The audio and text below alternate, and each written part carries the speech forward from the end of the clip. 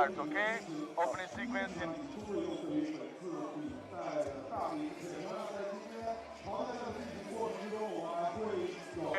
Sequence in 5, 3, 2, 1. It started with 40 teams with one goal. It is now down to just 16 going for gold. The best 8 men's, top 8 women's teams lace it up in a single game elimination slugfest until a champion is crowned at this second edition of the FIBA 3x3 U23 World Cup live from Lanzhou, China. What is good, y'all? Kyle Montgomery, a.k.a. at 3x3, the voice in your ear. It's Golden Week here in China as they celebrate their 70th anniversary of the Republic of the People. It can only be a golden day for 2 teams as we enter the quarterfinals. You'll get a look at the women's bracket. We'll start with Russia and Germany. There's your 8 women's teams that emerged from a 20-team group. Got men's and women's representatives, the reigning champs, Russia, both the men's and women's side. Netherlands, another country with 2 representatives. And, of course, home-standing China. See them lace up against France in what should be a pretty exciting quarterfinal matchup. It is going down, like my man Noah Lazarus said. He said it's a little bit chilly, but it's about to heat up. Started with 33 countries. It is now down to 13 with a flag still flying. The host, undefeated. Also Russia on the men's and women's side. They haven't been beaten yet here in Lanzhou. And you got an undefeated ladies Netherlands squad, also unbeaten as we enter this 5th and final day of play. Oh man, are we gonna get another Russian sweep like we did last year in Xi'an? We're about to find out. The action getting underway with Russia hitting the court first with the Fokina twins. Both with, they do everything the same. They even got the same point output, 17 apiece through pool play. Their leading scorer, Ekaterina Polyashova with 30. That's good for number 4 on the scoring charts. They also have Yulia Kozik getting ready to hoop it up as well. Meantime, hitting the court in the all red is Team Germany. They got on the doorstep last year and they're finishing 4th. Just missed out on the medal. They're trying to turn the tide this time around. They come out with Alexandra Gilkan, Laura Travevska, Juana Rodefeld, and Teresa Zeman. And we come to the broadcast with our dynamic duo.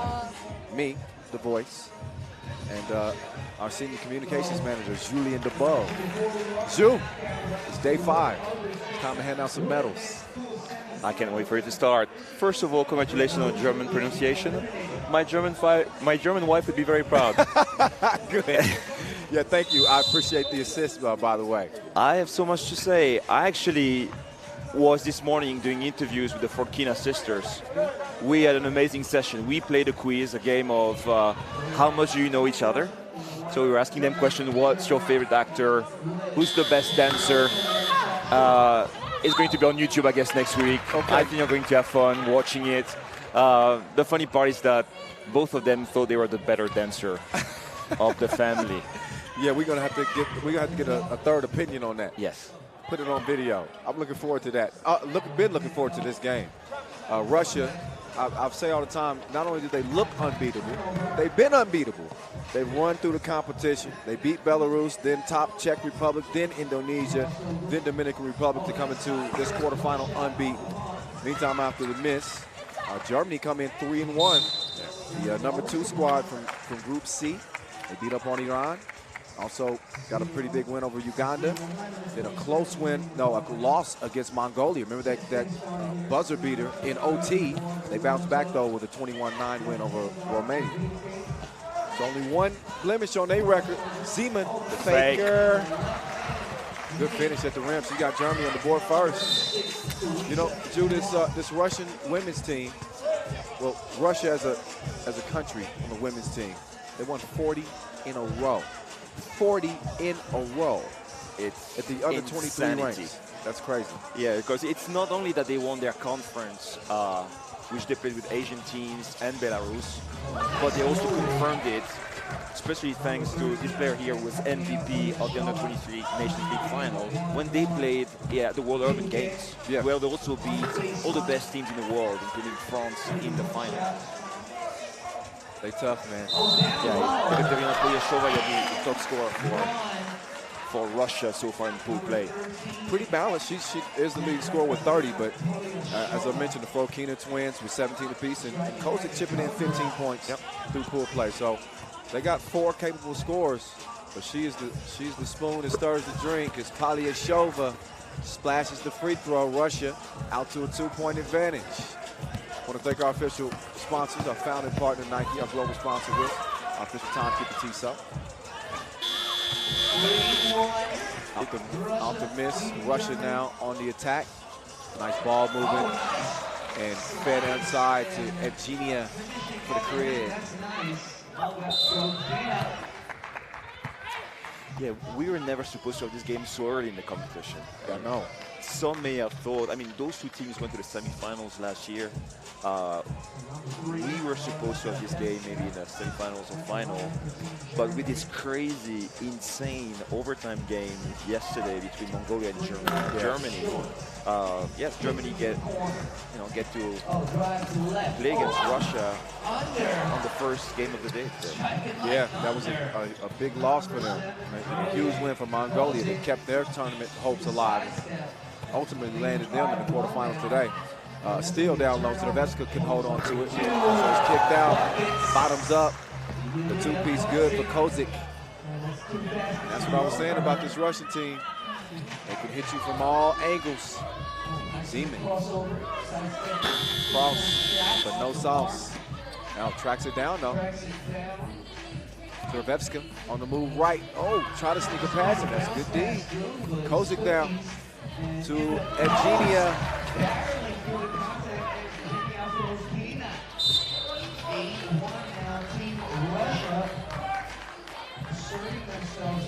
So 7-1 lead for the Russians, putting it on Germany through the first 2.5 minutes. With 3 team fouls, Team Germany with 2 team fouls, score 8-1, turnover, and oh, whoa, you got to hit those. Point blank miss from Yulia. nice hustle on the defense. Drops that game, too strong. Zervevska. She presents such a problem for the defense. Great touch around the bucket. That may be where she's a liability. Guarding on the perimeter. Try to get it down to the post quickly. Yeah, they quickly bring back Zervevska to guard Polyashova. They don't have the size to guard her down low. Yeah, well, yeah, not so far. That's when you got to get creative with that defensive strategy. It's hard to double team in 3x3 because you leave a shooter wide open when you do that. But sometimes you got to make a tough decision to say, she's not going to kill us the whole game. Somebody's going to have to beat us from the outside. We'll see if Germany switches things up. But we were mentioning that this 40-game run the Russian women are on, the U23 level. And obviously Nations League winners this year, same squad. The favorites to get it done yet again after a Russian sweep at the first edition in Xi'an last year. Zervevska, no bucket that time. She kicks it, or shoots it rather from the corner. And Evgenia over to her assist. Couldn't get the swish, but she did get the rebound. She finds Zervevska. She woke up in beast mode. She's having her way. 10-2. That's an 8-point difference for you math majors out there. Vilke stops short. She got to get a shot up. Puts the hook up, but it's a miss. Rock stays with Germany. Oh, nice move from Zeman. Kick it. Zervevska. What?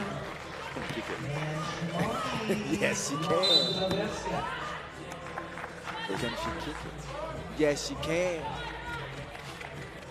Polyashova setting up defensively with Zervevska. I like that matchup, but obviously Polyashova getting the better end of it so far. Make it dead. Make it dead. Zervevska, jabbing, spin, right to the paint. Oh, missed it. Got right to her spot, just couldn't make it count. Stays a 10-3 game. Virginia, oh, it's handled by Kozik. But the thievery of Aliyashova, she took her eyes off him for a second. No replays, Jojo, no replays. Yeah. But you can still see the anticipation of these girls, right? Immediately the steal, the other player cutting for an easy layup. That's beautiful 33. Okay, the execution wasn't great this time, but good IQ. Yep, chemistry. It makes a difference. Talked to a couple of teams, who did make it to the quarterfinals, and one of the common things they would tell me is that we just haven't played enough together, but we play a little bit more together. We think we're going to be a much better team. Rotherfeld missed this time. Got a game winner. TSO buzzer beater in the quarterfinals last year. They need her to put on her cape in this one. They can use some heroics. Looking at a 7-point deficit. Rotherfeld gives it up. Zervevska taking her time. Shoulder fake, turn around. Nothing happened. 11-4. Russia leading by 7. Aliyashova is in. She's with a sub in for Evgenia, who gets a breather.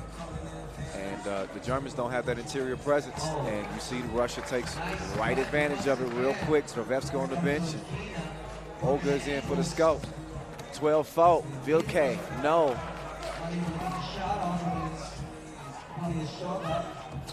Oh, look at the sharing. Right idea, but good D from Rotherfeld. She'll knock it out of bounds and check out. Zervevska back in, 6 to shoot for the Russians.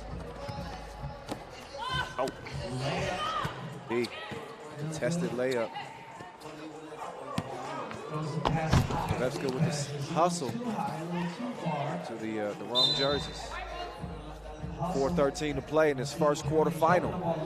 As again, it is down to the final 16. 8 men's teams, 8 women's teams. Started with 7 countries who have representatives for both the men's and women's divisions. Just 3. Russia's one of them. Netherlands another, and China the other.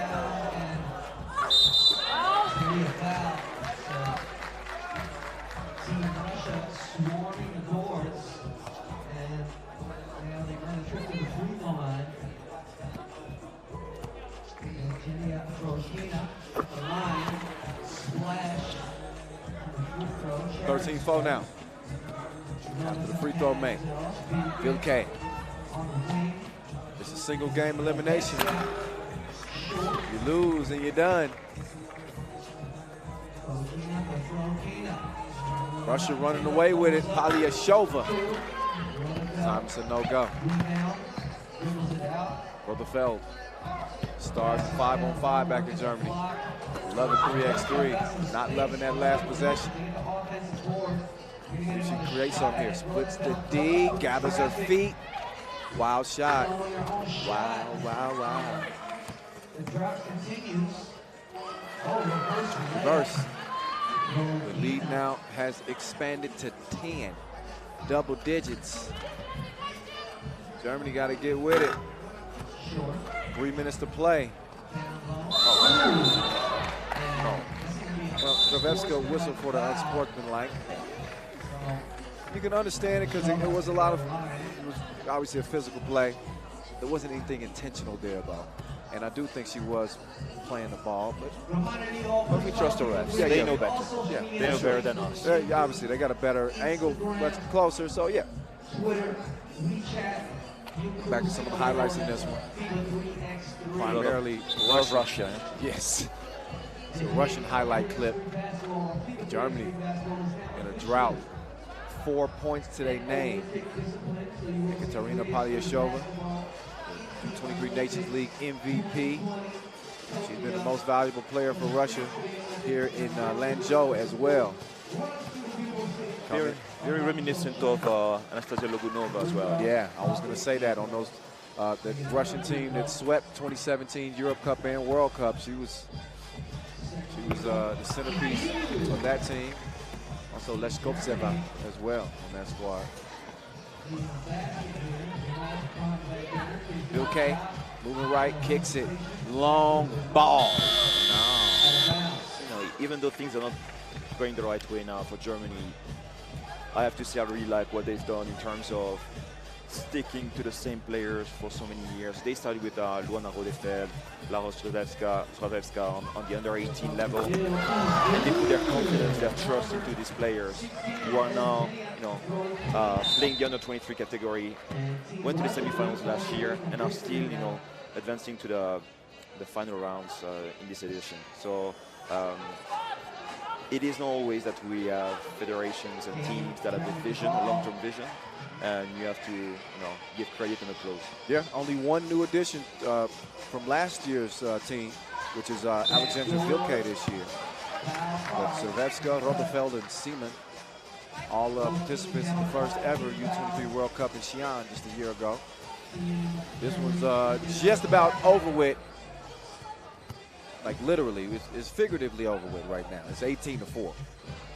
I've never seen a 14-point comeback in 2.5 minutes. We ain't gonna see one today either. The thievery, delivery down low, missed. Oh. Which Fokina was that? Check the beauty spot or the number. Oh yeah, probably number is easier. Yeah, but they wear the same hairstyle too. Yes, like, but come on, make it easy on your announcer.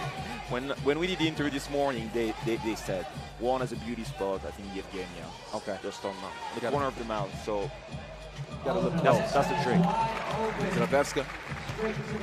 She gets a wide open crib. But everything now for Germany is just to make it look a little bit more respectable. Russia saying put some respect on our names. They're looking for another gold chain. Stravevska up fade. That's a nice move, yeah. But this would win it, and it does. With $1:51 still left. Russia make quick work of the Germans in our first quarterfinal with a 15-point victory. And Germany's run here in Lanzhou will end. I don't know if I expected it to be. Look, Russia, as well as they played, I think they were the favorite coming into this game. I didn't know they were going to win it by 15. This was a dominant effort for Russia. 41st straight win, by the way. And you know, in a way, I feel a bit relieved, Kyle, like, to be honest with you and transparent. We did this interview just an hour and a half ago. I was starting to feel afraid that they might lose their concentration because of this interview.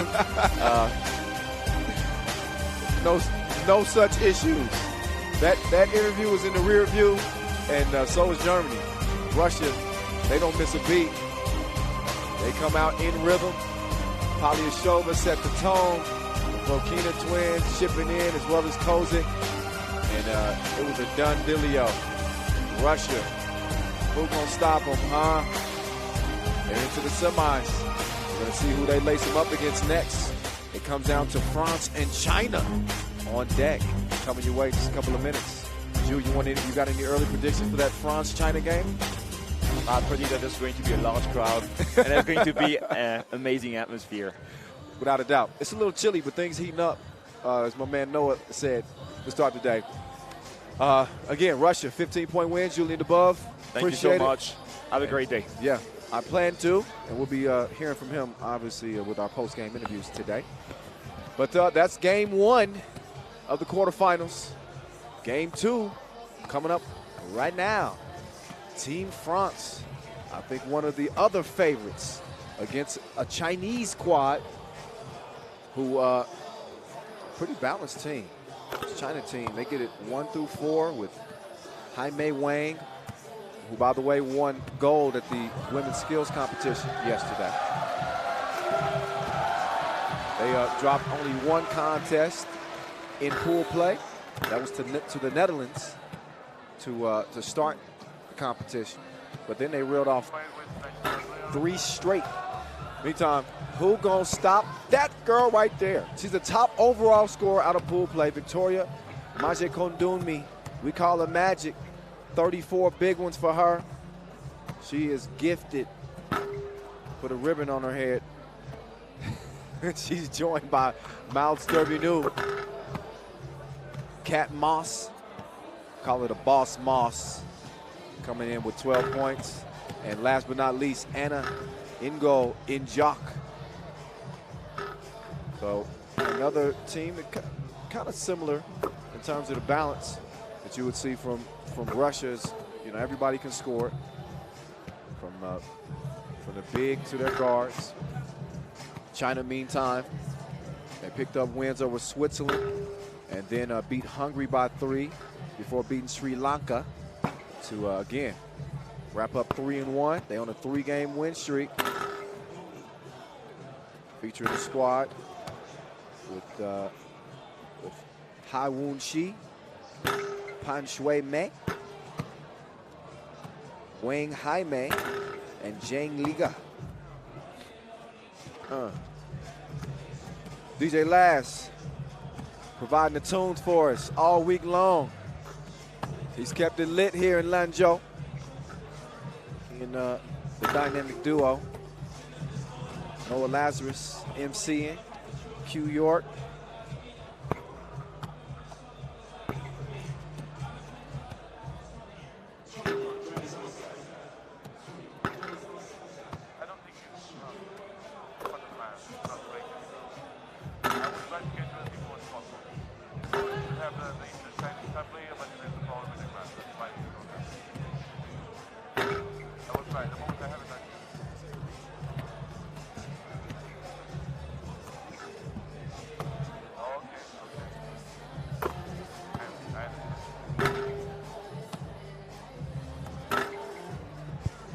So they have a couple of minutes to warm up before they get to it. Warming up even more important today than the previous days because we started this one. It is chilly out here. And much love and much respect to the entire country of China. As I mentioned earlier, celebrating Golden Week, its 70th anniversary of the Republic of the People. We're in the capital of the Gansu province here in northwest China. The beautiful Yellow River, Chinese Mother River, runs through this city. And a longtime hub of Silk Road. Just give you a little history lesson. You know, we got a little bit of that. The history between these two teams. At the U23 level, they're 1-1. China getting a win at the U23 Nations League Interconference stop number 2. And France getting a win at the World Urban Games semifinal. Here's another look at the quarterfinals. Russia's in. At the bottom half of the bracket, the Orange Lions ladies team against a lightning quick Japanese squad with Stephanie Mawuli. That was going to be tasty. And how about Mongolia, man? Shout out to Mongolia, who make it through to the quarterfinals despite having a big injury to one of their players who was able to return and actually play that final game. They pulled out a big one against Germany. They'll be going up against Anastasia Sushik and that Belarus team featuring Hannah Lapo as well. So listen, it's going to be tasty. Both the men's and women's division. This is the best of the best, y'all. At this level, you're not going to see too many teams that, you know, aren't marquee. These are balanced teams that know how to play the game with star players. China's leading scorer coming into the contest. It's Wing Shiha. Been finding the touch for her team. She would love nothing more for it to continue here in our second quarterfinal.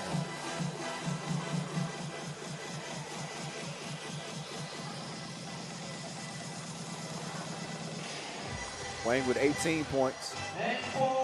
That's good for a top 10 spot on the scoring charts. Not too shabby. All right, it's time to get to it now. The warm-ups is over. It's time to get to business. Take your pick, who you with, China or France. It's going down in a major way. Talking about the balance of this Chinese team. You got Jaime Wang with 18. You got Wen Shi Ha with 17. And Pan with 17 as well. Jang chipping in with 11.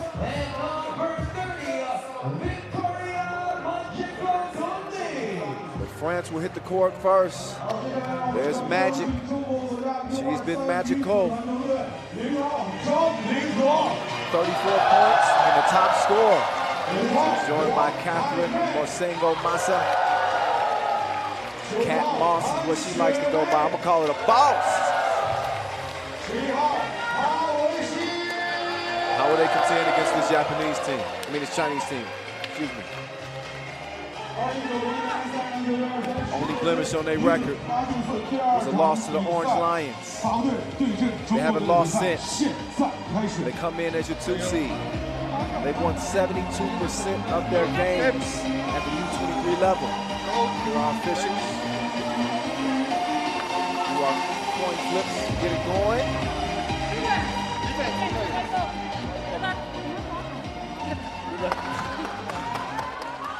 She could do me. She left her hanging. She shook her own. She gonna try to make them pay for that.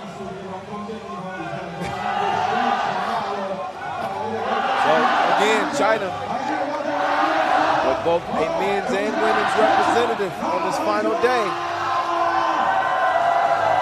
They got the crowd behind them here early.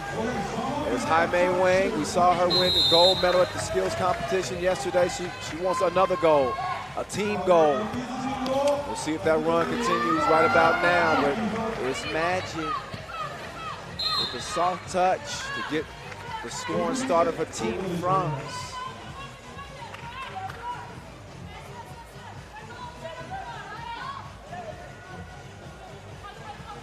Wang, she can shoot it. She's a gunner. You see France is defending that 2-point arc. The boss Moss with the D. Foul called on France, away from the rock. So the cookie now goes up top with Wang in control. Wang again, the leading scorer, 18 points. She's got the 2-shooter all safety. And she's emptying the clip, 2-piece, makes it a 1-point game. The kick out, down low, reverse, saucy. Mount Stervino gets her 16th point for the tourney. There's Wang, getting in her rhythm. She's found the beat. 4-2 early on. And Jock with the rock gets to her spot, makes it a 1-point contest. Stervino trying to hold her ground. Good luck with that, sis.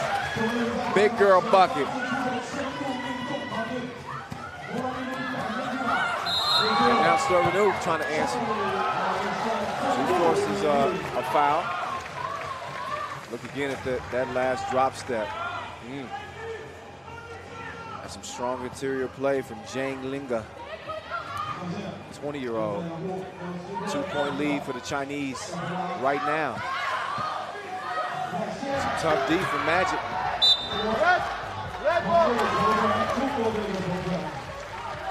Minute and a half in. And the China chants. You can hear them loud and proud. Here underneath our Magic Sky canopy. Quick move. Drop step. Left. 6-3. Jock was established in good position. Just pushed in the back. Again, the battle of the bigs is going to be nice in this one, too. Oh, yeah. And Jock puts it up. Missed the 2. But the boss lady, she gets the rock. Knocks down the shot. 5 feet. She's dangerous. 6'4", make that 7-4. After the latest score, courtesy of number 9 for China. Pan Shui Mei. Can't do nothing with N'Jak. Caught that 1-2 guard punch. She and Magic. They have not been able to stop the drive. And they pull the spike strips out. China's getting to the rim at will. Have a three-point advantage. Good pace to start this game. Both teams. Here we go. Back, forth, and forth. Let me see you. They got me singing. Magic. She's a dangerous woman with the cookie in her hand. Look out.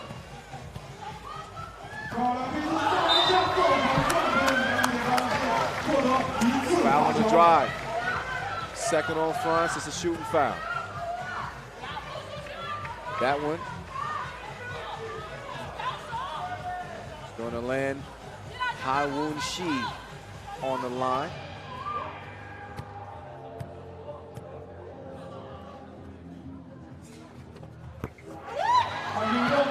She back rims it, follows her own miss. France pestering her. Zhang steps back, lets it fly, but missed it short. Now Magic. Watch your ankles. Quick move, got the step, and she got the bucket. She's in trouble now, though. And China, oh, I thought she was in trouble. She snatched the rock. And now, oh, Cat Moss couldn't hit it. A great recovery. She gets it to Magic. She fires it up late in the shot clock. Don't hit nothing. Ball back over to China. And TV timeout time. Nice game to start. Yeah. 8-7. Two titans. Proud 3x3 countries. Great federations who put a lot into developing their players, making sure they have everything that they need, all the resources and tools. So much props to both. Kareem Soshu, what's up, Kareem? You watching? I hope so. This first team is something serious. They got a serious test against this Chinese squad with a 1-point lead for now.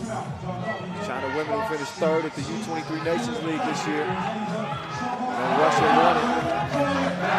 France women won the first women's series this year. It's at the senior level. This is U23. This is Wang. She couldn't do her thing that time. Now Zhang with it. Peng Shui Mei setting up on the right wing. But Zhang takes it, and she makes it. It's 9-7. The kick out. Stervenu. She couldn't find the target. And Jock stepped on the line. Turnover. Back over to Red. So for this French team, executing is obviously paramount. But it's hard with this crowd, man. It really makes it difficult when you know, you got a Chinese team feeding off that energy. Every time you step up to the free throw line, you can't hear yourself think.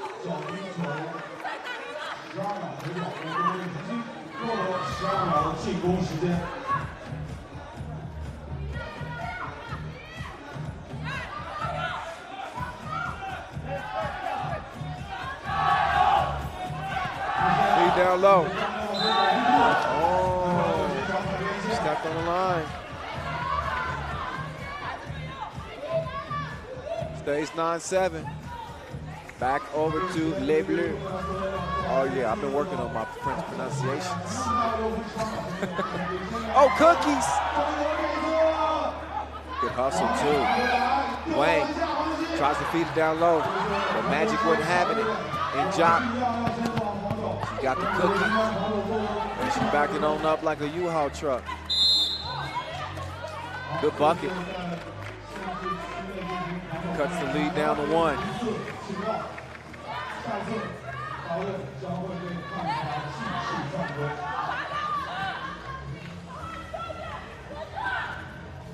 Meantime, Wang, entry pass, drop step game. Oh, she back rimmed it. So France dodged a bullet, but not too long. As China continues the attack. 2-point advantage, Stervenu. Thievery almost off Red. That's going to leave 6 seconds on the shot clock. Team France to get something up.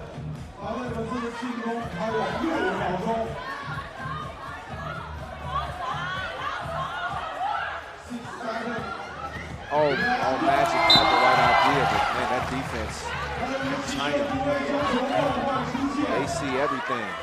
They like Miss Cleo. Hug me now for your free reading. I'm just having fun. What a fun game to this point. 10-8. It is intense. Back down to the post office.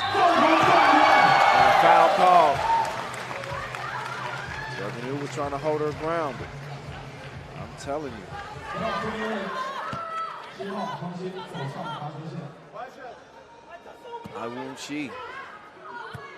Untitled #1 ranked player on this Chinese team.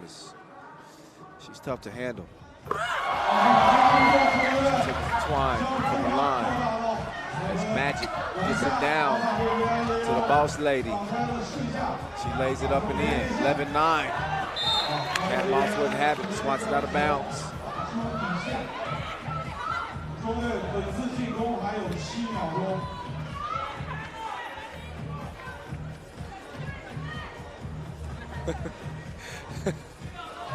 Shout out my man Darcy watching the action. What up, Darcy? My guy, man.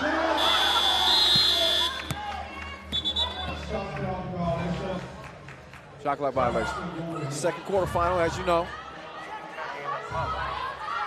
We saw Russia advance to the semis. The winner of this one will meet them.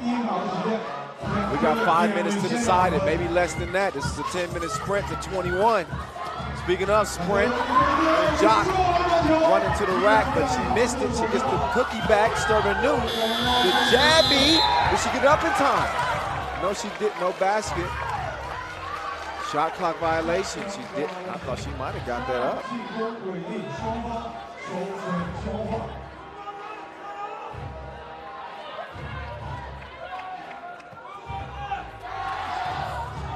China chance, starting to get back loud again. Wayne, down low, Magic, doing her very best, but wow, that effort, man, all effort, all the time. That possession, I credit both teams. Magic fight, trying to keep high, off the glass. High said, this ain't no joke. Comes away with another opportunity at the stripe. Nice. In Jock. Lost the handle, got it back. Sterling elevates. Missed it. And another foul. A couple of fouls on China.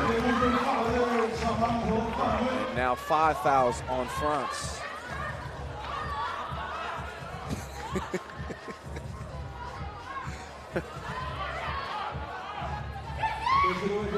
Oh, ball fake. Oh, the boss. The swat underneath. Here's 24-karat Magic. He puts it in the air. Out of bounds.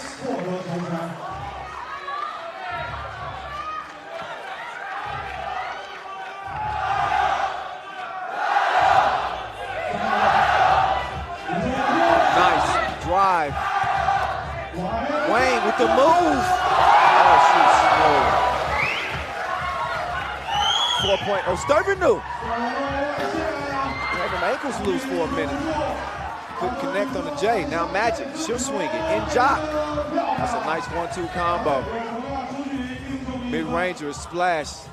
13-10 contest. 3:38 and counting left. Who you got? Wayne lets it fly. Missed it. Gonna be white ball. And a TV timeout. Look back at a few of the highlights in this one. The strength of this China team, well, I was gonna say the strength of this Chinese team is on the interior, which is true with Ai-Wing Chi, but they have deadly shooters on the outside. Jaime Wayne, the primary gunner.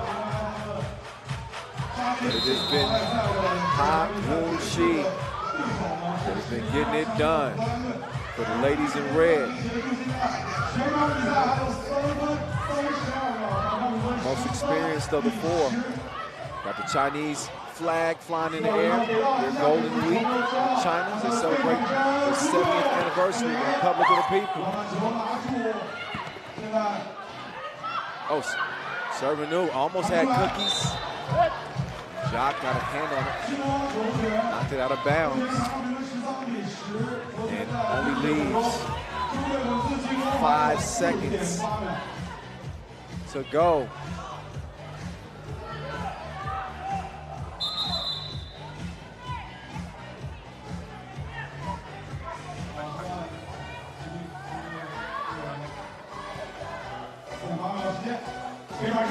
Oh, hot. Step through. Great defense. Cat Moss closing the kitchen down. Her length is France's best hope on the inside. Ha will get a rest. Magic. Back door. She would have got continuation if she had made it, but in Jock. Instead, we'll get a trip to the stripe. China's third foul. Oh, she won't shoot. Actually on the floor, my bad. Now in Jock. The boss mouse. Bump and the bucket. Muscle milk. 13-11. France still in this thing. They ain't going nowhere. Like an unwelcome guest. I guess that would be literal too, because they are unwelcome guests. China's home turf. I was trying to be funny, but it rang true. So did the free throw. 13-12. Down low. Zhang this time. How about the D? Oh, Moss left the feet that time. Just a little lapse in her defensive discipline. Disconnection. Magic in Jock.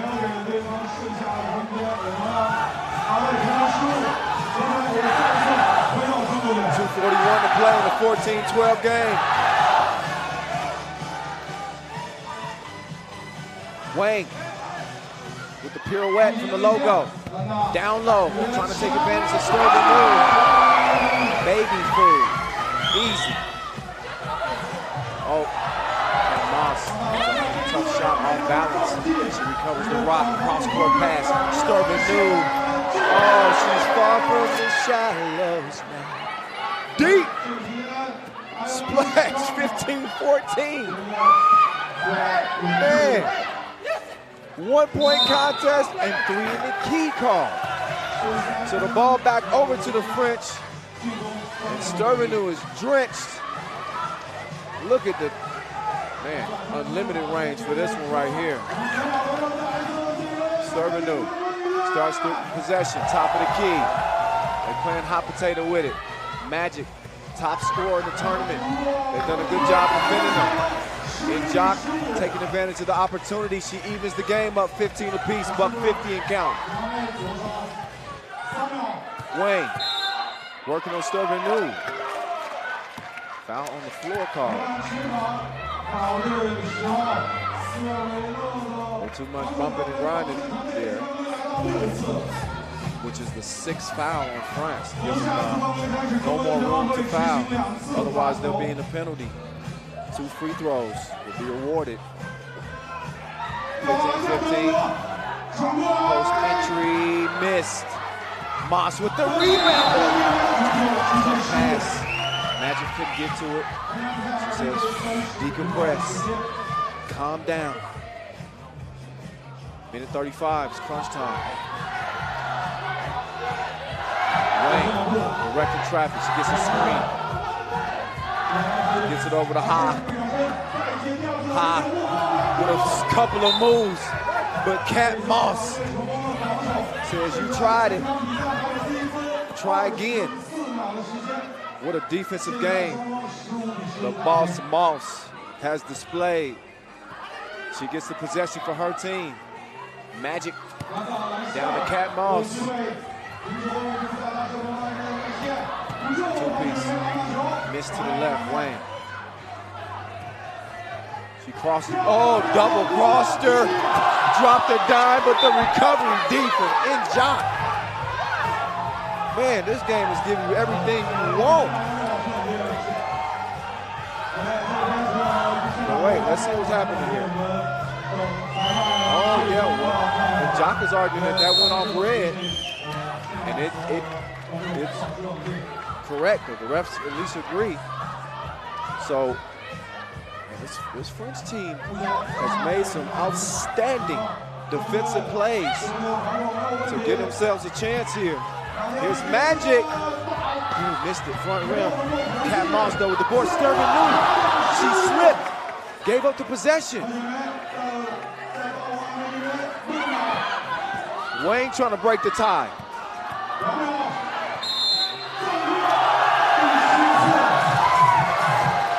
Foul White.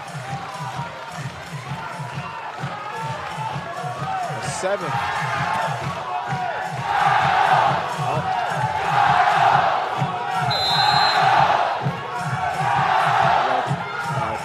Timeout. 43 ticks left. 15 all. The China flag flying with pride. And this is one of those games where you hate to see either team lose. They've both been that good. Not just in this game, but throughout this entire competition. You know, this is a final-worthy quarterfinal. But again, when you get to the stage, you're going to get a lot of clashes of the Titans, the best of the best. And 2 free throws for Wayne with 43 ticks to play. The first 2 is good. Shows the emotion. But a 1-point lead, even a 2-point lead, oh, it ain't safe. Not by a long shot. We'll see if she knocks down the second free throw shot, and she doesn't. 1 possession contest, 2-point game. 38 seconds to play. Great feed. The boss is eating. Magic taking a couple of bumps from Wayne. They fired up late in the shot clock. It's a miss. Sterling with 20 ticks to go. She's looking for Cat Moss. Over to Magic. Magic with the step on Wayne. She drives. She's fouled on the shot. So she will shoot 1 in a critical trip to the free throw stripe to potentially tie this game up. Magic is magical. 10 seconds to play. She's in trouble now, though. Oh, is that an offensive foul? That was offensive. She hooked her. So France will get possession. They'll get the last shot here and a chance to win. They get it to Magic. Let's see what trick she got up her sleeve. She pulls one out the bag, and that's going to be a Tisa buzzer beater and a win for France, who shot China in an instant classic here in Lanzhou. So Magic looking like Houdini with one last trick in the final few ticks to win it.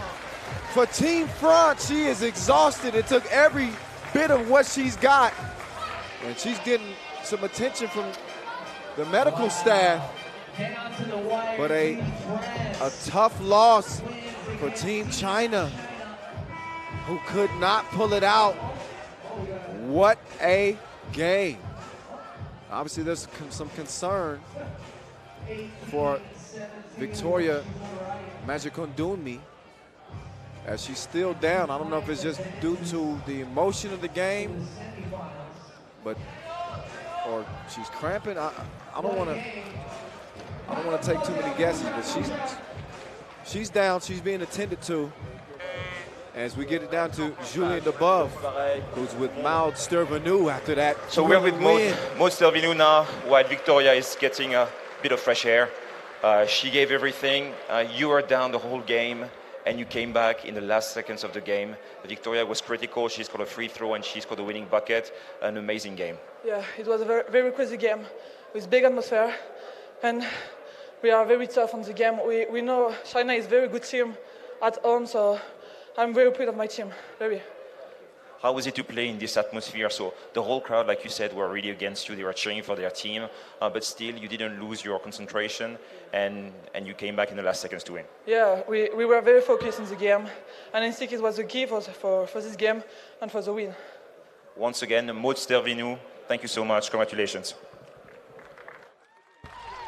Maud Stervinou and this French team with their star Magic coming through in the clutch to pull out a win over China that we will not soon forget here at the second edition of the FIBA 3x3 U23 World Cup. This game had everything and a bag of potato chips. Unbelievable. But only one team could win it. And the French, ooh la la, say oof, they get it done. Magic with a key free throw down the stretch to tie things up. And then the waning seconds, was able to get the score to go despite a dominant performance down low from Team China. Ha did everything she could, but it's the French who get the last laugh, because they will be heading into the semifinals to meet up with Russia, who are unbeaten. They'll have to take down another Titan if they want to get a chance at gold. But our first semifinal is set. It is Russia, it is France, and the fellas will take over next. Coming up in just a couple of minutes. Again, we'll turn it over to the fellas division. First quarterfinal, we'll see Russia and Italy as they hit the court. Actually, right now, we ain't wasting no time. We get straight to it on this final day of play. Why not? I can't wait anyway. Russia's on the court. They're unbeaten as the women's team. They come out, the defending champs, obviously. Same squad as a year ago. Daniil Abramovsky, the top scorer in the men's division, and the reigning MVP, Alexander Zverev, 37 big ones for the Russian gun. Ilya Karpenko, the big fella down low, and Kirill Pisklov. They round out their quartet, coming out in the white. Now they play up against this. This is an exciting Italian team. I like they swag. They got a lot of drip. Bruno Mascolo, Carlo Fumagalli, Giorgio Di Bonaventura, and Leonardo Tote, the towering Italian. Tote, the top scorer, 25 big points for him to lead the way. He's followed by Mascolo with 20. And 16 from Di Bonaventura, 12 from Fumagalli coming out of pool play. We could be looking at a future 3x3 player right there. He's probably a little bit disappointed after that China loss. But yeah, there's your number one 3x3 U23 player in the world, Alexander Zverev. He's lived up to the billing, 37 points again. Top scorer overall, men's and women's. And the Italian Federation coaching staff looking on. No coaching during the games, by the way. Just letting you know. They can get some advice before and after. That time is up now because we got this one underway. Tote kicks it. Di Bonaventura. He's short on his first attempt. So Zverev, the Russian assassin, down low to Karpenko. It's nearly stole, but it's out of bounds off the Italians.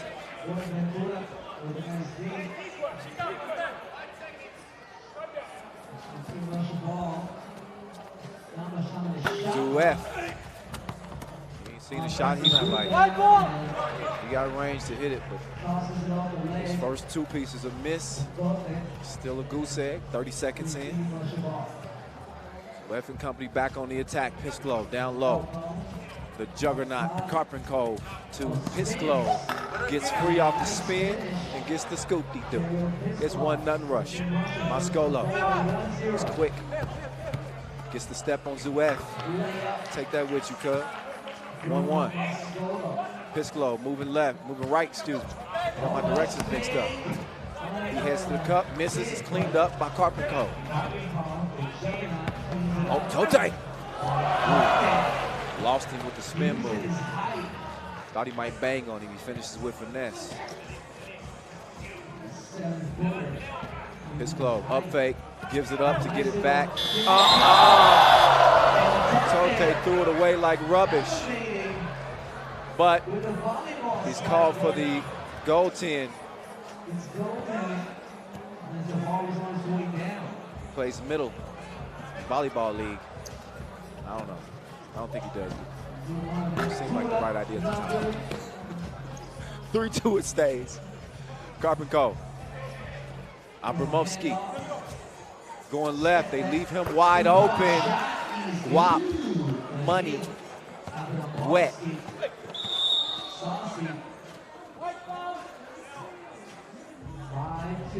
Another look at Abramovsky. He's got it off safety. 2 in the chamber. They find their mark. 3-point lead for the Russians as they look to remain unbeaten and head to the semifinals to see if Italy can stop that run. They could stop Mascolo. Turnaround sauce in the paint. 2-point contest. Zuev to Pisklov. Pisklov has it. Going right. Got his cookies took. And then he's called for the foul, the bump after the steal. 2 fouls on Russia and a 2-point lead for them as well. And almost 2 minutes into the game.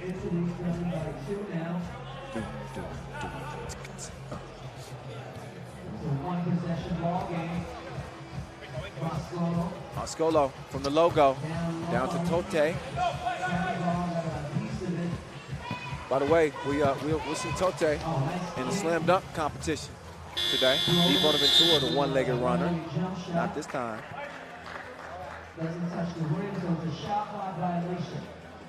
Tote going up against China's Wei Hao Lee, Bobo Magasa, and Lithuania's Justinas Jokminas in that dunk competition.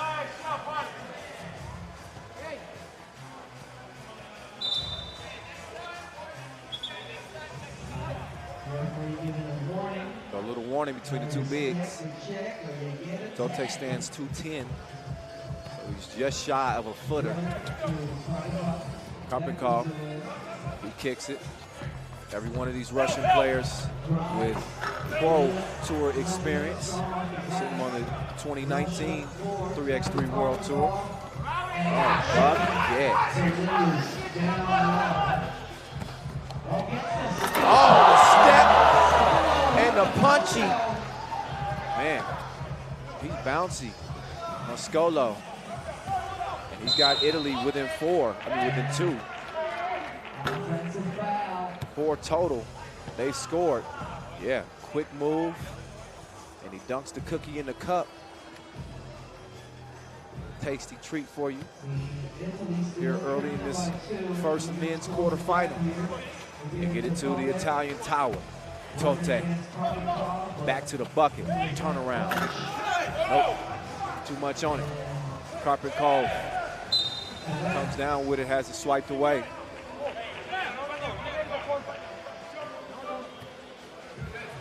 These 4-1 gold at the first edition of the U23 World Cup. They all represent Gagarin on the Pro Tour.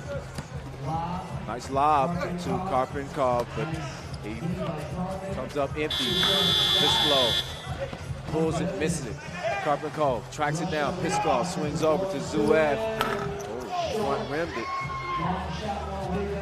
Now Zuev gets it back though. Tries it from the free throw line. Bottoms. Magali now. He gets a look left. And he's step wet. Maybe not quite that wet, but a good shot. 7-6. It stands. Italy right on Russia's heels. Look again. Takes the screen. Great release, rotation, splash. Pisklov getting it done as well. Some nice ball movement from Russia. Would have been a nice block, but goaltend instead. Abramovsky getting the 2-shooter going. And here's the men's bracket quarterfinals. Ooh-wee. Serbia, Latvia up next. Got the Netherlands team going up against a very tough Chinese team. It's going to be crazy in here for that. Abramovsky, he air mails it right over to Italy. That dangerous man with the rock in his hand, Mascolo. Little stop and go to the hole with Sol, and it's 7 up. Pisklov, back rimmed it. Look at the juggernaut. Going up top, snatching the board. He's fouled by Tote. 3 fouls apiece, 7 points apiece. 6:07 left to play. to thank our official suppliers in this one, in Leo. They provide the court we hoop on. Skelter Sports. They give us that basketball goal. And Magic Dot. Playing underneath that canopy. Quick setup for this event. Great job, all the volunteers, everybody worked hard to get this thing going.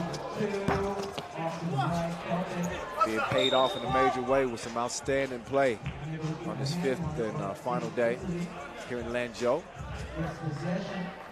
Russia with a 1-point lead, 5:55 to go. Di Bonaventura, in and out. Drop step, turn around, rolled around, and the toilet bowled out. Abramowski moving left, stop short. Didn't know where to go. Go to the go-to guy, why not? Zuev, step back. No. He's gonna get hit with a shot clock violation, didn't touch any iron.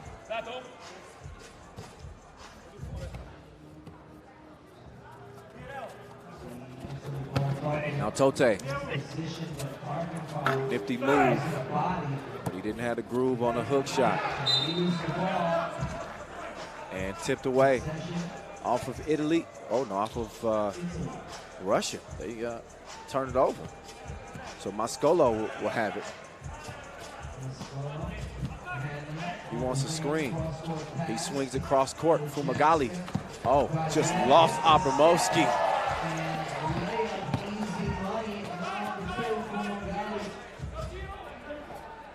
Zuev looks the defense off and put it in the eye socket.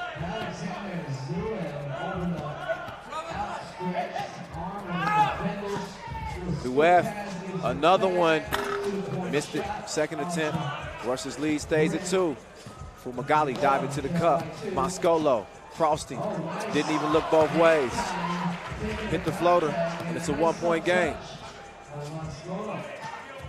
Bisclo dips the shoulder, puts it up, misses it. Di Bonaventura on the drive. And gets to his destination, it's a crib. 10-10, Zuev. Bosses one up past Mascolo. Gotta be careful, might get caught with a bump. 6 seconds to go here. Mascolo, quick move left on Abramowski. And Abramowski fouls him late in the shot clock. So give a fresh 12 to the Italians with 4:10 to play. Trailing by 1 here. Could tie or take the lead. Let's see what they do. Di Bonaventura with the cookie in hand. He goes up top. The pass is off the mark, even for the towering Tote. Could bring it down. So he goes out deep and gets drowned. The Juggernaut showing the touch from behind the 2-point arc, 13-10. Tote trying to establish post position, but he lost his footing. He hits the deck, and we hit a break. TV timeout. If we rush the ball when we come out of the break, a competitive game. I would say expected from the rest of the day. Even matchups throughout the quarterfinals. This is another good one. Zuev again living up to that #1 player in the world ranking. Top scorer. He's got it going, got some help from Karpenkov. Try to get it down to the big Juggernaut. Shout out Noah Lazarus on that. I like that nickname, the Juggernaut.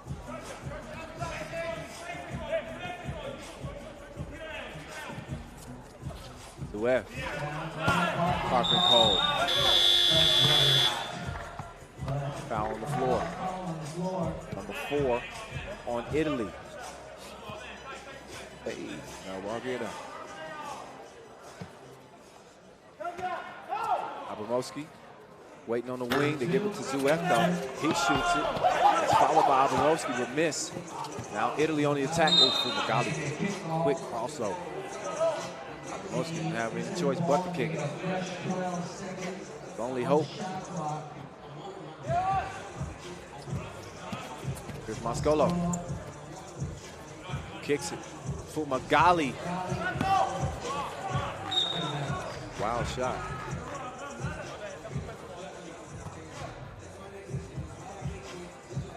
Kyle Montgomery, AKA The Voice, in your ear.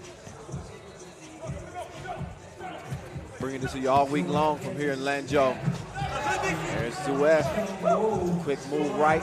Kisses it off the glass. Mascolo couldn't cash in. Tote trying to body up on the juggernaut. Good D at first, but then a foul called on Russia.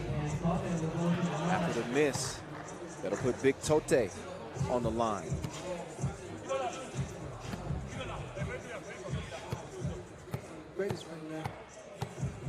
Tote played at the Mediterranean Games 2018, finished second. Also played at the U23 Nations League this year. He's going to get his team within 3. 14-11, nice feed. Oh! Carpet Cole couldn't put it down on Tote. Oh, man.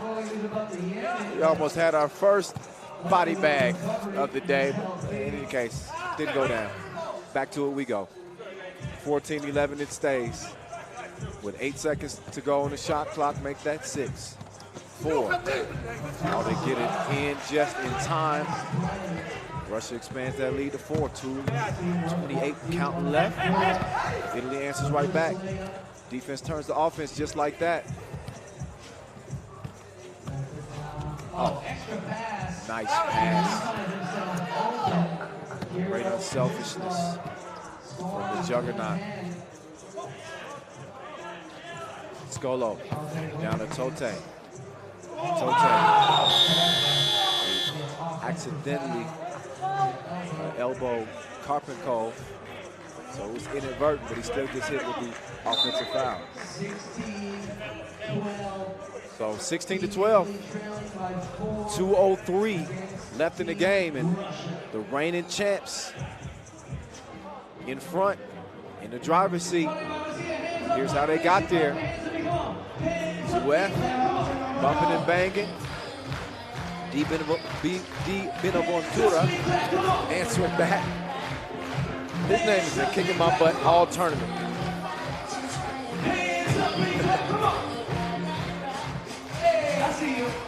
Pislow moving right.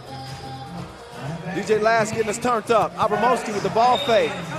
But Di Bonaventura got a hand in there.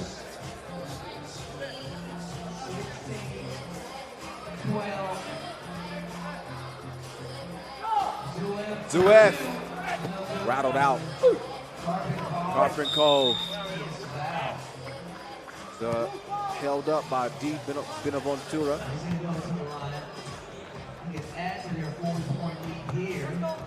Carpenko will shoot 1. Italy with no more to give. That's their 6th foul. Russia right behind them though with 5 fouls.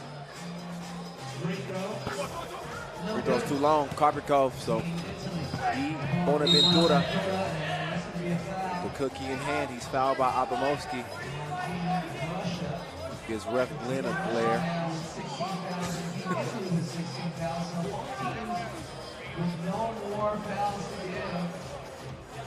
6 fouls apiece. Next defensive foul, either team shoots free throws. Two possession contests. Italy not done, not by a long shot. With a $1:35 left, they could use a 2-piece. Mascolo couldn't cash it from the corner. So Russia now on the move. The Red Army, dressed in white. Oh, Pisclo, hey. Still has his passport.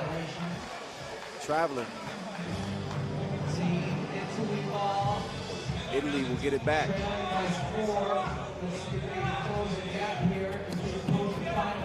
Mascolo, it's a good look. He makes it count. Splashes the mid-range. 13-16. Pisclo on the pull-up. Not this time. Mascolo with the rock in hand now, working from the left wing. Nice jabby. Kicks it. Di Bonaventura. Drenched. And it's a 1-point contest, 16-15. We got another one coming down to the wire. Carpenko couldn't get the rebound. Di Bonaventura to Mascolo. Italy could tie or take the lead here. They get it down to the tower. Tote, bucket, 16 up. Pisklov. Now they get it down to the juggernaut. Pass a little long. Abramowski, that would have been a big two-hit. Instead, it's a big rebound for Tote. Deep on the Ventura will hand it off to Moscolo. He's the spoon that stirs the tea. They got 10 seconds to play. One on the shot clock. Moscolo misses it. So with 5 seconds to play, Rush is going to get the last shot here. A chance at a T-so buzzer beater. Abramowski misses it. Karpenkov can't get it to go either. So we will go to overtime. Extra basketball for all. I ain't mad about it either. Hell of an effort from Italy to fight back into this one and get themselves a chance to upset Russia.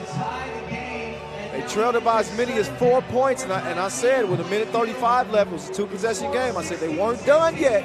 They needed some key plays, and they got them. Now they're here in OT. You don't know the rules.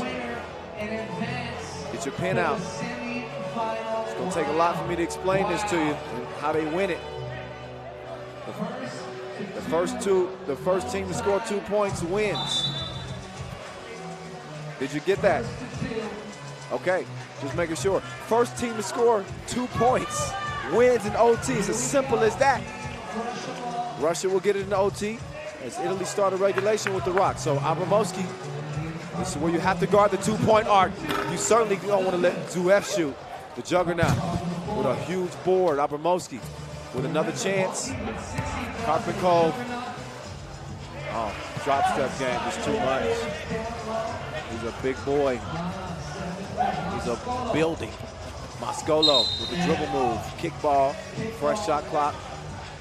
Team Italy could pull off a huge upset. We already saw China upset by France in the women's division. Tote could do it, but he missed it.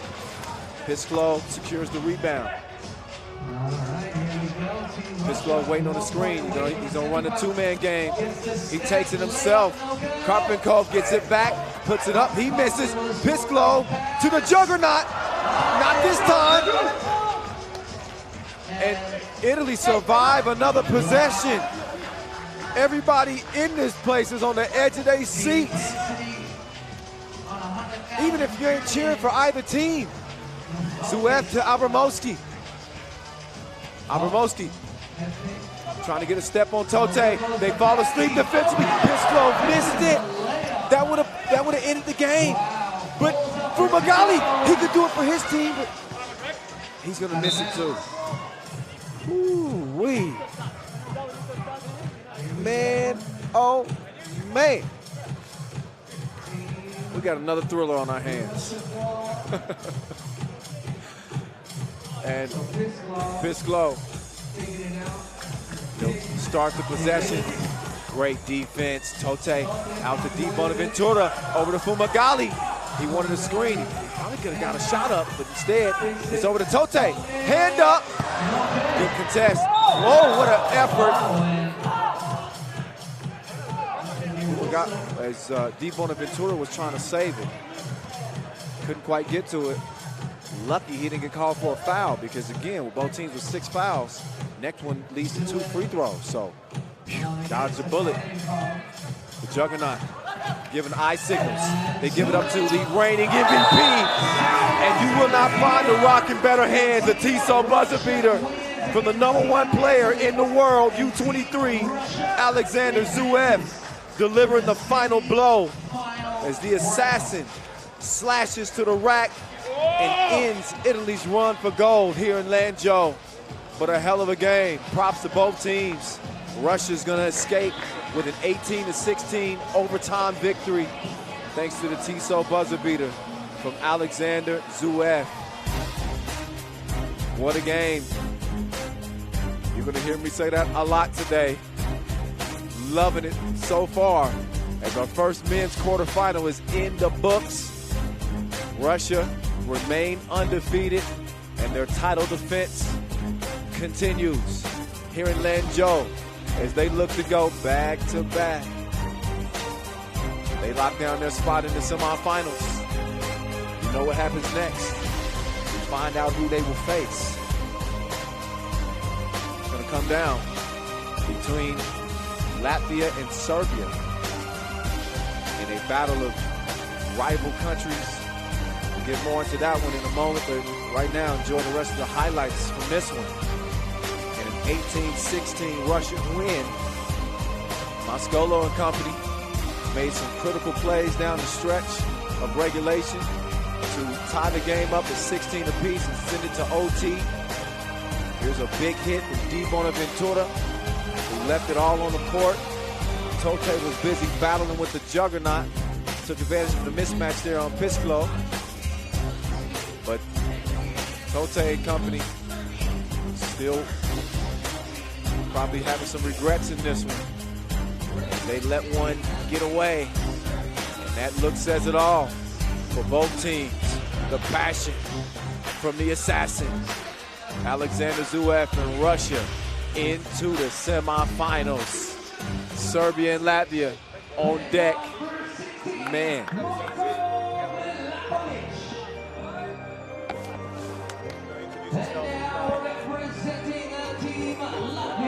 Yeah. Number 1, ranking Number 2, all right, as we get ready to get to this next game between Latvia and Serbia, I was talking about the rivalry between these two countries. Not so much yet at the U23 ranks, but definitely at the senior level. How many classics have we seen between Dusan Bulut and Carlos Lasmanis, that Latvian squad? This is the U23 squad who are trying to get a little revenge in their own right.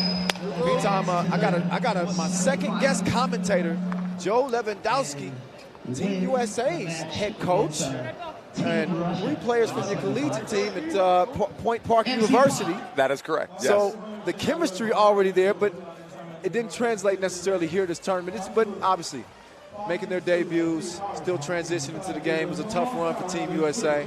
How would you characterize this tournament? Well, I'm not used to sitting here during this time period, so you got to get used to it. But I will say this. I think the toughest thing with 3-on-3 is adjusting from 5-on-5, especially when you're starting your season and you're playing consistently in practice and then immediately shifting gears. Yeah. It's a big transition, and guys don't realize how tough that is until they get into that arena and find out right away. Yeah, I was talking with David Payne, and he was telling me, you know, one of the toughest transitions is the fact that it's nonstop. It's no time to rest. It really tests your endurance. Defense turns to offense just like that. And but credit the guys. They played hard. I like the small guard that you guys have, Shahadi. Yep. He was really landed on the line, but I think obviously the more time you guys spend together, USA is going to be on the map. Yeah. I'm unbiased, of course, on the mic, but, you know, coming from the States, you know, I'd like to see Team USA, do well. Yeah, I think what you see is that guys get better as the tournament went on. Yeah, I think they get a feel for how the game is played and how it's officiated and what's allowed and what's not allowed. I think you saw the same thing last year with Serbia. They came in, they struggled a little bit in the U23, and they said, okay, now we got to sort of shift gears and make a different push. Yeah. And I think that's what you'll see happen with us. Now but for those guys in the short notice, man, they were tremendous. Yeah, you saw this Latvian team in pool play. They ended up getting past you guys by 7. So you can give us somewhat of a scouting report on this team. What do you think they present in terms of a challenge with the Serbian squad? I think they're very similar and both like freedom of movement. If they both are allowed freedom of movement, they play a beautiful style of basketball. Yeah. The Serbian team, I thought you saw them come into their own that game against the Netherlands. Yeah. When you look at Dusan, not the Dusan we're used to, but the other Dusan, Dusan Smarjic, he's the key for them.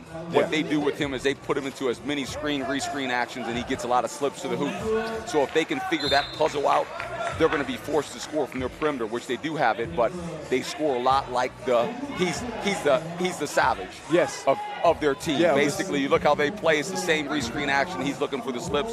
And then when you look at Latvia, I mean, they have a lot of keys. Number 3, Niels, if he can shoot the ball well, it puts them into a situation where they can do a lot of great things because you have to guard him. Yeah. If he's not shooting it well, the other guys like I'm not sure if I'm pronouncing it right, Ringes, number 1. Yeah, Avantage, the big fella. Yes, and he'll have to make some plays, but number 1 is really key because they quick guard. Yeah, they run a lot of actions off of him where they're running him off of long screens where he's getting you downhill and you have to make decisions. But if 3 is shooting it well, they're going to run their rescreen action, they're going to run their brush the ball screen, and they're going to get downhill on you, and they're going to cause problems for you. So how they guard will be key. Sorry. Yeah, no doubt. I'm soaking in all the knowledge. I like it. I love it. 2-2 so far. Again, Joe Lewandowski, Team USA's head coach, on the mic with me. Shout out to Coach Dacia of the Serbian team, too. He's talking about some of the similarities that you see from the senior level team and this U23 team. As Fikners makes the move, he couldn't get the shot to fall. Latvia again coming in 3-1. Serbia unbeaten after that key win over the Netherlands to wrap up group play. Traskovic, swish. He's wet from deep. 5-2, Serbia. Ozolin's right on cue. He misses it point blank. He's the only returning member from Latvia's silver medal team a year ago. Everybody else is newbies. See if his leadership makes a difference in this one. He throws the lead pass to Zunda. He misses the crib. And Vidovic pulls the trigger. And a misfire. Stays a 3-point contest.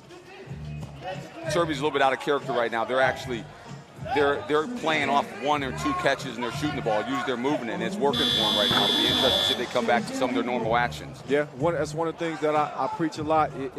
It's easy to get lured into playing one-on-one in a half-court game, on 3 players. But you got to let that ball do the work for you.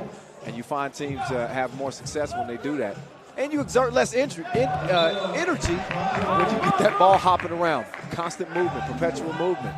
I agree with you, and that's one of the things we preached a lot in our training camp early, but when you get in this arena, you get that feel, the crowd's cheering for you, making a play, and all of a sudden it becomes sort of that perfume poison, sweet to smell but deadly if swallowed, and that's what happened with them. Absolutely. Speaking of this crowd, you guys got to hear it when playing against China yesterday to cat pool play. What was that like, that entire experience, as we see the swish from the corner, Latvia within 1 now?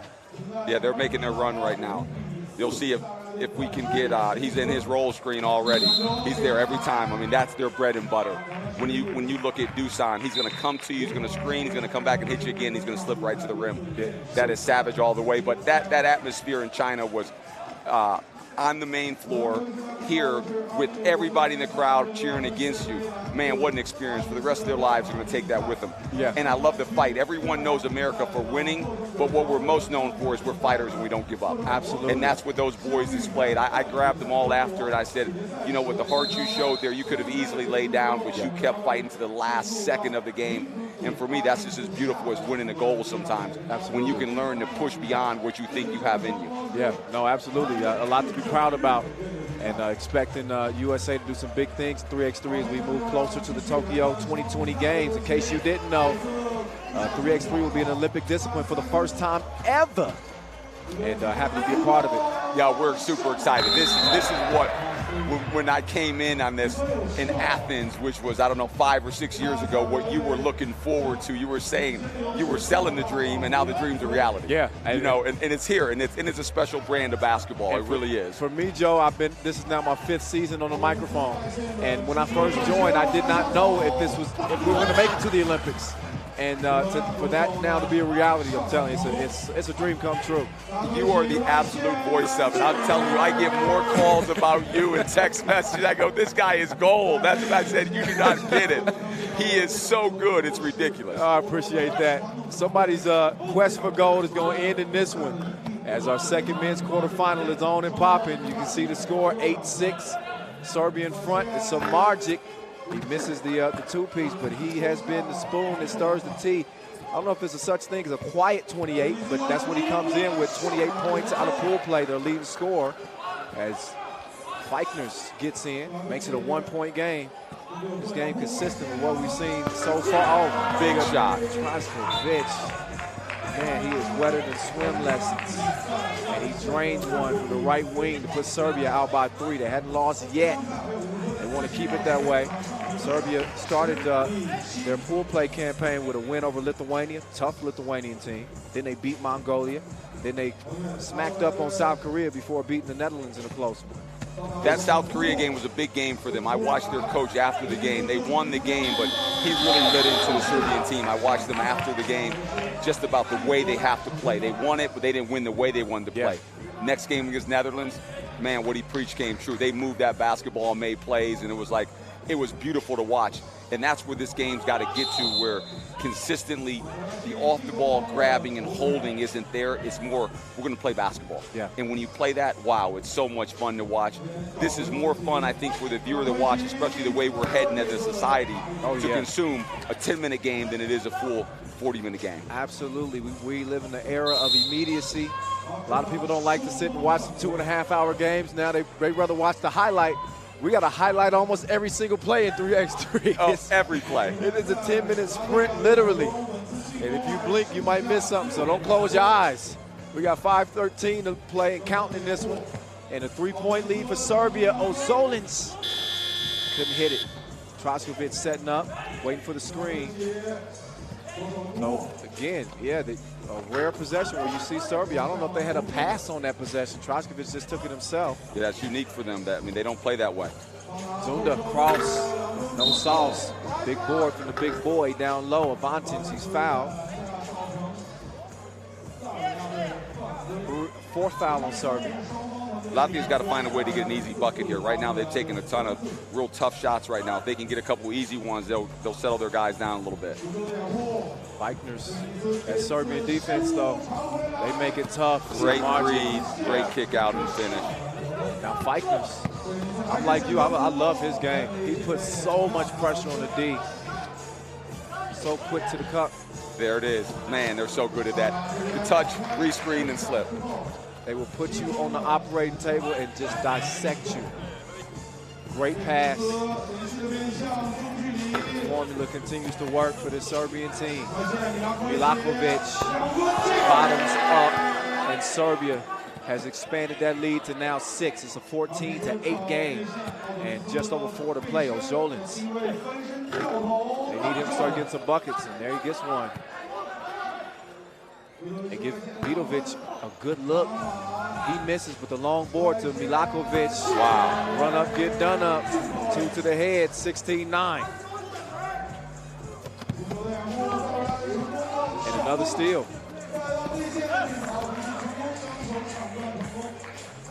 Talk about the offensive fluidity with the Serbian team. Man, they're so good at it. Right now, Latvia, I see they're really out of character. If you saw them early in pool play, that ball was just bouncing. Right now, it's sort of bounce, bounce, bounce. Each guy's trying to make a play for themselves, and that's really hard. Yeah, it's hard, especially against a Serbian team who knows how to guard.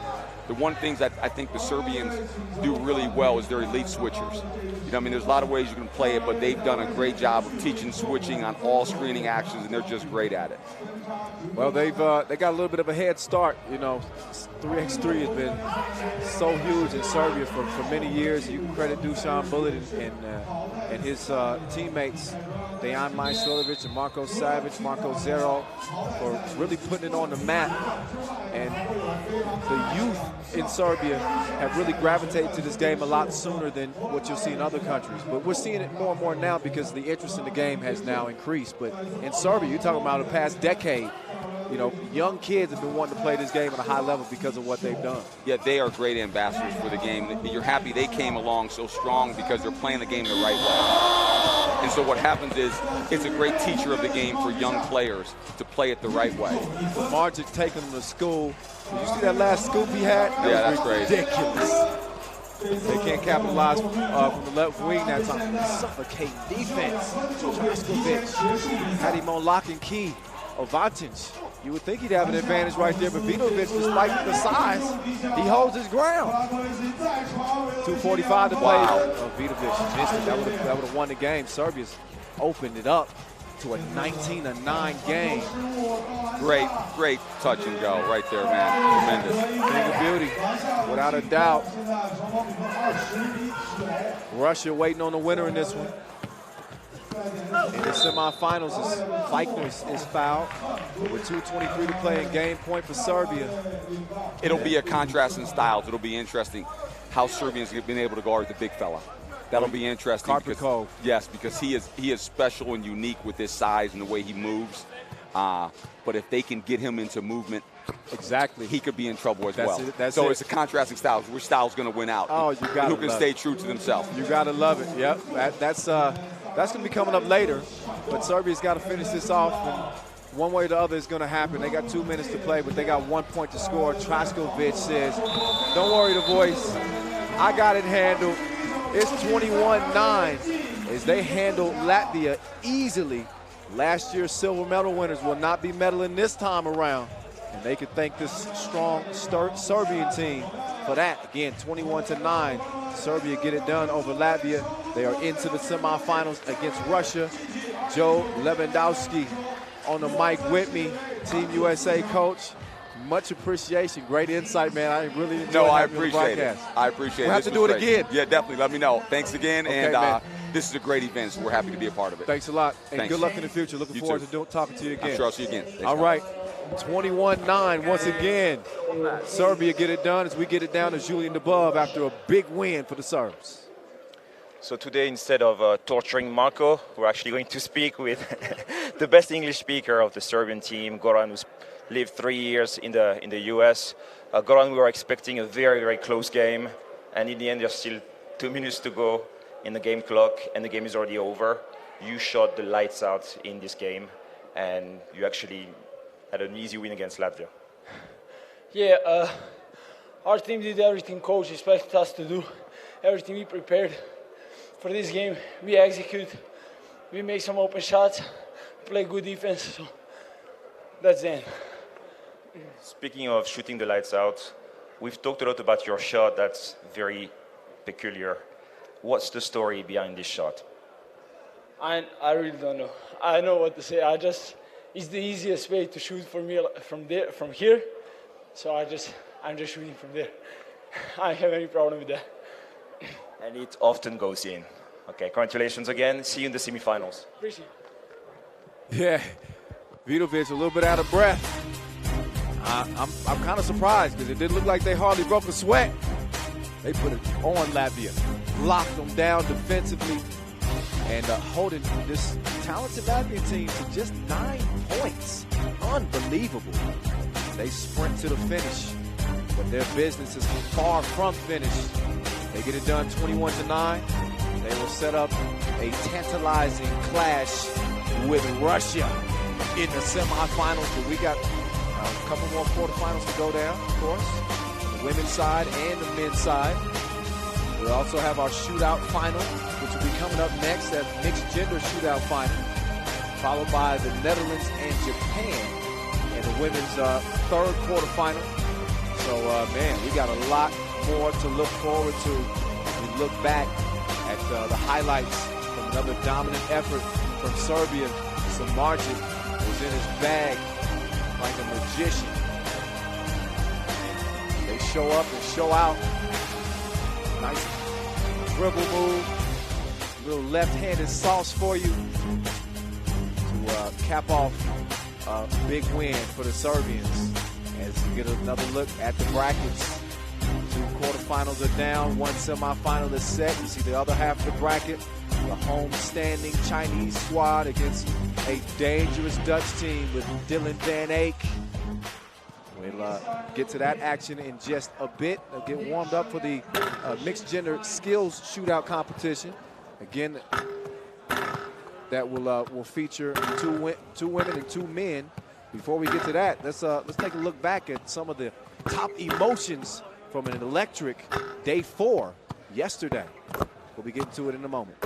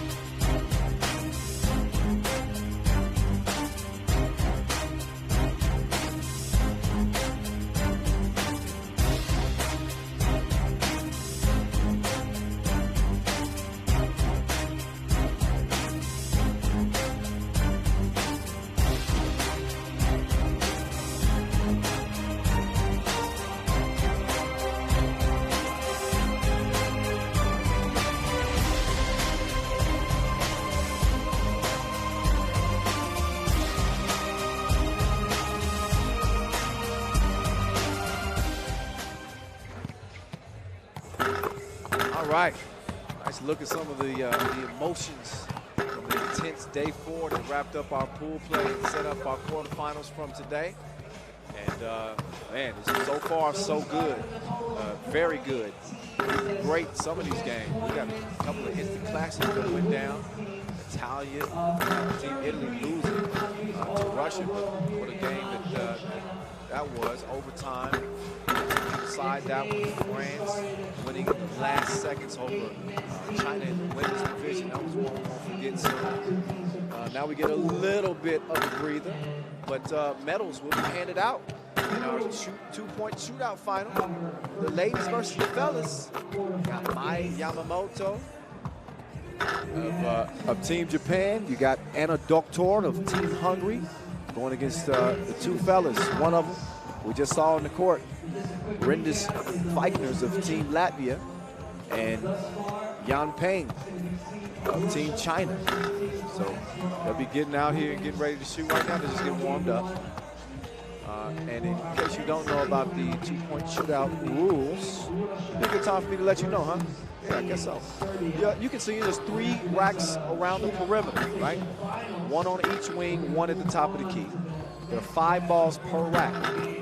They're worth 1 point apiece. Then you got a rack way out there just beyond the 3x3 logo. That has 3 balls on it. Those are worth 2 points apiece. And a total of 21 is available to make. Obviously, the top 3 scorers in the 2-point shootout will get a medal. Gold, bronze, gold, silver, and bronze. I have my order mixed up. There's your competitors again. 2 ladies at the top, repping Japan and Hungary. Yamamoto will be hooping it up here in the quarterfinals.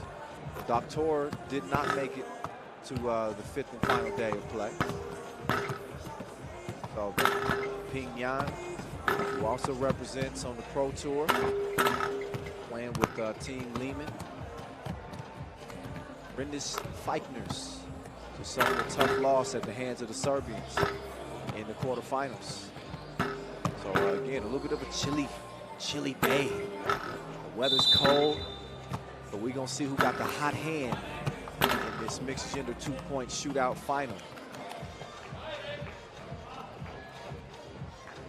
So our first trio of medals we will hand out here as everything is set up and ready to go.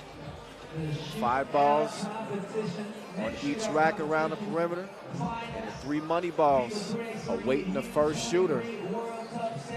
Mai Yamamoto of Japan.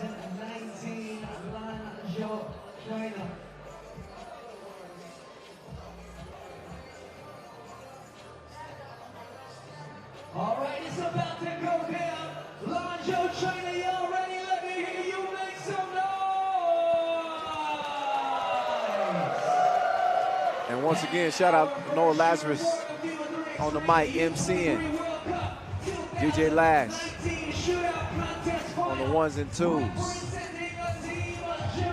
We're gonna see a lot of 1s and 2s in this 2-point shootout. And there's Mai Yamamoto. She'll be the first up. Have a chance to be the pole sitter. How long will she stay on top? Well, she dropped the first one like it's hot. She's got 2 on that first rack. And 3 for 5, 60%. I'm good at math. Top of the key, splash. She's got 6 makes, 60%. She stays true. Wet. Oh my goodness, 9. Oh yeah, she's in a groove now. She's like Stella. She misses from the logo. These are worth 2 apiece now. Oh man, 2 bomb. Can she get another one to go down? 12. Oh, wait. Yamamoto setting the tone in a big way, representing for the ladies. Now, I'm allowed to be biased here. I can cheer for the men. No, I won't.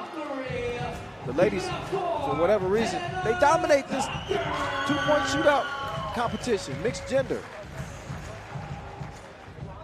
They with the chip on their, they want to show the fellas, look, we got some guns too. So after Yamamoto brought out the big gun, now it's going to be Anna Doctor, the doctor. Didn't have the prescription on that first rack with just one make, the top of the key. For her second one to go, she got the shooter's roll and goes 2 for 5 on that second rack. On to the third rack now. Cash, miss, money, swish. 7 of them. As she heads to the money ball rack, she could take the lead if she makes them all. She won't.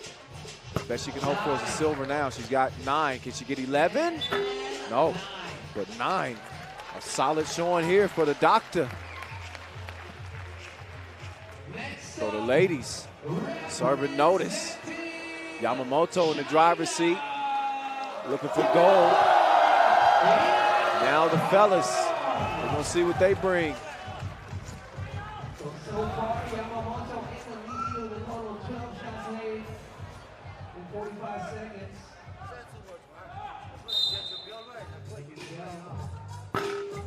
All right, Ping Yang got his first make.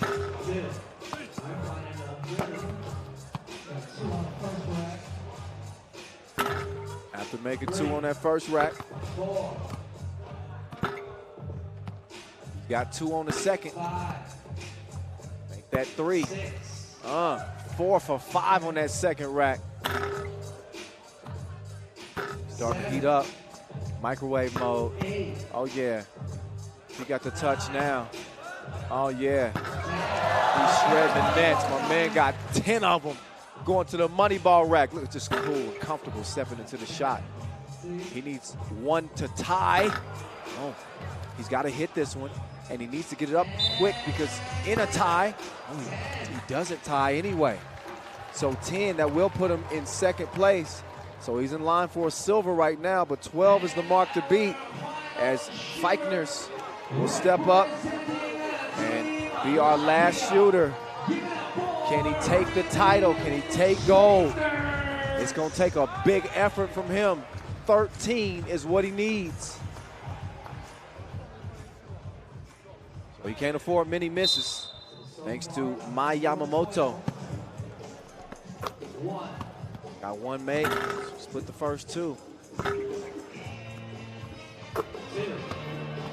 2 for 5 on the first one. To the top of the key. He's got 4. He's got 5. Onto the left wing now. 6, 7. Oh, he's draining. He goes, he got 8. 2 with tie. He's gonna need them both. He's got 1. Can he get it done with 15 seconds? He ends with 10. So the silver medal will go down between whoever got that mark at the quickest time between him and Ping Yang. So both of the men will medal. Yamamoto is going to win gold. We'll figure out who gets silver and who gets bronze between Ping and Feichner's. But a pretty hotly contested 2-point shootout competition. As again, we'll hand out our first trio of medals on this final day of play, individual competition. We also got the slam dunk final, semifinal, and final coming up too. But the results are in as Noah Lazarus is letting the crowd know. Official awarding ceremony here. Get set up for the award ceremony. And an early congratulations for Mai Yamamoto, who wins gold. She was Pisces wet. Top of the key especially. Big time performance for her. Great touch. She hopes it continues as Japan will meet the Orange Lions out of the Netherlands in the quarterfinals. But right now, she's all smiles. She's going to step up and get some love. Get her 15 seconds of fame. And well-deserved, obviously. She shot the lights out. And now I present to you your bronze medalists with a total of 10 made shots in 53.86 seconds, representing Team China. Give it up for All right, so your bronze medalist is Yan Peng. He gets 10 to go, but not quite as quick as Feichner's. But still, he got some new neckwear. Give it up for Mr. Pei Yi-min.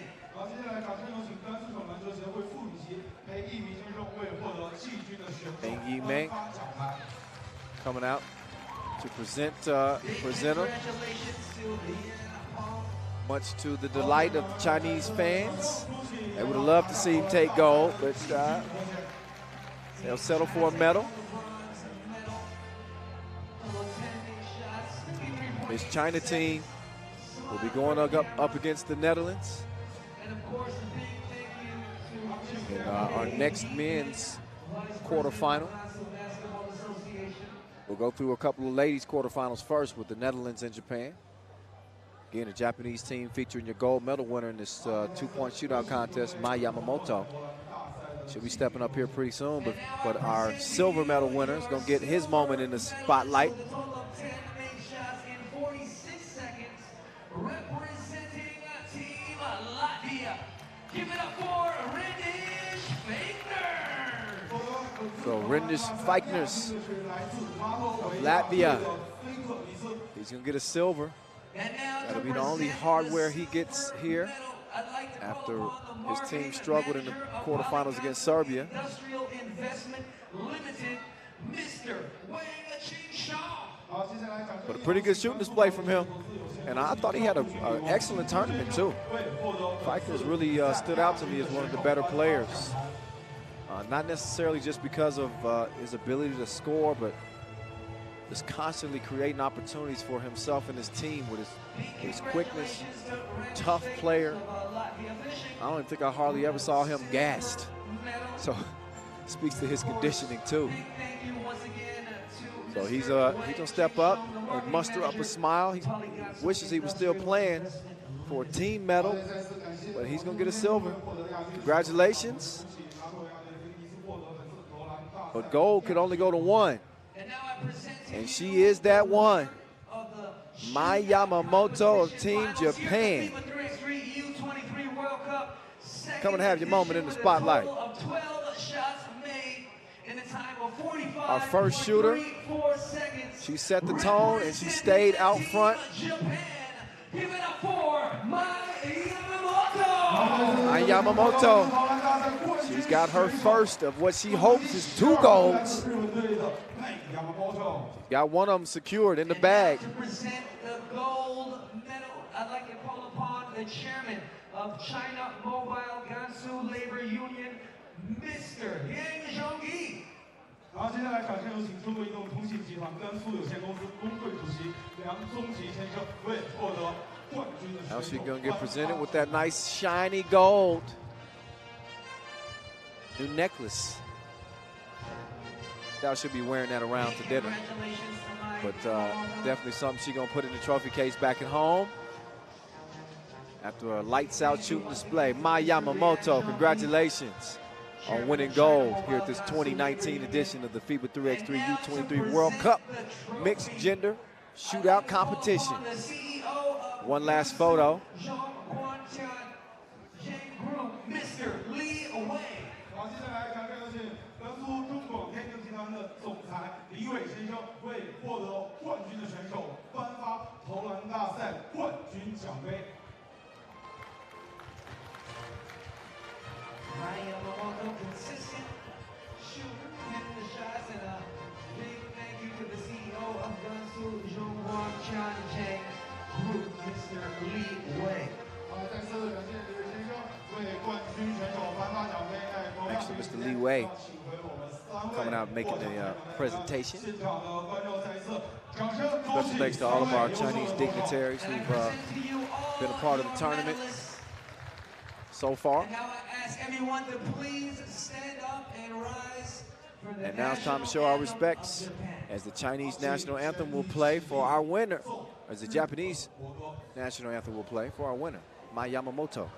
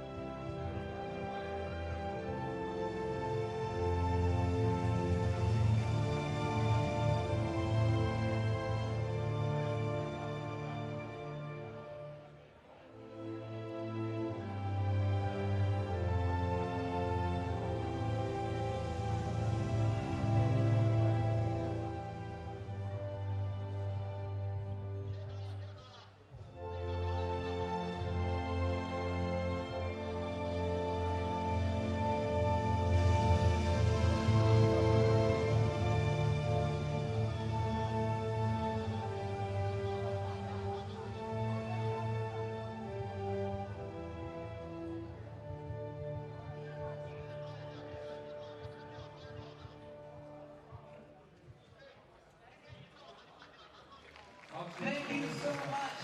Once again, congratulations. Round of applause, y'all. Round of applause. 好，再次把属于冠军的这一份殊荣和掌声，现场的欢呼声送给我们3位运动员，再一次掌声送给他们。 For all our shootout competition members, a quick recap once again. All right. Congratulations again to all of our medalists. Once again, Mai Yamamoto taking gold. Bronze medal to Yan Peng, and the silver to Rindish Feigners out of Latvia. We get back to our quarterfinal action and turn it back over to the ladies, which is coming up in just a bit. We're about 10 minutes away from getting to that next quarterfinal. Netherlands and Japan on deck.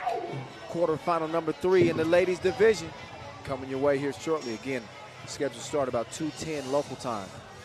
10 minutes, we'll get back to it. Stick around.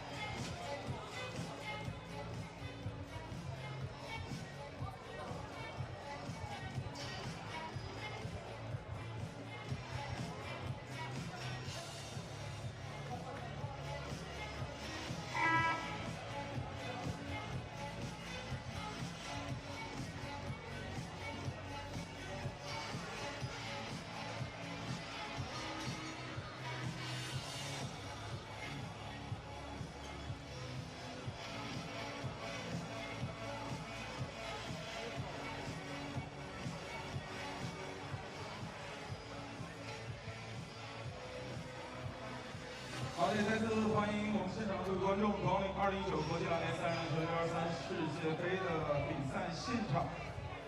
刚刚我们进行了非常精彩的投篮比赛的环节。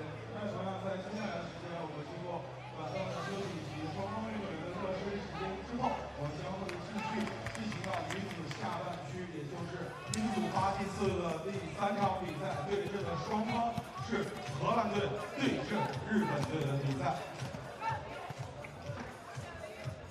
在刚刚的投篮比赛中，日本队选手获得本次U23世界杯的投篮大赛冠军。同样在2018年U23世界杯的比赛之中，日本队23号球员也拿下了首届国际篮联3人球U23世界杯女子组的最有价值球员。所以在今年的比赛之中，日本队作为上届U23世界杯的亚军获得的球队，也同样在他们今天的8进4淘汰赛之中，也预祝双方球队都能够有出色的表现。所以我们稍事休息，稍后我们要一起进入下面的淘汰赛的精彩比赛。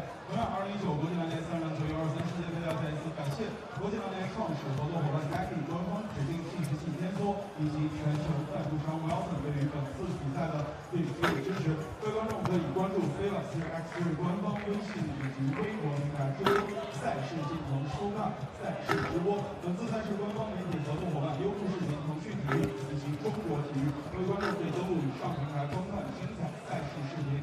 同样，本次比赛再一次感谢天力集团、天盾中网、力腾体育、优信集团、赛旗烘焙、保利发展、掌上兰州、一点出行、一真集团、中国移动以及甘肃省篮球协会对于本次比赛的大力支持。好了，让我们稍事休息，稍后我们再次回到比赛。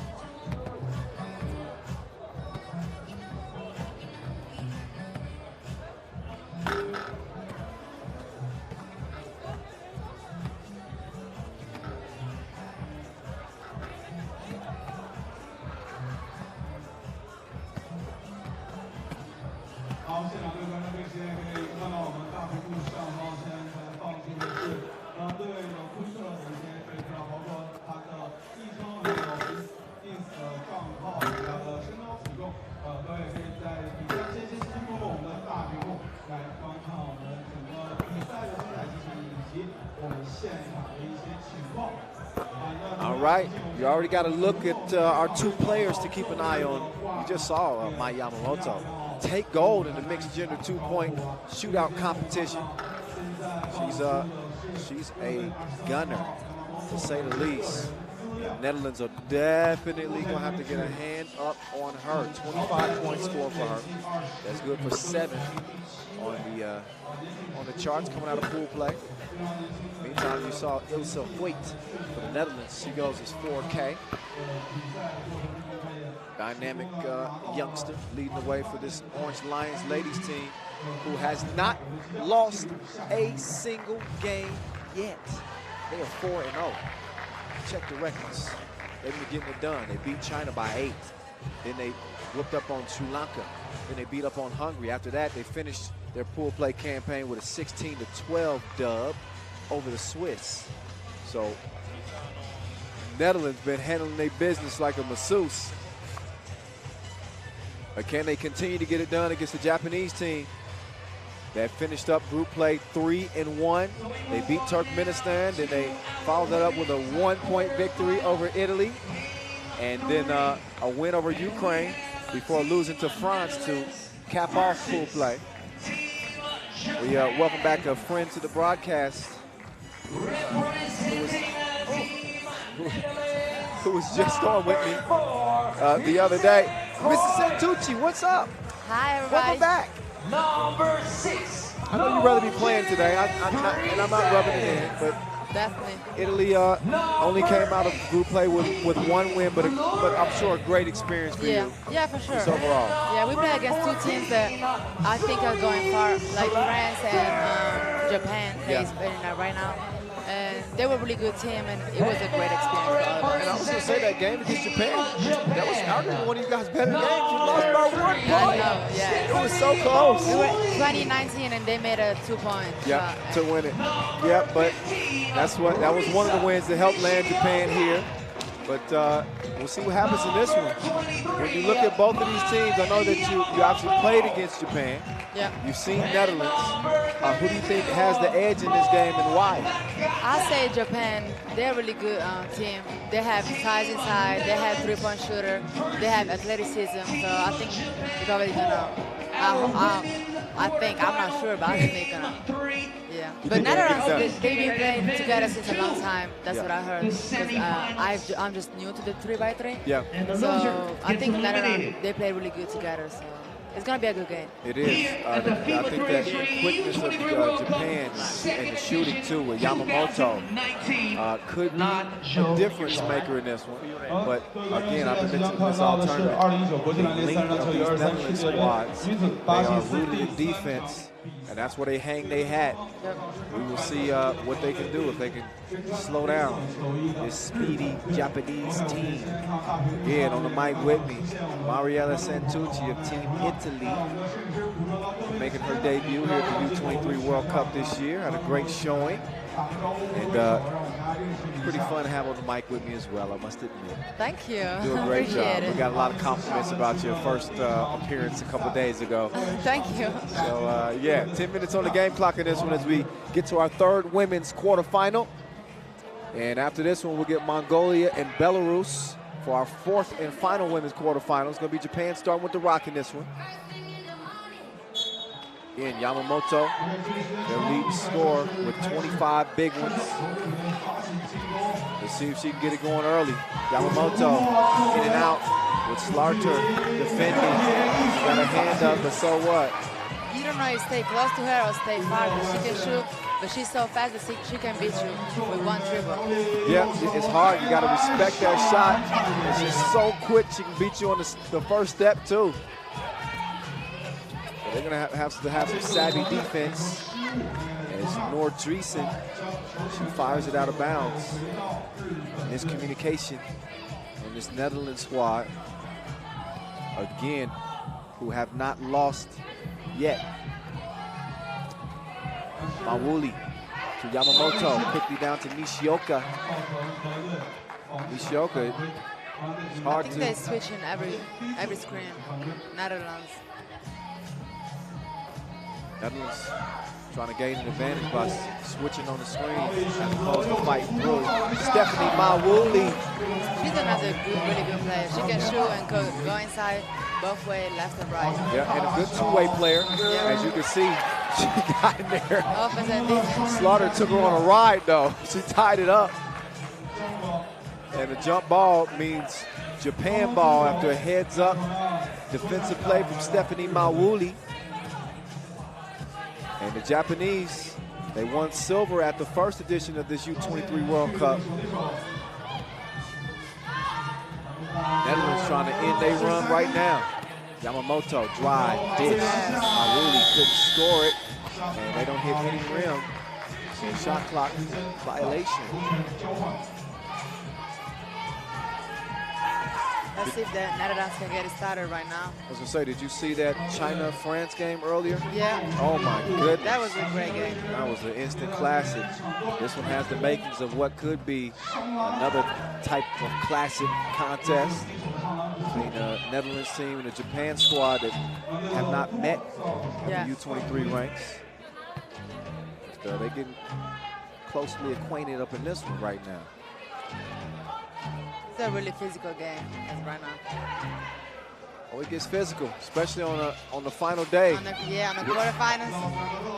With a medal at stake, Slarter misses back-to-back. I think she's going to be an X factor, especially when she catches a smaller Japanese player in a switch. Yeah, exactly, right on cue. She kicks it, though, and the rebound. The fourth point. Couldn't hit it. But a rebound underneath from Slarter. That's what, when you switch, is hard. Because then a rebound, you got mismatch. Yeah. But the bigs got to make it count when you get the small on you. Slarter, she could make it count at the free throw stripe here, and she does. Ready. And Netherlands get their first point of the game. The two-point contest, Mawuli. Tough deep from Slarter, turn around. Missed it off the rim. Dreesen behind the back.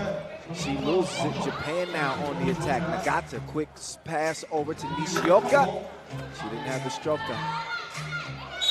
Stays a two-point contest.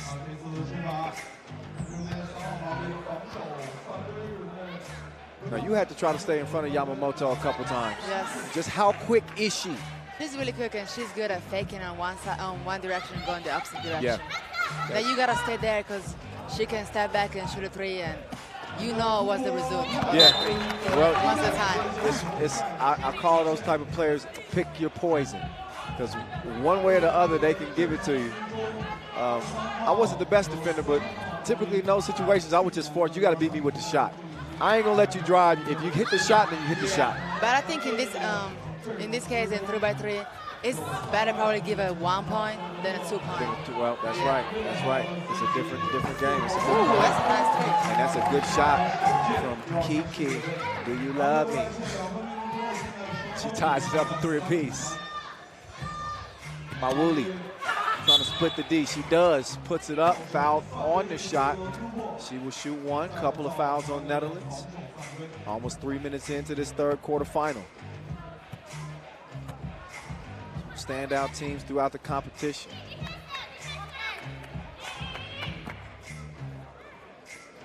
Mawuli step up and shoot one. Mawuli with 14 points coming out of pool play. She puts a drop in the bucket to make it a 1 point contest. 4K got to the rim, missed the scoop. Lauren with the steal, or so she thought. It's a low-scoring game because they fight every time. 6 fouls so far combined between both teams. 3 minutes in. Nagata. Yamamoto up fake. And they make it tough on him. That's one, again, that length of the Netherlands. It kind of takes away some of that speed advantage. They're not giving her a free time to shoot a three. They prefer her to go inside and have to shoot over a high team because they're really tough. Look back at some of the highlights in this one. Stephanie Mawuli getting in. Yamamoto causes some havoc. Using that blazing fast first step. Florin, one of the Netherlands' top guns.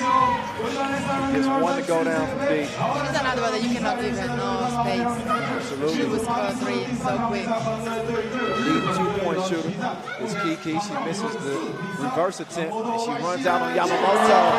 2 seconds, it was already there. Put it in her face. Filter. 6-4. Yamamoto down low.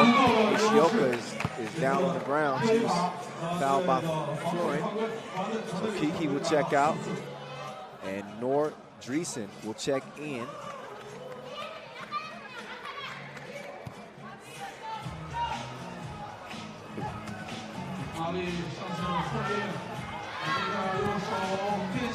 Nice move. Shot missed. Slaughter with the rebound. She's going to set up shop on the blocker. At first. Kick ball? Yep. Way to have my back, teammate. I was grabbing a paper. I didn't see what had happened. Ariella Santucci on the mic with the voice. Holding it down for you here this third quarter final. Kiki trying to put it down. But these goes in, it rolls out of bounds. 6:03 exactly remaining in a tight contest. They both playing great D. They had no shot, no open shot, never, since now. Knocked down. That's right. Defensive game. I'm not mad at it. I like the fireworks sometimes. But I like a good defensive contest too. That's a good shot. No defense to stop that, yeah. Nagata. See, Japan is pressing every pass. Oh, pressing 5 feet beyond the 2-point arc just then. 7-5. Yamamoto took a bump. She was swatted, but only after she got a little hip check. So your 2-point shootout gold medal winner will go back up to the stripe. For Netherlands, it's 5 fouls, so next one is going to be 2 shots. Well, she got one. They got one more to give, and then 2 shots. Yeah. Japan, in comparison, only 3 fouls for them. And again, a 2-point advantage. Make that a 3-point game. Yamamoto cashes in from the stripe. Approaching 30 points scored total. in the entire tournament. Top 10 scorer. Nishioka will get it to Mawuli. Mawuli hands it off. Nagata got the step on Slarter. And yes, he took advantage. That's the second time they're losing the ball, trying to kick it outside. Got to be a little bit more judicious with the rock. Take care of it better if you're the Orange Lions. Dreesen going left. Ooh, nice oh, nice adjustment in the air. Beautiful finish.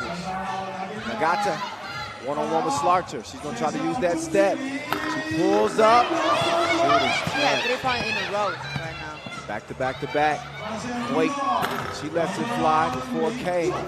Didn't have the service that time. And miscommunication there, Nishioka and Mawuli. They wasn't on the same page, so they give it back over to the Orange Lions. This is what you call them, the Orange Lionesses. In any case, we got our first semifinal set with the ladies. It's going to be Russia and France. That's going to be a great game. Oh, my goodness. I can't. I'm a commentator, but I'm a fan, too, at the same time.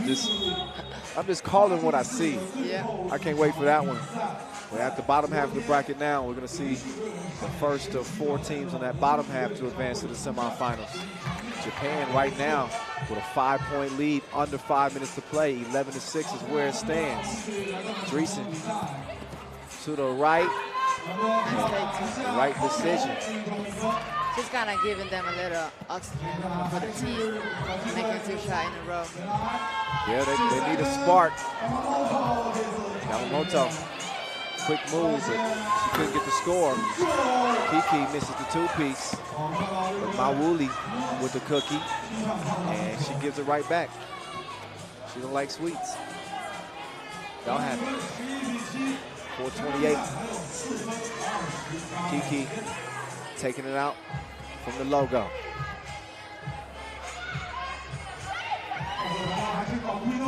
Nice action, Dreesen, another strong finish. See, you see they play together in a long time because they play so good together. They always find each other. Nice take there. So Japan seem to have an answer. Oh, Nishioka is down. And 4K is able to draw the foul. A 4th on Japan. As Waite will step up.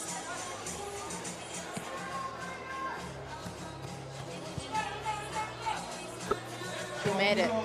Knocks it down. 3-point contest now.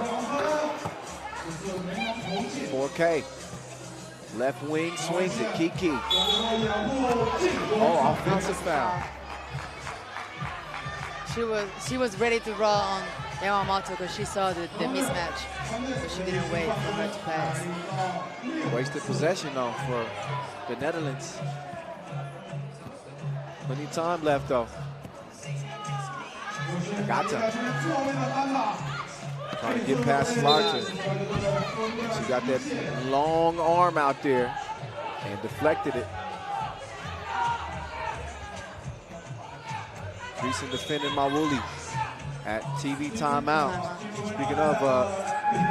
Speaking of Dreesen, my dad, Rick Dreesen, has been the 5-on-5 coach for almost all of the Hoyt sisters except Karen. Took them to back-to-back women's national championships in 2018 and 19. The club they play for goes by the name of the Grasshoppers. A town called Catwick. Just a little extra info. I gotta, You got it. Drop a little nuggets on you here and there when I can't. No, my man Martin hooked me up with that info. Appreciate you, Martin. Mawuli, drop step game. Shoulder shimmy. Fade away. So Nort. She stepped out of bounds. Yeah, I've seen several players doing it. Yeah, it's easy to kind of lose your bearings when you especially get over. in the corner right there, because you don't know exactly where is the end. You almost have to put it in your mind consciously to remember, let me watch my feet over here. In any case, it's over to Japan. With a 3-point lead right now, Mawuli in the paint. Oh, turns a couple of ways. She got 2 blocks. She's double blocked. Wait, trying to hit it with the cross. That kicked? Yeah, she kicked it. Kick ball, fresh shot clock, but there, yeah, there, as you called it, double block. That's a lot of hate. We don't want no new friends.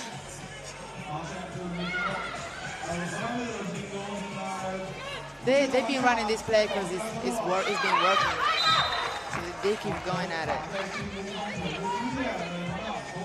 Yeah, nice little action when they kick it to the wing. Get a flare Yep. and one cut in front.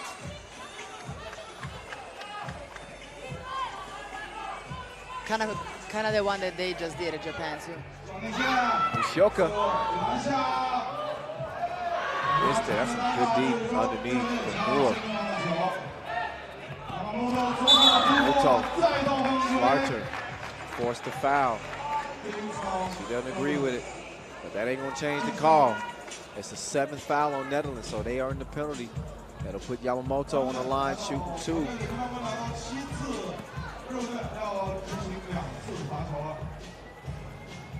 First of 2, Weddy. And trying to give themselves another chance to compete for a medal for the 2nd straight year. And a 14-9 game with 2:50 and counting to play. Still long, 250. Yeah, oh yeah, still plenty of time. To think, Kiki Thorne hadn't even really got her shot going yet in this one. Both of the teams still haven't. I think they already have one 2-point shot from Yamamoto. There's 2 the hard way. Right there. Or a chance for 2 the hard way. Stephanie Mawuli. Weight room. Bump and the bucket. Mawuli try to make it a 2-point play. And Mawuli with the splash. 7-point contest. She extends it to a 16-9 game. 1 more free throw to shoot. Her Make sister. it 3-point game. Yeah, she also got a sister, Evelyn. Yeah, because she made it and then she got 2 free throws. That's right. So 3 the hard way.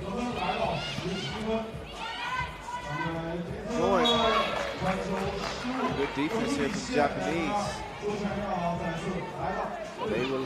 They'll get the rock now. 2:30 on the clock. Going on a nice run here. Extend that lead to now 8. That's a mismatch. Yeah, Yamamoto. She's given the space to shoot it. She got the rebound pass. I don't know which one it was, but she made it.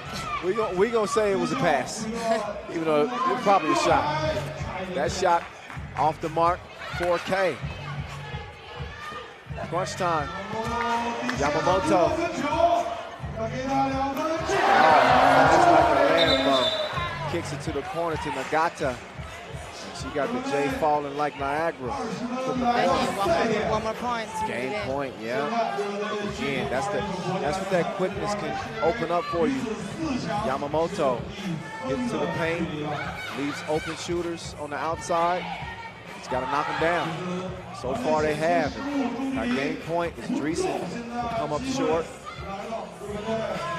And this could end it. Double dip, Nagata. She drains it. And 22-9 ends up being the final as Japan sprint away from the Orange Lions. So the Netherlands women's team's run will end. They do still have hope for the country though. As the men's team will still be competing, but they're a great team. I've seen them play. They're really good together. Yeah, nothing to hang it. Even at this level, if you lose a game, as tough as the competition has been, you got nothing to hang your head about in a loss in the quarterfinals to a Japanese team that could very well go on to win a gold medal. So credit to both teams. Netherlands, keep your heads up. Just wasn't your day this time. The day belonged to Japan, who again run away in a 22-9 beatdown over the Orange Lions. Enjoy the highlights. I know y'all enjoyed Mariella on the mic again. Thank you, Miss Santucci. Thank you. Thank you. I appreciate it. Looking forward to the next time we get on the mic again, the next time I get to see you play. Yeah, definitely. Stick to this 3x3 thing. Okay, I will. We need players like you. Thank you. All right. All right. I see. All right. So that's that. Que bella. that assist came from my director, Sergio. He's the man. I appreciate it too.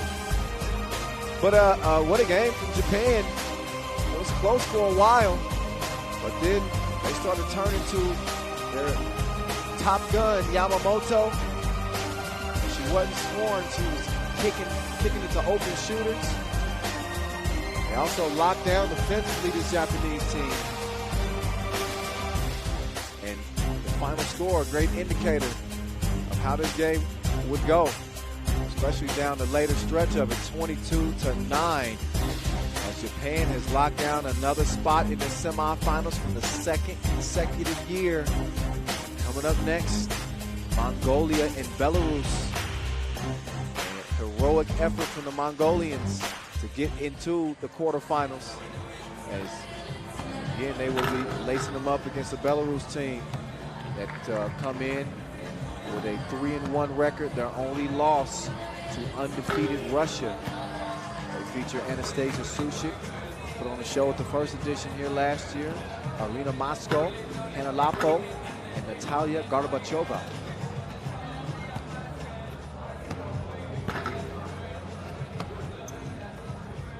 Look at star players. Min Jin Ganbat, 31 points for her, third on the scoring charts. She hit a huge game winner that was responsible for sending them into the quarterfinals. She hit that game winner in OT, Tissot buzzer beater against Germany, before following that up with a 19-17 close victory over Uganda. They needed 14 points in that game to qualify to come out of a three-way tie, and that's exactly what they did. Min Jin is a shooter, to say the least. They will not be giving her many open looks at the rim, that's for sure. Should be another good matchup. This Mongolian team, they lost Sarenkalm Muksaikan yesterday in what looked like it was a devastating ankle injury. She went down, so you could hear her screaming from a half-mile away, and was taken away from the venue on a gurney,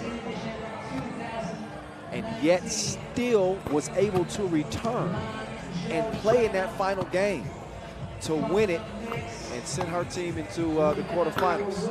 There's Anastasia Sushik I was telling you about, 22-year-old, back yet again after first edition when it didn't finish as well as she would have liked.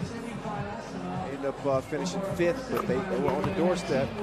They want to take it a couple of steps further than a 5th place finish this year and put themselves in position to compete for a medal. And we'll see if they can get it done. Belarus coming out of Pool A. Mongolia out of Pool C. For Belarus, it was a win over Dominican Republic, followed by a loss to Russia, then a 7-point win over Indonesia, and a 21-11 win over Czech Republic. Mongolia. They started their pool play campaign with a 21-20 win over a loss to Romania. But got back on track with a win over Iran. Then that OT win over Germany I was telling you about. And then finally that 2-point victory over Uganda as well. Winner of this one gets a date with Japan. We're waiting in the wings.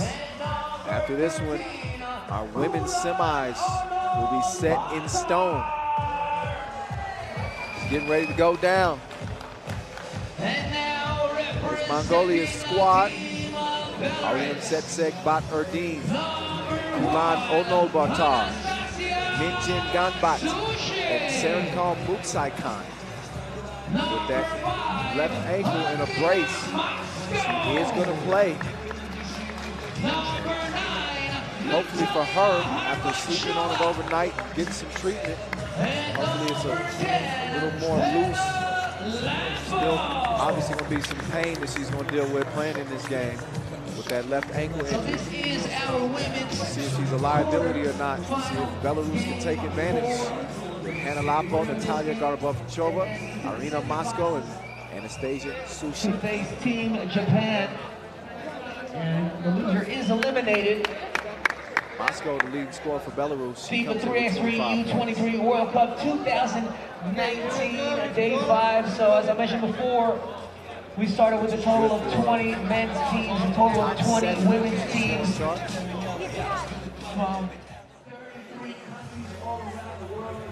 Good attendance here to start this final day. Local fans showing love all around, even when their team isn't on the court. We got a men's squad still represented after the Chinese women's team was eliminated.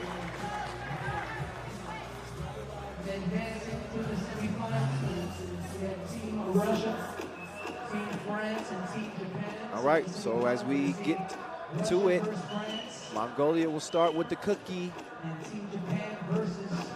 Lapo defending Kulan from the logo.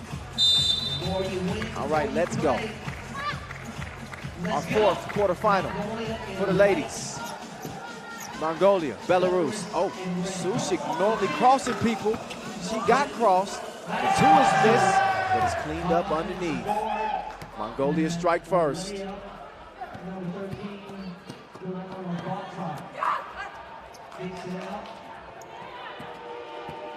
5 working with it now. Quick move. Adardine was trying to get it to Min Jin, but turns it over. Oh, no, wait. Steal Team Mongolia ball. 3 seconds to go. They got to get it up quick. It's tipped away. Now it's going to be Belarus ball. Sushi opens the possession. They got Lapo down there trying to get free. Nice up fake from Moscow. Getting the lead score out of full play, but she couldn't get the floater to go.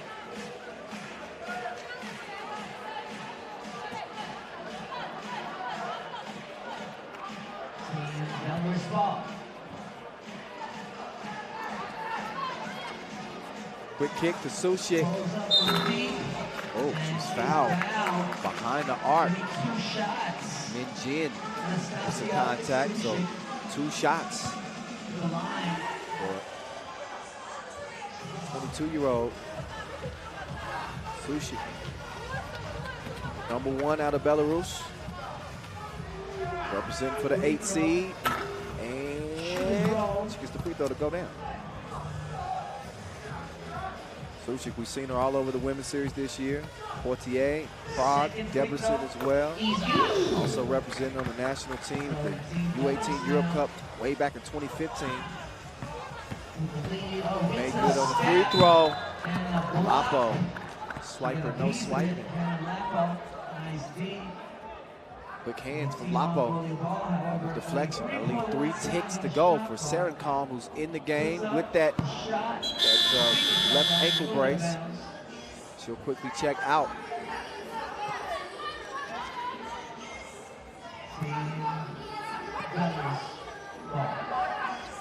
Sushi. Up fake. Kick out. Moscow. Quick move. Through the teeth of the D. The scoop beat there. Not this time.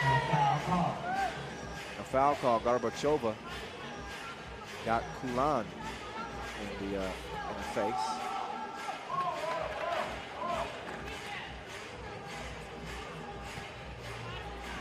Kulan will get a breather. Near steal. Min Jin. What a game she had. 9 points. And that brilliant win over Uganda.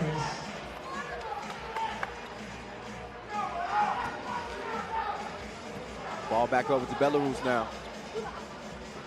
Gorbachev pulled the trigger, couldn't deliver. Sushi, she delivers the package, but Gorbachev couldn't finish it. Oh, what a drive, Sushi. So 10 on the degree of difficulty. Min Jin, see how they're defending her, but you also see what it opens up. So when they lock her down around the arc, she's going to drop it down low. It's going to give Mongolia a second point. Can't leave her open. They dodged 2 bullets that time. Moscow missed it. Gorbachev swishes it. Buckets. 4-2 game. Min Jin, now she got a good look. Just left it short. Out of bounds over the red.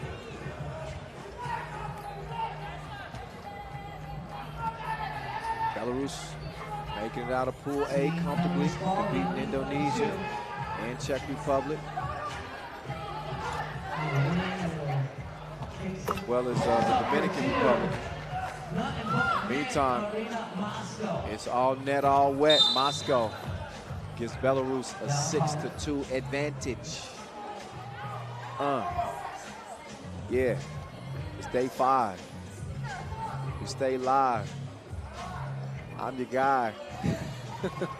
DJ Lash start playing these beats. I can't even rap, but it makes me want to flow. I digress. Back to the serious business. My bad. 6-2 contest. This is an important quarterfinal. We got a gold medal on the line today. Not to forget a silver and a bronze as well, but the gold is gold. Oh, nice up fake. Moscow. After the miss, she's fouled. She will shoot.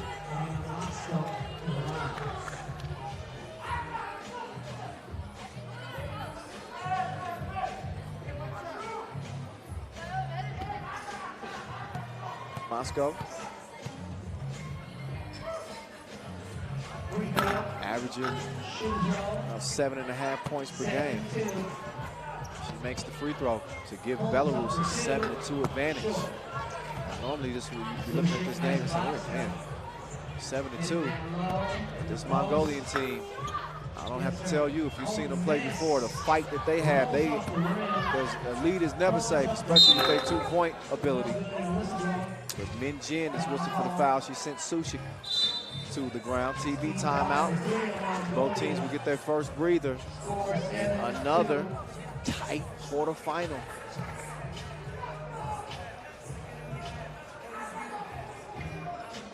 Five-point advantage early on for Belarus.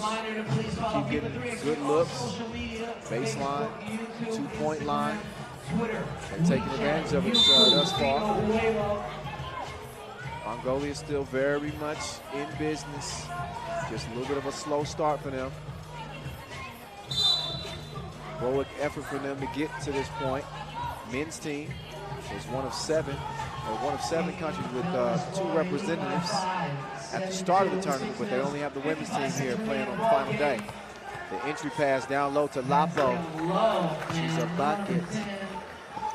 The lead now is 6. Got an offensive foul here.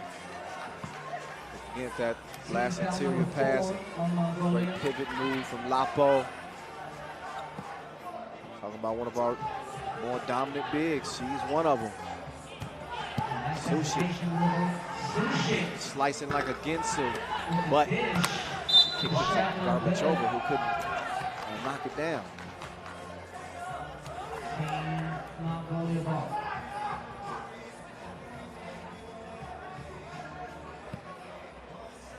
Line from the logo now.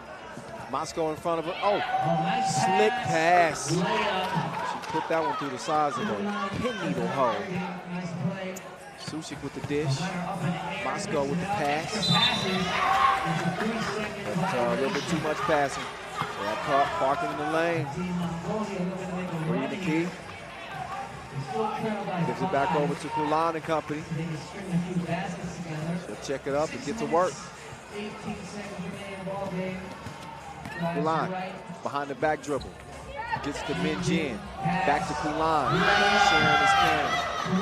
A lot of love on this Mongolian team. 8-4 game. Suchik couldn't get it from the top of the key. Instead, the rock is in Kulan's hands. She'll give it up to Min Jin. Another quick foul on Belarus. That is number 3. Right behind Mongolia, who have 4. 4 fouls go with 4 points. Belarus with the 4-point advantage. Mongolia ball. Engine spins. Look at the suffocating D. Pull up. Yes. Minjin. Garbachova. Minjin on defense. Garbachova on offense. Not able to get the shot to go. Now Minjin. She's trying to whip it to Kulan. Just off target. 5:22 to play. Still an 8-4 game. Winner gets Japan. Loser goes home. Can Mongolia's Cinderella run continue? They're gonna have to find some offense in a hurry. If so, just over 5 minutes to play. Belarus ball.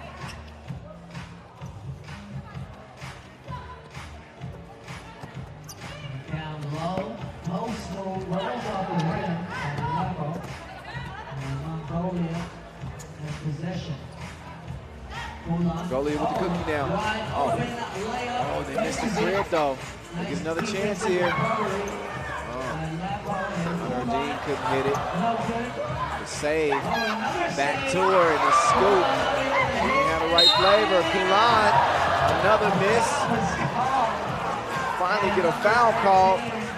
But Mongolia had chance after chance after chance. See if they can trim into this lead at the strike.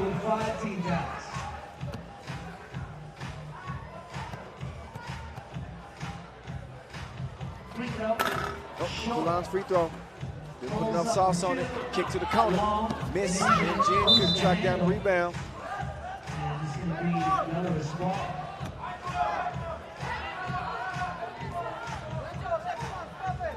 Rock over the red.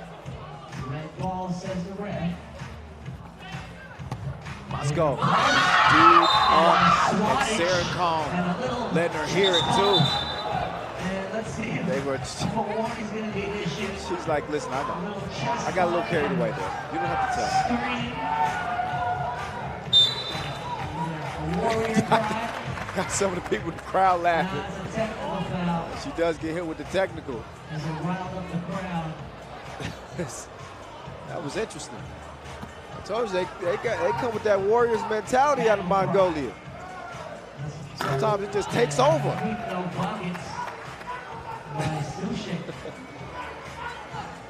Sushik knocks down the free throw to make it 9-4. He gets it down low. Moscow. Nice shot. What is that, Velvet? By Moscow. Soft floater. She's gonna try to follow it up with a bucket inside. Missed it that time. Sarah Kong. Step back, short, missed, but recovered and scored. She didn't have to look. A no-look flip shot goes down for Badardine. Oh, Min-Jin with the spin. But she got nowhere to go. Just got a straight took. I'll have that. But they give it back. Mongolia back in control. Sarah Kong. Good to see her out here playing and giving it her all on that hobbled left ankle.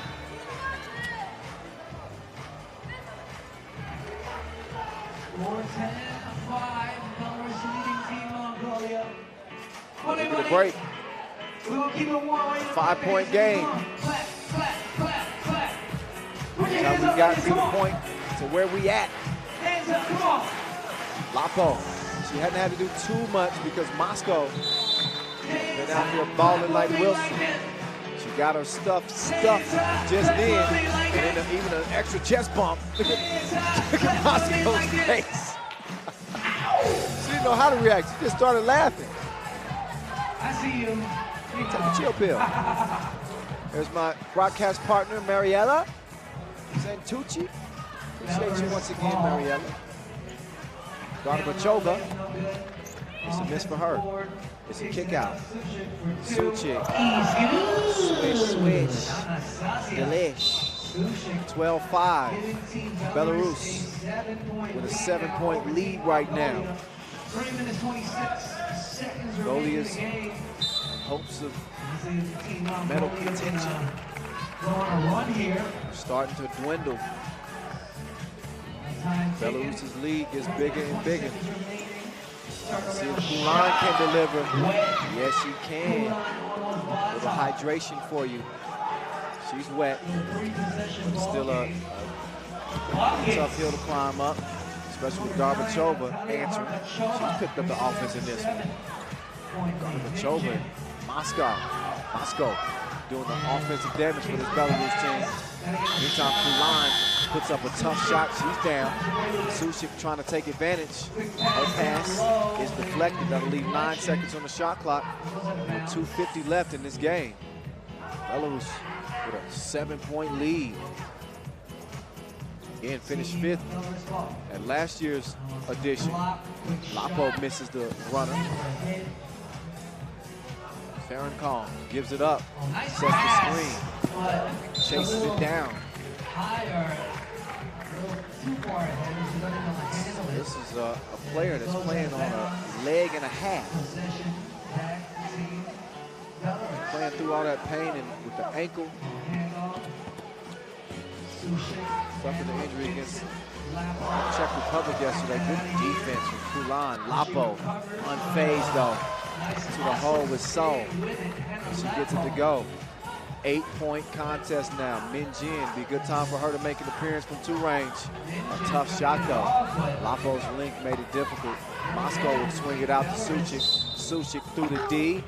Foul on the floor. That is the 7th foul though, so she's gonna get free throws regardless. For Suchik is that puts Team Mongolia in the penalty. Team Belarus now Suchik finds herself back up on the charity stripe. What will she do with it? Let's find out. First free throw, Put the cookie in the cup on the first one. On the U23 Nations League this year. Also 3rd place in the European games. Good on the other free throw as well. Clean trip to the stripe. And a 10-point lead for Belarus. 2 minutes to play. Mongolia's dream run, the Cinderella story. It's probably going to reach its final chapter right now. Unless they can find a way to erase a 10-point deficit in under 2 minutes. And in the penalty. A lot of factors working against them right now. 2.1 seconds. It's a shot. And Jin shot is a miss. Moscow with the peel. She'll get it to Garbachova. She's been cooking in the game. She didn't have the recipe on the shot, but she does have the pass over to Moscow, and it does lead to another bucket. So Belarus not only with a chance to win the game, that's pretty much a foregone conclusion right now. It could end it potentially before the limit. We'll see if Moscow can drain the 2, and she does. She's got reservations for 2, and Belarus 2 points away from victory. Buck 19. 1 minute, 17. Jin with the heave. Good box out for Moscow, but nobody on her team went to go get it instead. When Jin got it, she missed it out of bounds anyway. 1 minute, 9 seconds remaining in the game. Belarus 19, Mongolia 7.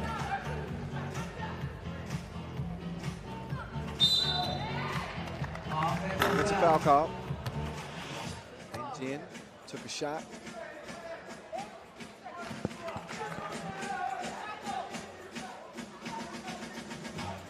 Mongolia ball.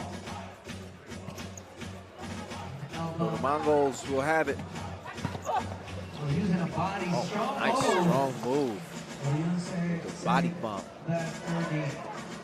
Monardine does get him within 11, but there's 47 seconds left. And we're just waiting for that last strike to put this one to an end. Foul called on Lapo. 7th on Belarus. 2 free throws to go for Mongolia. Had a good run here in Lanzhou, without a doubt. 1-point loss to Romania was the only loss in pool play.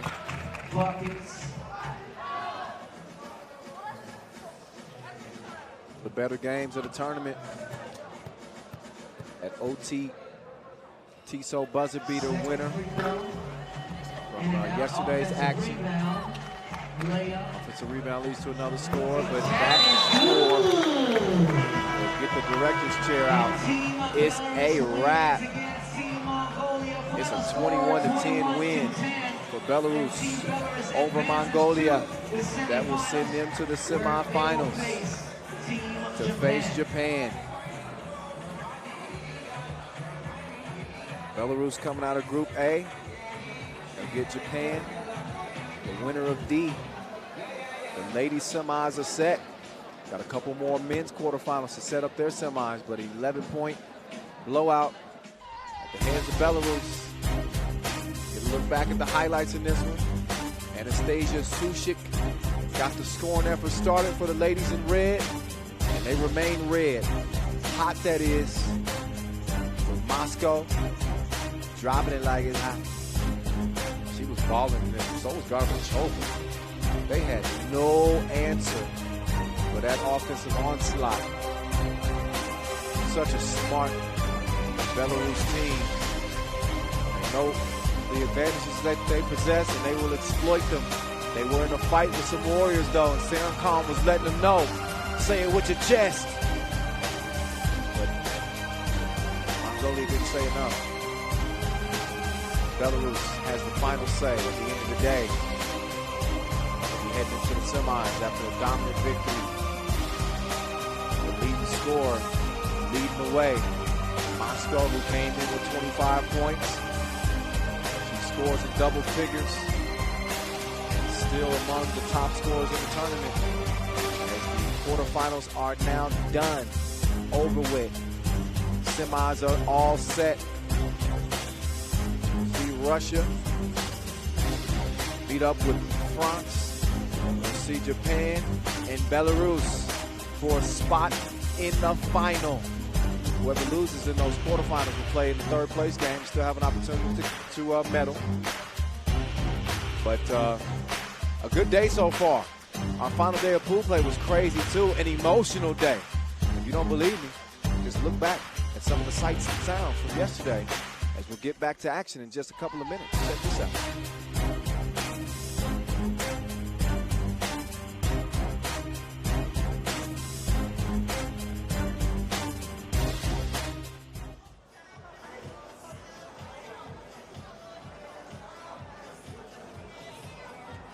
Actually, a 10-minute break, my bad. I thought we were going to give you a look at some of yesterday's action. We got a 10-minute break before we get to our men's action with China and the Netherlands on deck. So take 10, y'all. We'll get to the men's quarterfinals in 10 minutes.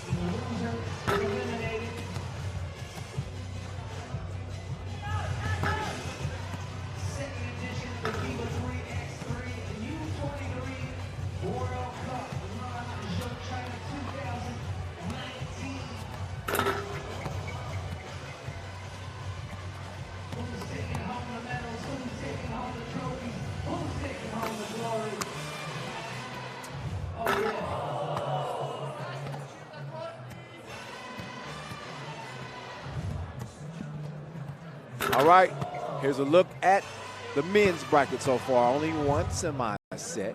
As Serbia was able to make it through after a dominant win over Latvia. And Russia also able to outlast Italy in OT. So now we get to the bottom half of the bracket. And even though it's cold outside, it's lava hot in between the lines. This is one I was looking forward to. We got special guests in the house too. NBA legend Yao Ming in attendance here. And here looking at the competition, obviously there he is, Big Yao, one of the greatest to ever step foot in the NBA. And obviously a legend here in this home country of China, an ambassador for 3x3, seen him at several events. Happy to have him here. And he'll be looking on for him, hoping that this Chinese team could get a win over the Netherlands, who didn't have a loss until their last game. They lost at a Tissot buzzer beater to Serbia, as both teams came in that contest undefeated. So 3-1 record is what they sport coming out of Pool D. They come out with some ballers. Jan Driesen, Raydel Dupre, Mac Bruinen, and Dylan Van Eyck. As you know, it's been a conversation about Bill's nickname. I think I might go with Special Delivery. Special Delivery. I like the Lion King too, though, because he is the next one up in terms of being the top player out of the Netherlands. So I don't know. We'll stick with the Special Delivery right now. Meantime, here's China on the court, a very, very balanced Chinese team with Gung Min Yang, Yin Peng, with that Pro Tour experience, Wei Hao Li, and Yao Xiang. Okay, guys, please.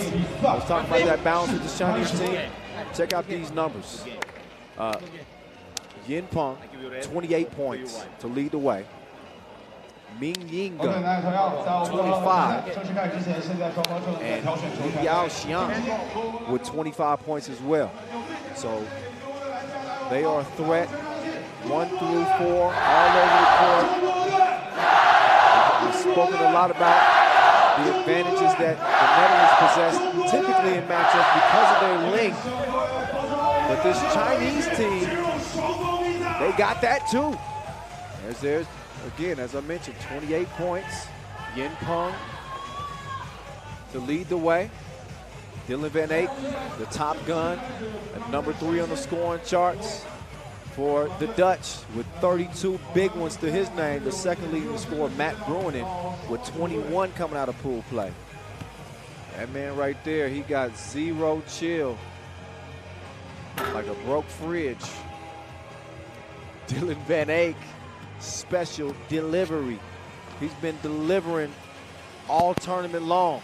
Dunks, dimes, defense, triple Ds. He's like Walmart. Whatever you want, he got it. I got Walmart where you live. Maybe that's just an American thing. Anyway, this Chinese team, they went unbeaten in pool play. Just killed the competition. And they look like a real threat for gold. I'm just gonna say it. You know, they capped yesterday with a dominant performance over Team USA to continue the momentum as they head to the quarterfinals here. They absolutely ran through the Group B, wins over Romania, Latvia, Kazakhstan, and USA, as they'll look to remain unbeaten as we get this one on and popping. Driesen, he didn't have the recipe, but the follow from Van Eyck, he didn't forget the tip. Orange Lions on the board first. Here's Gung, stepping back, then stepping through for 2. Follows his miss, he's got Van Eyck flying in the air, and he's got himself a bucket. It's 1-1, they got the crowd behind him. Oh. Real deal. Couldn't get it to go. Pull up from Pong. No. Here's Dupre. He's going to get it over to the real deal. And he came through dripping. Two-piece. Netherlands in front. Another look back. Just hand it off. Give it to the dude with the strap. Somehow he made it through the metal detectors. We got a shooter in the building. He's on the bench now, but Pong at the stripe. Represents Team Lehman on the Pro Tour. Had several tournaments under his belt. He's got a free throw make under his belt too. Nice pass to Dreesen. Couldn't finish it though. Raydell though recovers it. The hook is a miss. Tips it out of bounds. Off orange. Ball over to white.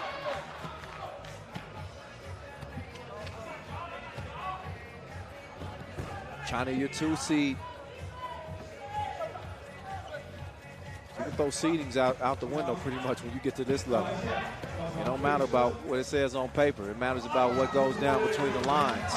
Good D from Bruin. That's a key player to keep an eye on. Oh, you better keep an eye on that.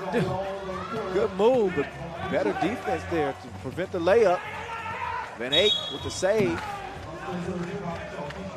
And a kick ball called on China. It'll be Orange Lions rock.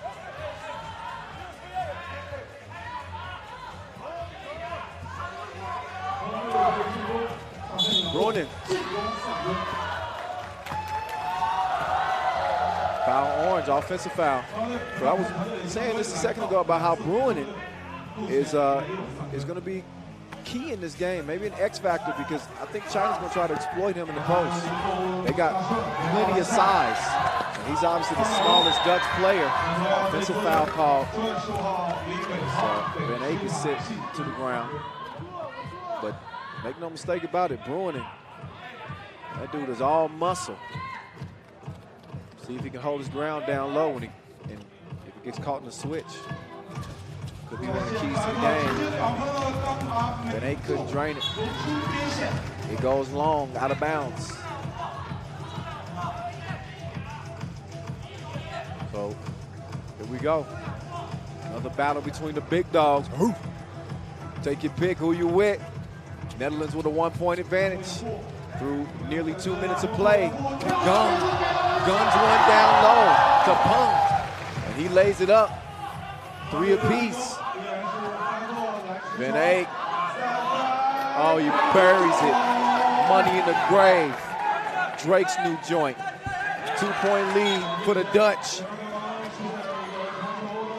So Van Eyck looking up at me saying, let's go. I can't do nothing for you. You keep doing what you doing. 750. Oh. Watch them ankles. Bruin, step back. Oh, he draws the foul. This is the start. This is the start that the Dutch wanted to have. Just a 2-point lead, but Bruin shooting 2 here could make it a 4-point game. This is one where the margin of error is so slim against this Chinese team. I'm not just geeking them up. They are as good as advertised. And the Netherlands know it. Bruin, who played 4 years in Serbia, gets his first of 2 free throws to go.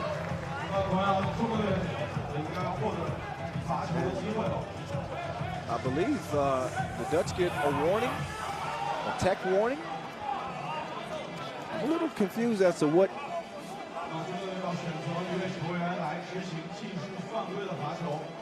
Oh, they get actually hit with a technical.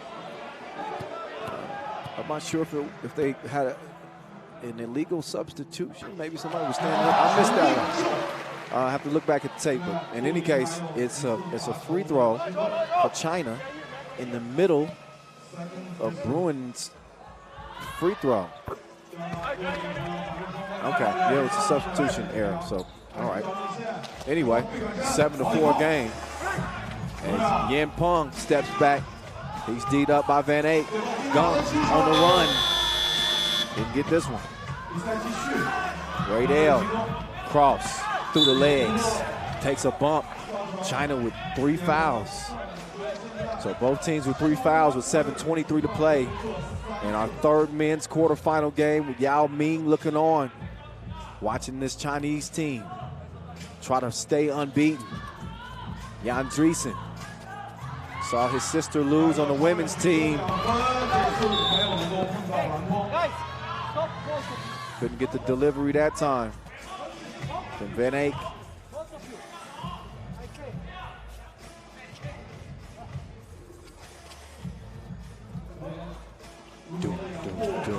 Kyle Montgomery, AKA the voice in your ear.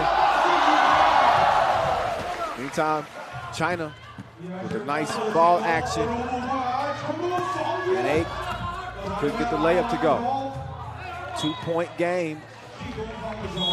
9 seconds remain on the shot clock for China. Hey, if you're not following us on social media, please do it. At 3x3. At FIBA 3x3, excuse me. At FIBA 3x3, that's our official social media account. Use the hashtag 3x3 U23. Look back at some of the highlights, the cross and the sauce from special delivery. The man is wet. He's beyond wet, he's drenched.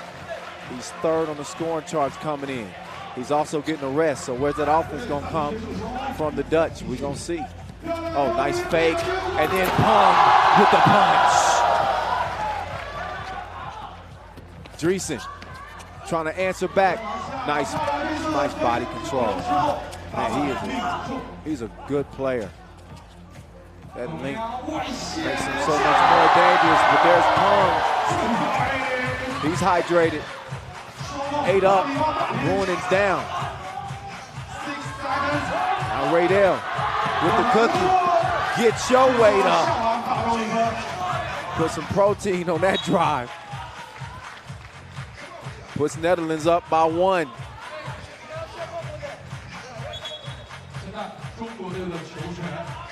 Hey, if you want to follow me, you can do that too. At 3x3 the voice. Oh, nice pass. Oh, crafty. Bruinen on the move.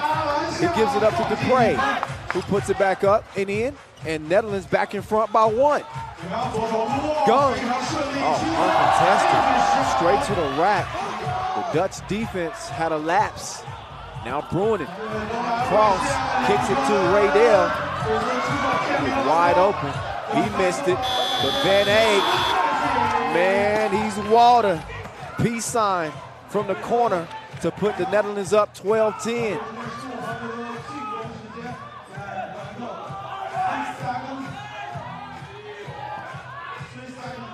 Van Eyck. Dylan fires it up late in the shot clock. It's over to the Chinese.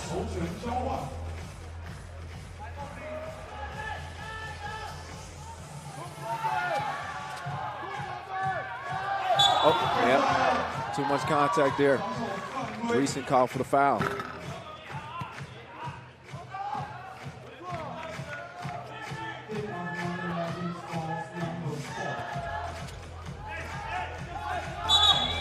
Oh, foul. On Triple D. That nickname courtesy of his mama. Dylan Triple D. I'm not mad at that, Mom. You're probably pretty mad about that foul. It's the 5th on the Orange Lions.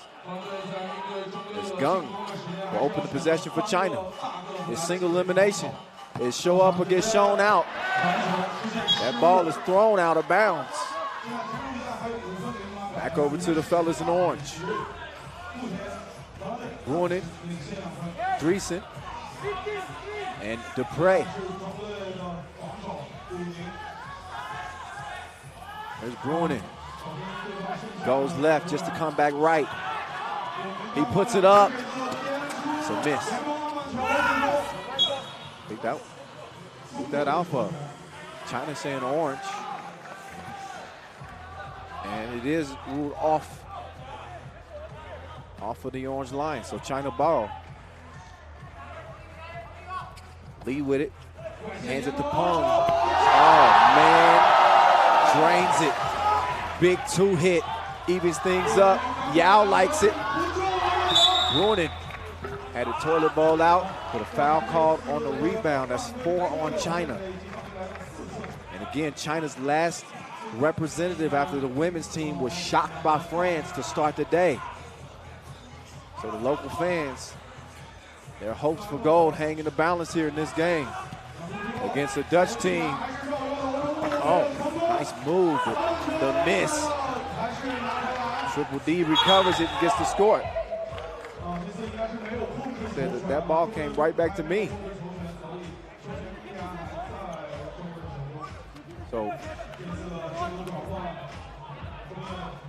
gets a warning for defending in the restricted area. If it happens again, it'll be a technical.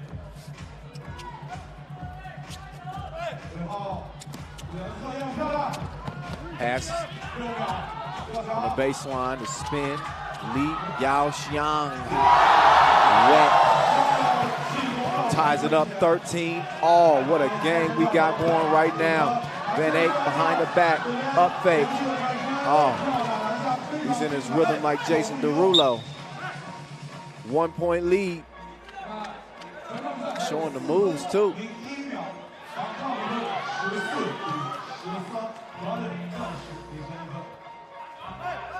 Look at that.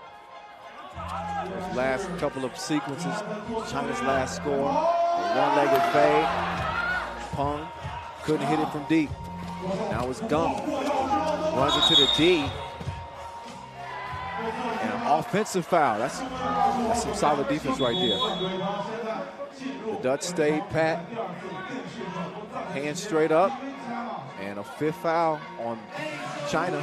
Evens things up in the foul category, but the game is separated by 1 point.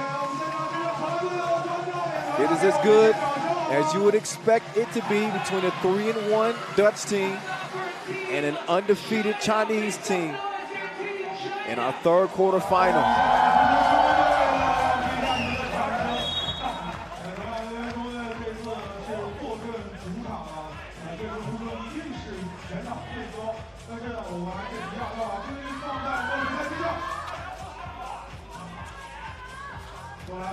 Raydell, quick step. Too much sauce on the shot.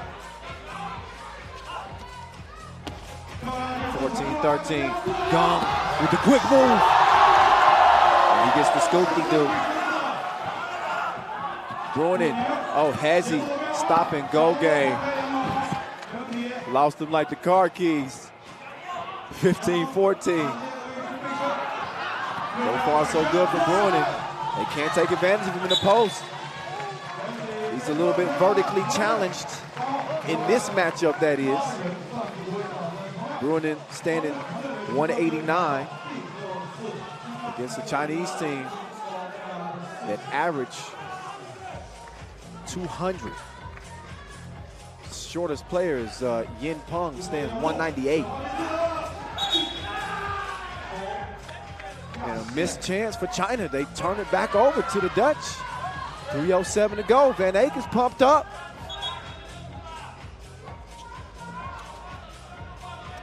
Good special delivery. He gives the package to Dreesen. Get the yellow tape out and the white chalk. He just killed that man. He needs some milk.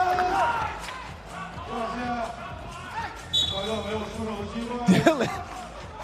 Oh, man. Drees has been on the verge of getting one of those all-tournament.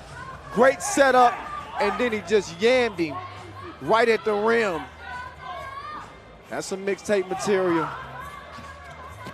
Another nice setup, but this time Dreesen couldn't track it down. He gets it over to special delivery, and he comes up abbreviated. Short, 2-point lead for the Orange Lions. Oh, China almost mishandled it. Credit to Dutch D. It has been tighter than aerobics clothes in this game.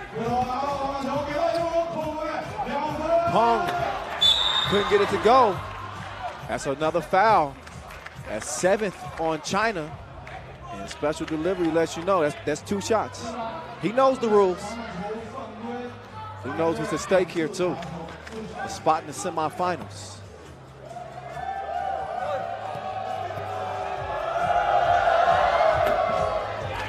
First of two. True.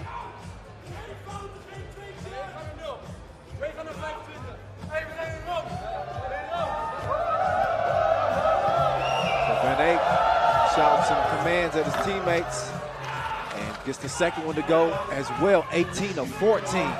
Netherlands in front. Back door. Gong lays it in. China ain't going nowhere, not yet. Raydell with the handoff to Bruinen. Bruinen, quick move to the right. Floater, missed. Raydell trying to keep it alive, he can't do it. Gong comes away with it. Buck 55 and counting left. 3-point contest. Gong gets a good look at the rim. Two-piece, no biscuit. Special delivery with it now. He's a dangerous man with the rock in his hand. Behind the back. Ain't no stopping him. 19-17. Oh, and just a bad miscommunication. We've seen a couple of these from China in this game where they just haven't handled the ball well, and they haven't done a good job containing special delivery either. They knew he was going to be a problem coming into this one. He has accepted the responsibility and taken on the role of the top player. He's been getting buckets, but he's also been setting dudes up. Gleason with the strong finish. And now the China champs start to rein in.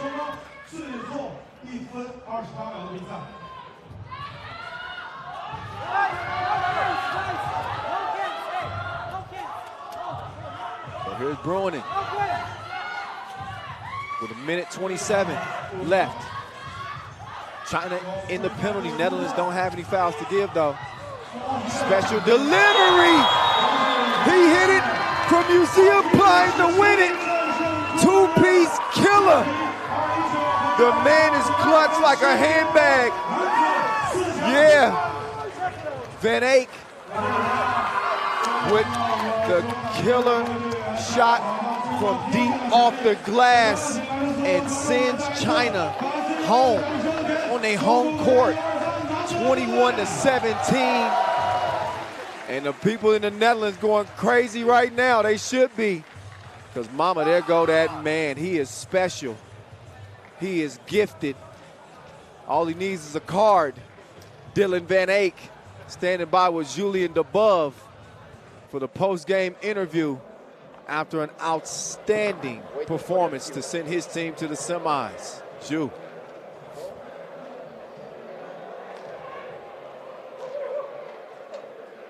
We're here with the real deal, Dylan Van Eyck.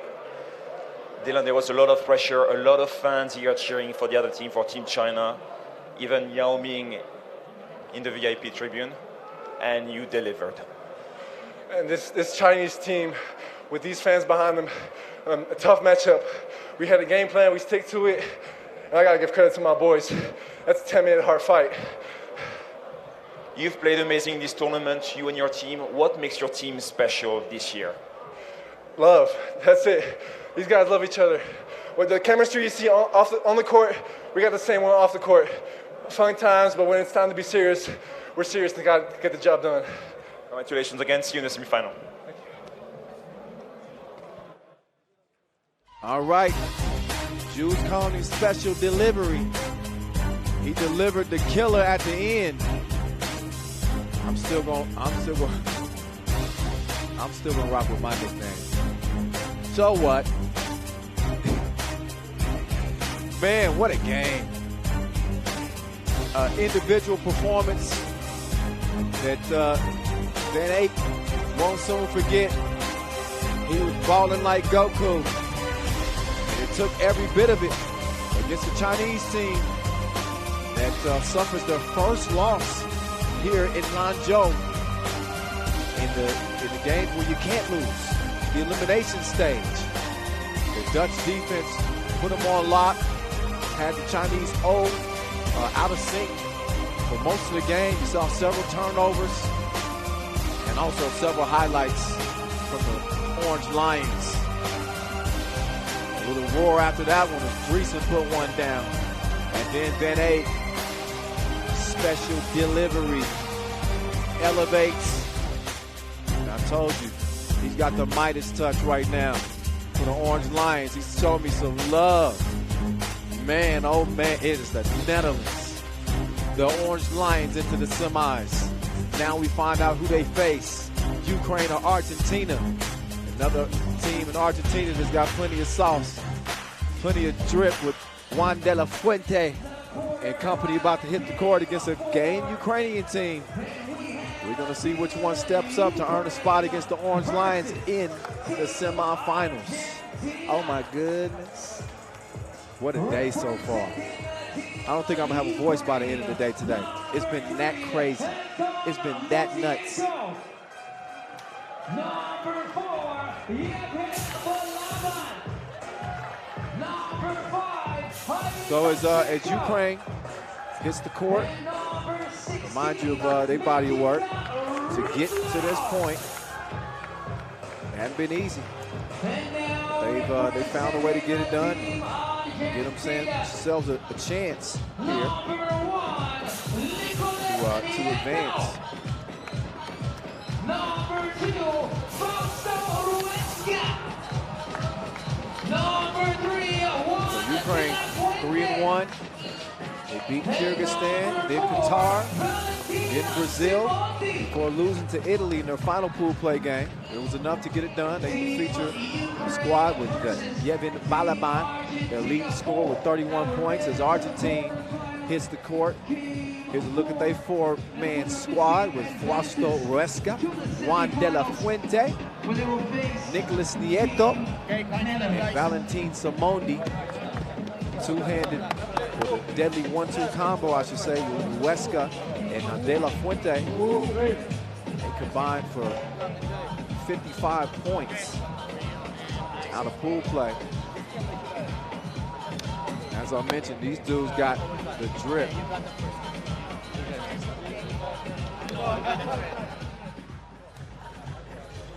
And I've got another special guest, Yassin Moussa, coach of the Qatari team. They didn't make it to the elimination rounds here, but good to have you back on the broadcast, my friend. Yeah. You saw the game, China against Netherlands. Of course, I think I might have saw a little bit of it. That was a beautiful basketball, man. I was like, it was exciting. I'll tell you that Dylan Van Eyck dude, man, he's something special. But so is this guy right here, Juan Esteban de la Fuente. Yeah, the jumper, high jumper. Man, he's a human highlight reel. Yeah, I know, man. But Netherlands, yeah, I respect this team, man. I love it. No, without a doubt, the Netherlands, they pull off a huge win over China to get into the semifinals. But that was then, this is now. It's the 2018 Youth Olympic Game winners, Argentina. Plenty of talent on this team. Yeah. They bring a lot of swag. You get, they've been a constant on our highlight reels out here in Lanzhou. Ukraine more an all business type team, but I love the interior presence that they have with Ruslo and also obviously Balaban leading the way in scoring. Yeah, exactly what you say. The way you say, you know, those guys, they are young, athletic, 20 years old, 21 years old. They can do everything in the court. They can shoot, they can attack, they can dunk. They switch in all the pick and rolls. So 3x3 is getting really exciting, and it's getting, you know, a lot of good players. You know, I saw a lot of great players can play a 5-on-5. You know, in the last 2 days. Yeah. Yeah, Ukraine, even Kazakhstan yesterday. I like Ruslan, number 21. Yeah. That kid is good. You know, Played pretty well. He's like 6'5", 6'4", can shoot the ball, can attack, athletic, can boast a little bit. So those kids, maybe next 4 or 5 years, we're gonna see them maybe EuroLeague. Yeah, hey, the 5-on-5. We're looking at the future of 3x3. This is U23. Yeah, hope these kids can continue next year. Yeah, Olympic, you can see a lot of good players in Olympic. You got Bobo Magasa in the dunk competition coming up. Yeah. Yesterday he jumped over his teammate. It was also, you know, because the next week we have a tournament in Doha. The World Beach game, 3x3. Yep. So I was like, Nadim, he has an injury in shoulder. So when Magasa put him there and want to jump over them, I was so, you know. Yeah, I thought about that. Yeah. Meantime, Musienko gets to the cup and lays it up. Musienko their second leading scorer. He gets his 22nd point of the tournament. De La Fuente gets to the crib, but he couldn't hit it. Kicked out, missed off the rim. Argentina on the attack. Nieto, jab step, kicks it. Oh. Let's walk a little bit. You know, he might have got away with a step there. Yeah. They don't get away with a shot clock violation. They didn't get it up in time. There's a lot of good games today. We saw the two quarterfinals. Serbia against Italy. Latvia, yeah, that was a great game. Russia against Italy was a close game as well. Went to OT. But that Latvia and the Serbia game, I thought the game will be a 50-50 close game. But Serbia, they hit like 7-3 points, 7-2 points. That made the game. Yeah, they ran away with that one. That's a tough De La shot. Fuente, take that man to Vegas. Yeah, that was a tough Lucky. shot. Behind the goal. Yeah. That's your E in horse. I guarantee it. De La Fuente, the human highlight reel. That was nice. A perfect dime. Beautiful dish from De La Fuente. Yeah, that's a close game. 2-2, Ruslo, run up, get done up. 2 to the chin, he gives it to De La Fuente. Now, back in De La Fuente's hands. Tough shot. Yeah, he misses the two-piece. 4-2 game. De La Fuente out of gas. That's a fatigue foul right there. Almost 2 minutes in, that lets you know what this game is about. It's going to take everything you got, especially at this level. Quarterfinals, win or go home. Yeah. Ruslo to the corner, yeah. The new 3x3, if you don't hit that 2 points, if you don't score like 5 or 6, you don't have chance, you know. Got to be able to knock it down, yeah. Especially those knockout games, quarterfinal, semifinal, you must shoot a high percentage. Nieto. So far, Argentina going for the 1 point, going for, Liam, and they are missing. 4-2, Ukraine in front. These two have never met at the U23 level. Both teams 3-1. Yeah. Argentina out of Group A and Ukraine out of C.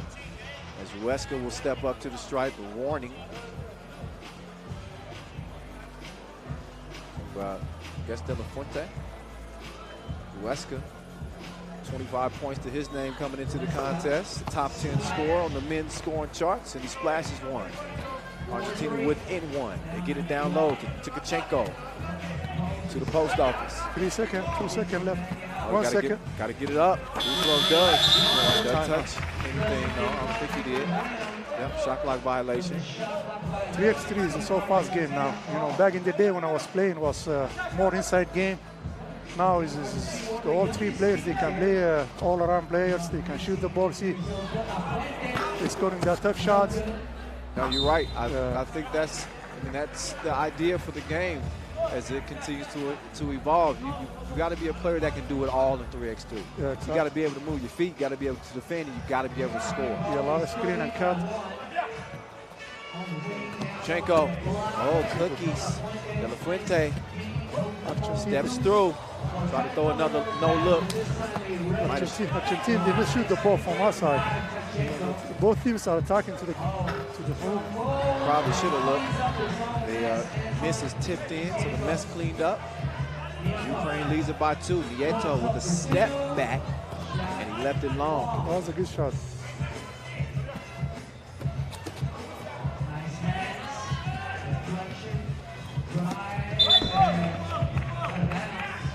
So just past 3 minutes to go in the game, so you know what that means. It's time for a TV timeout. In another close game, we'll look back at some of the highlights. Yassine Moussa, coach of Qatar, on the mic with me, the voice. Yeah, that was tough. See the tough shot? Oh my I like God, that shot. look again. This is just ridiculous. How, Sway? Behind the goal. I saw a lot of good highlights in this tournament. You know, the young guys, he's the human highlight. And I like it. Sometimes De La Fuente will get a little too fancy for some people's taste. I like every bit of it. I like extra sauce. And he's got plenty of it. Got dizzy, but he couldn't finish it after the spin move. The Argentine team, they blame, you know, too many one-on-one. You know, the 3x3 now it's not a game of one-on-one now. It's a game of a 3x3. You know, a lot of movement, you know, screen cut, backdoor thing, you know. Yeah. You have to move the ball, you know. We're going for one-on-one, one side, isolate, see, another tough shot. Yeah, you're right. Yeah, we're taking too many tough shots. Sometimes, you know, you can get away with that because of the talent that you have. But as the competition gets stiffer, you're right. That strategy all of a sudden doesn't work. So far, it has not worked. Yeah, 7-3, another one-on-one. The last three position Argentina is going one against one. They're not moving the ball. They're not looking for the 2 points. If they want to get back to the game, they have to shoot that shots. But even that was tough, you know. Oh, it was like 4 seconds left. Yeah, he still had a little bit of time. Yeah. But again, yeah, a tough shot from De La Fuente. But they'll get a fresh 12 now to start at the top of the key. Huesca to Simondini.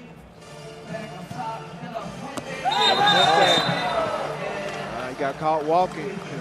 Should let it go, that one. You know, it's a 3x3. 6 minutes to play. Musienko going up. Oh, nice back go. Nice lob, hook up. The Korean team, this tournament, I saw a lot of highlights, you know, especially for the number 5. Yeah.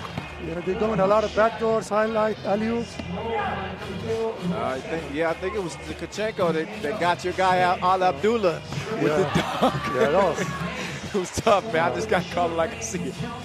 Yeah. Oh, Simondi. Oh, he got the rock on the yo-yo. yo-yo. Step back. Step back. That was nice. Yeah. $1 million move, 5-cent shot. That don't add up. Neither does the 2. It's missed, but Ukraine sticking with it. And so far, sticking it to Argentina. 6-point lead. De La Fuente attacks the rack. Take that. They need it. They need that finish. That one. Yeah, chance for a 2-point play here. Can make it a 3-point game. Look again, he got the step. Is able to finish through the contact. And doing his push-ups and curls. Eating his spinach.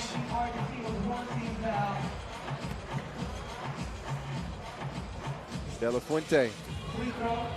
He's gonna knock down the free throw. And it's a 10-6 game. Down low, they go to Balaban, their lead scorer.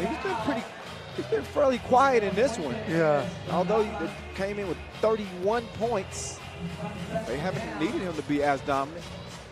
Although I'd say his presence, though, in the paint definitely makes a difference. Tkachenko couldn't cash in from the corner. Balaban. That was a good move. One-handed rebound. He had a little bitty Nieto hanging on his arm. The score is kind of low. Argentina, they score like 6 points in 5 minutes. Yeah. You guys really score low. Ruslo to the corner. Chenko down low. Balaban missed it. Point blank. That's one you gotta have. You had Nieto on. Ruesco. That was a nice shot. Missed it. You have to go for the threes now. Yep, De La Fuente. One-on-one. It's a good D. He has a mismatch inside, and he passed the ball. Balaban got to get the shot up. And he passed again. Yeah. Should walk at least one dribble. Yeah. At least, you know, he should go, you know, one dribble. He has a mismatch. The first one, just one dribble, club the defense, and kick the ball. Yeah. Well, he catch and he kick the ball. That's why his teammate getting an open shot. That's another 3-point. Another wide open look. That's going to cost them 2. The double dip. It makes it a 12-6 game. Nice alley-oop connection from De La Fuente to Ruesca. Ruesca fakes the handoff. He says, I'm going to take this by myself. Draws the foul. Number 4 on Ukraine. Argentina with 4 fouls too, but they're still looking at a 5-point deficit. I feel that Argentina, they are not aggressive. They are not enough aggressive on the defense. They're playing like a kind of pickup game. You know, this is not a quarter. When you play quarter final in world level, you should come more aggressive on defense. You know, bring the defense. See the way they play. It's like this game is kind of Not like the game we saw it before, China against Netherlands. That game was more, that's another tough shot. Yeah, it's Kuteko this time, so Ukraine getting caught up in a little bit of the ISO ball a little bit. Yeah. It doesn't work to their benefit on that last He's going to shoot another tough shot. Yeah, Nieto fading away. Tough shot, he was late in the shot clock. So not only moving that ball a little bit more might help him, but getting into that action a little bit quicker. You don't want to give yourself a tough shot late in the shot clock. It's going to be difficult to make it every time. So score stays where it's at. Still plenty of time left. This is 3x3, 12-second shot clock. There's going to be a lot of possessions to be had in these the final about 4 minutes or so. So we'll see if Argentina can trim into this lead. Right now it stands at 4, only a 2-possession game. As Musienko, who started from the top of the key, he gets Tuchenko open in the alley. Now Nieto. He got to a spot. You got to make those though. Oh, good D. De La Fuente stopped it from getting down the Balaban. Would have led to an easy layup. So they dodge a bullet there. Look again at that last oop action right out of the break. And a quick foul on De La Fuente. It's number 5. That was a bad foul. Yeah, you don't need that foul. You know, pressure the guy, and he's not in the position for the scoring position. You know, just had the ball. Oh, that's nice move. Musienko. He lost De La Fuente. He couldn't knock down the 2-piece. Huesca on the move. He takes it and he makes it. Yeah, it's 2-position game. Just a two-position game, you know? Yeah, 4 points separate the two. Ukraine still with that lead, though. Ukraine was one of 7 countries with 2 teams representing men's and women's. The ladies squad didn't make it. Nice ball fake. Argentina, they should move the ball and go for the threes. Hand off to Huesca. There's some of that ball. Simondi is fouled by Balaban. Simondi will have a chance to go to the free throw line here. Valentin Simondi. Been fairly quiet, the 19-year-old, but he can make a big difference here down the stretch. His team certainly would love him to as he makes his national team debut and misses the free throw. Both teams are 5 fouls. Oh, Ruslo. That's nice move. Nice hang time. Couldn't finish with the left. De La Fuente. Shoot that one. Jab step. He's testing the deep waters. Nice. Oh, yeah. Wet him up. 11-14. Balaban. Hey, guys, let's finish it. And finishes on the second attempt. Back out to a 4-point game. Huesca. 2-position game. He's tired. They get a little bit of a break. TV timeout. See the hands on the knees, hands on the hips as they suck and win. I thought they were going to do a timeout. Keep playing. Just over 2 minutes to play. Ruslo drops the shoulder. Fade away. And then a big foul. That's number 6. No more to give on Ukraine. So this could become a major part of the storyline here. This final 2 minutes and 4 seconds. If Ukraine gets into the penalty, not only does it stop the clock, but it gives Argentina 2 free throws. Argentina, excuse me. Yeah, they should go for that too. That's a tough shot. You know, 3x3, the mid-range shot is very tough. Either you go for the 2 long range or go to the basket. You know that I don't like. You don't like the mid-range? I don't like mid-range. You know, it's a low percentage shot in 3x3, especially when you are playing in outdoor. Outdoor is that two mid-range is a low percentage shot. I received that. Balaban at the charity strike. A couple of big ones for him as both teams now have 6 fouls. So neither team can foul. Yeah, still 2 position. You know, they need a couple of threes. But that's bad shot.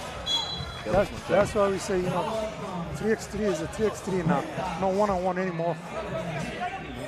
De La Fuente, he is a dangerous one-on-one threat. It ain't many dudes that can stay in front of him.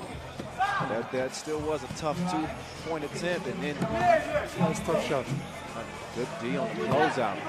Nieto to De La Fuente. De La Fuente taking it strong to the rim. Didn't finish it. Balaban called for the offensive foul through the elbow on Ruesca. So that was a 50-50 call. That. Yeah, toss-up call is given to Argentina. Anytime an offensive player gets to swing in those elbows or anything, the ref is going to be a little bit more inclined to side with the offense of the defensive player who's having to dodge those balls.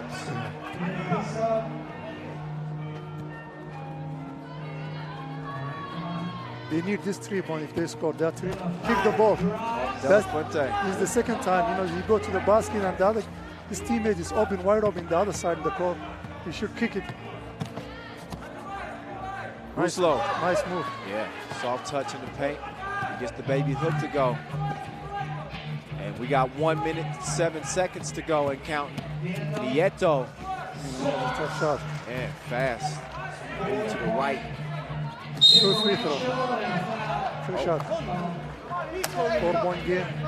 Yeah, with 56 seconds left. Yeah. The door's starting to close on Argentina. Balaban back up at the line. He's not a good free throw shooter. Even against us, he was shooting in the backboard. Yeah. He hit couple. But we'll see. He missed one earlier. That was a close game that you guys had with them. Yeah. Only to beat you 2 points. Yeah. He showed, I told you, he tried to shoot in the backboard like Korean does. Yeah. Korean, they shoot a lot of backboard free throw. You see a lot more bigs that have trouble at the free throw line. They starting to utilize that backboard, gives them a better chance to make the shot. Let's go see if he's going to shoot in the backboard now. 5-point game will make things even more difficult. He hits it. It's very dangerous pass. 54 seconds to go. They still have a chance, Argentina, if they hit the quick 3. It's a lot of times in a 54-second in 3x3. Ruesca over to Nieto. That's a 3. De La Fuente. No, not this time. Still their ball.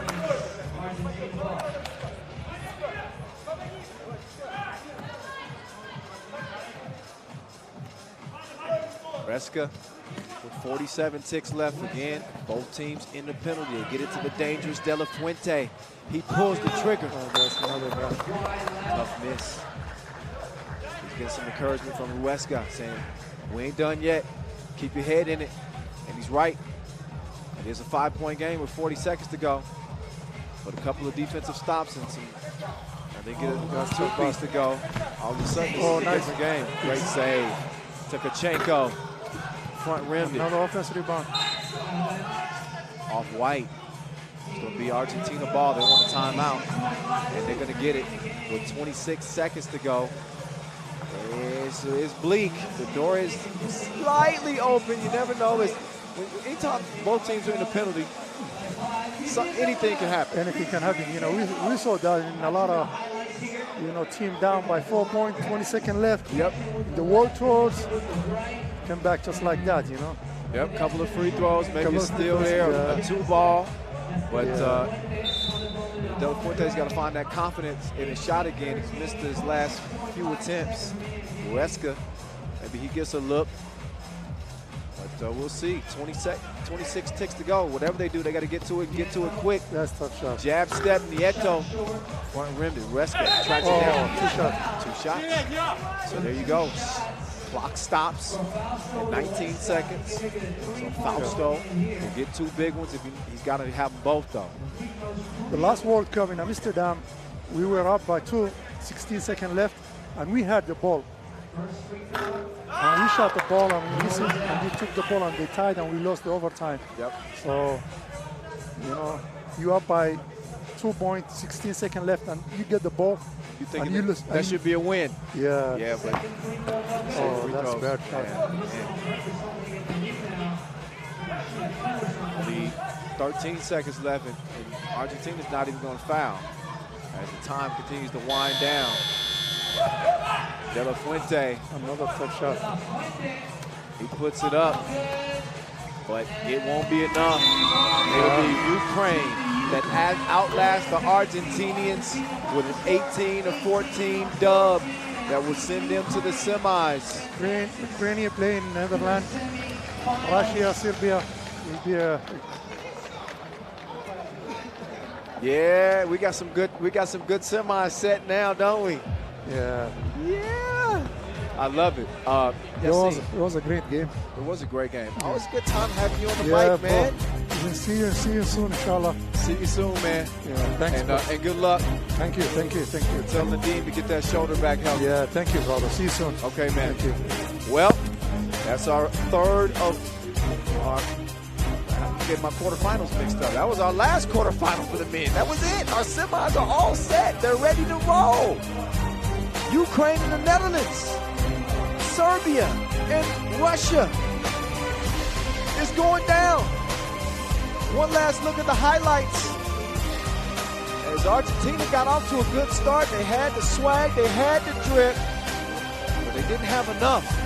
Ukraine, the more consistent team, they stuck to what they know, played tough on the defensive end, drew up some nice action out of the timeouts, and they find a way to get it done. And they look bewildered. There's Argentina. They just didn't have enough to keep up with Ukraine. It's an 18-14 win, which sets up the semifinals on the men's side. Get a look at the bracket, just in case you didn't believe me. There it is right there. Russia and Serbia, Netherlands and Ukraine for a spot in the gold medal game.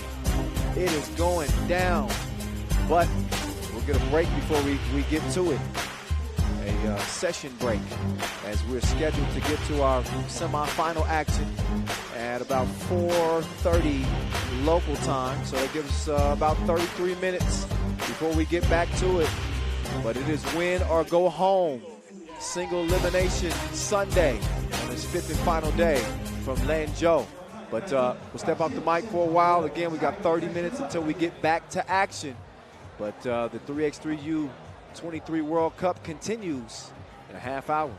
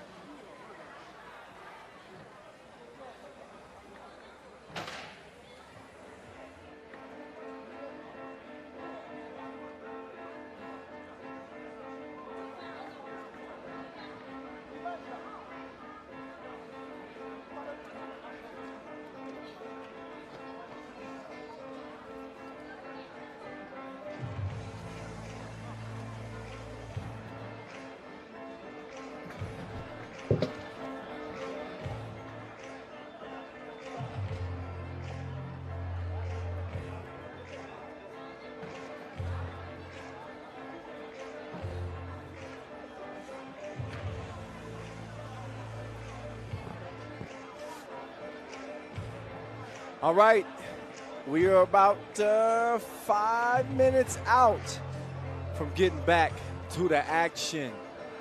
We've reached the semifinal stage. The women will go first.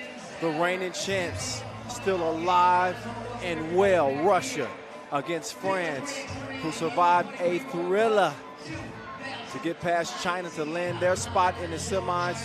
You got Japan and Belarus. In another game, I'm keeping an eye on the guard matchup with Anastasia Sushik and Yamamoto going toe-to-toe in that one. A spot in the gold medal game at stake. But for each one of these 4 teams, they will have 2 chances to medal. So even if you lose here in the quarterfinals, you will have an opportunity to play in that bronze medal game. So all hope is not lost, even in a loss. Just something that you should know heading into this, again, semifinal stage. What's happening? It's your boy, the voice, Kyle Montgomery, in your ear, have no fear. This Russian team, they have won 41 in a row at the under 23 ranks. They got a deadly combo. The twin sisters, Evgenia and Olga. They're joined by Ekaterina Polyashova, Yulia Kozik, coming off a quarterfinal win. Dominant win to start the day for them. They're going to try to keep the good times rolling against a France team that is as serious as a heart attack. You bet not sleep on them. They got the magic, literally and figuratively. Victoria Magic Kodunmi, a.k.a. Magic. Anna Injak, Kat Moss, and Maud Stervinu. We're getting this one on and popping. Ain't no stopping. Once you get to this stage, it is win or go home. That's simple. It'll be a good matchup here. 2 very proud countries, great federations behind them. France with that 18-17 win over China in the quarterfinals. And for Russia, it was a 21-6 beatdown of Germany. So the Russians have not been challenged to this point, as again, they're undefeated here and on a 41-game run at the under 23 level. Only 1 loss for France. It happened in pool play. They lost by 3 to Ukraine. That was only 1 little hitch and they get up. But they have been getting to it. And I've been saying it all. That was an instant classic that we saw between them and China. But no more Chinese teams representing, as both the men's and women's squads were eliminated. The men's team lost to the Netherlands with Yao Ming in attendance. So he won't get to see this talented big right here for Mother Russia. Ekaterina Polyashova, who came into today's action with 30 points to her name. Good for number 4 on the scoring charts. Set the tone for Russia in that 21-6 win over Germany. They didn't have to have her really going full steam ahead because they had so much other help from the Filipino twins, obviously. Kozik also was getting her touch going from deep range. And Victoria Magic, top scorer in the ladies division. 34 big ones for her, and a huge finish for her in the quarterfinals. A free throw to tie it, and a strong drive to win it in the final seconds, which has landed them here in the semifinals. Gold medal game is at stake here. We're going to find out which will be the first team here at the U23 World Cup to get it. They mentioned again that won it last year, this same Russia team from a year ago. Well, actually, that's the men's team. This is a different Russian women's team, but given the same results. Ref Vladimir, Ref Yu Yin will be handling the officiating duties as we get back to it. It's time to do it. Sterbenou starts the possession for Team France. Magic over to Sterbenou. The drive and the kick is kicked. Same football. It's 3x3. That'll be a violation. Ball back to blue. Sterbenou swings to the left. She's going to get down to the block. Look at the movement. She's coming around the screen to get it down to the boss lady, but she couldn't handle it. Good matchup. 1 through 4. Oh, quick move. Kozik stepped through. Missed it. Good deep from Sterbenou. Shot clock violation.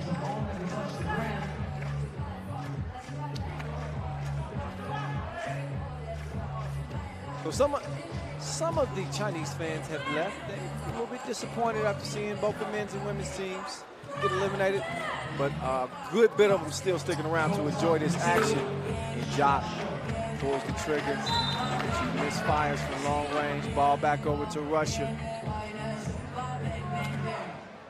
Team France trying to take down another unbeaten is Chinese women's team. Now Russia trying to avoid that first loss and keep this 41-game winning streak alive. They strike first and take a 1-point lead here in the first minute of the game. Here's Magic. Stop and go.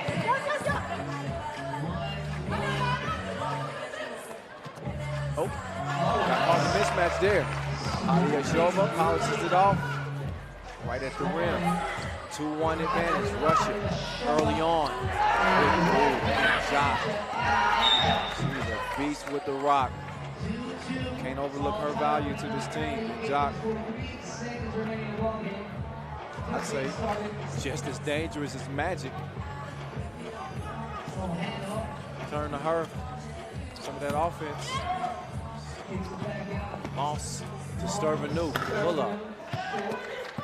Didn't put enough sauce on it. Kozik. She's short on her. She though. Foul called on Moss. They give up an easy bucket. So you got to earn it at the strike. Kozik will try to do just that. Here's Yulia Kozik. First place in the final at the World Urban Games. 23 Nations League champs. And it's a shooter's touch at the strike. Here's Magic. Down to the boss lady. Quick feed down low. Heads up play from Russia. Such a smart team. Magic. Pass is deflected. Kozik to Evgenia. Kicks it over. Polyashova. 2 toes behind the line. Couldn't hit it though.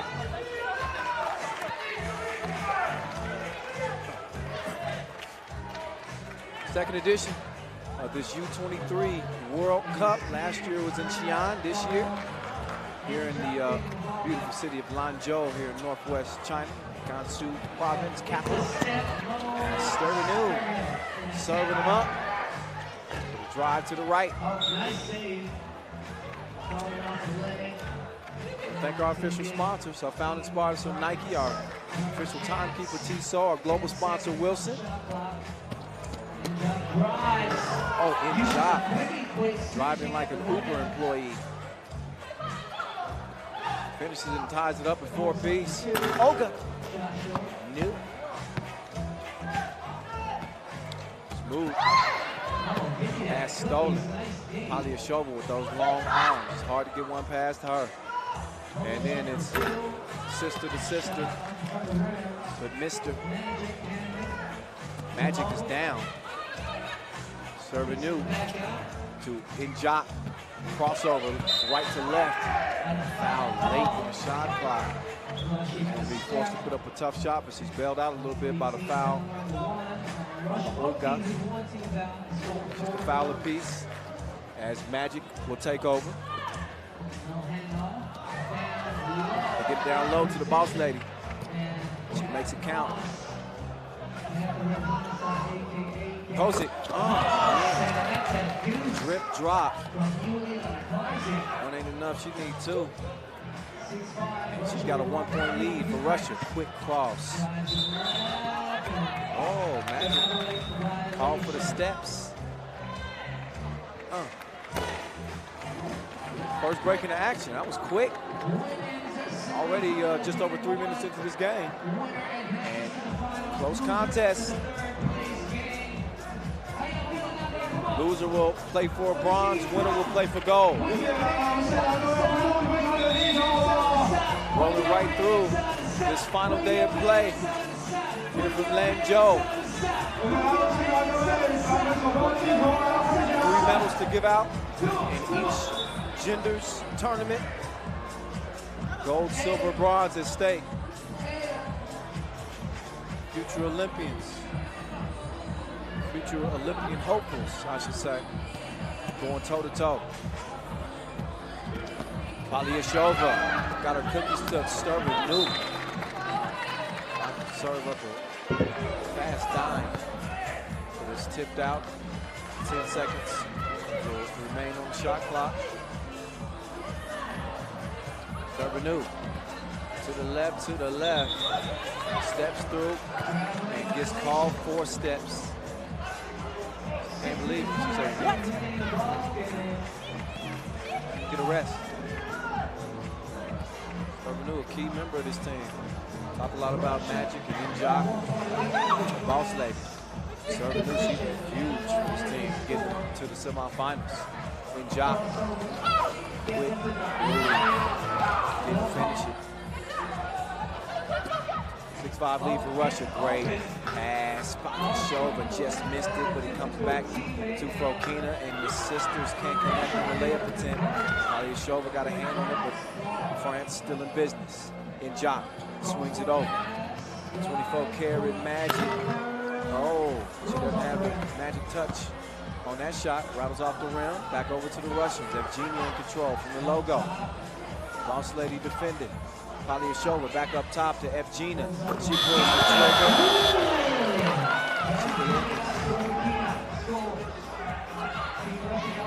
Inja. On target. Evgenia to Olga. Step. She's Gucci. And it's Magic. All net, all wet. It's still dripping. Her team is still down by 3. Foul number 2 on front. That's whistled on Magic. Again at that last splash ball. She's rolling in a deep.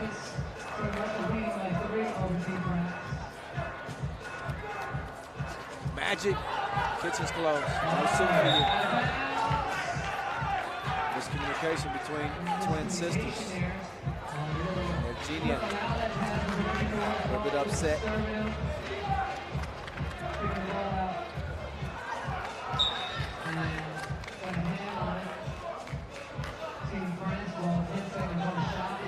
Not a full shot clock, but 10 seconds, plenty to work with. Oh, Sturman new. Change direction. Gets to the boss lady. She lost her footing and lost the rock in the process. Olga tracks it down to Polyashova. Oh, the ballerina spin. But she comes up empty. Cat Moss. Oh, Hezzy. Good job. Get it over to the boss lady. Out of bounds it goes, back over to Mother Russia.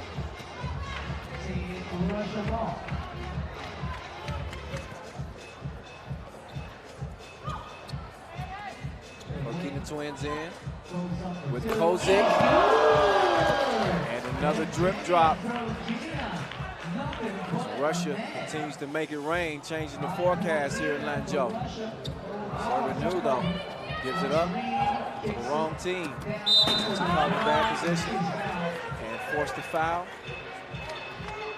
Number 3 on fronts. Russia with 1 foul to their name and a 5-point advantage with 4:04 to play.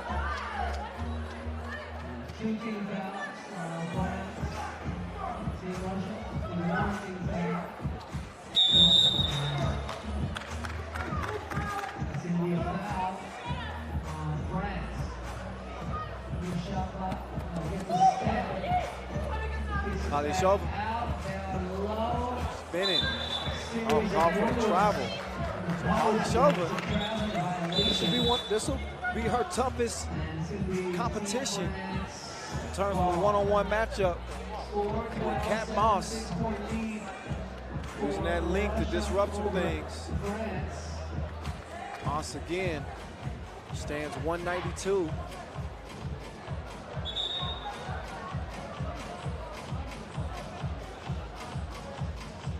That last two splash from Magic. 3:51 and counting.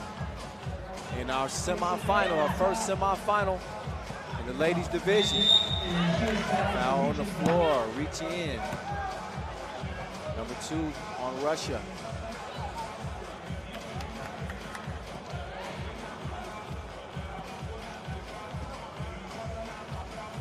Magic to Njak.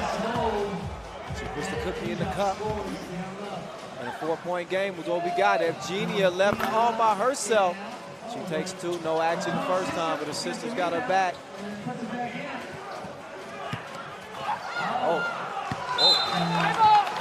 Hosick hit the deck. Then Njak put on the brakes.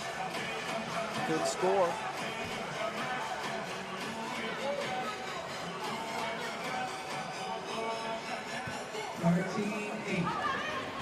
13-8 it stays. Team Russia ball. 10 seconds on the shot clock.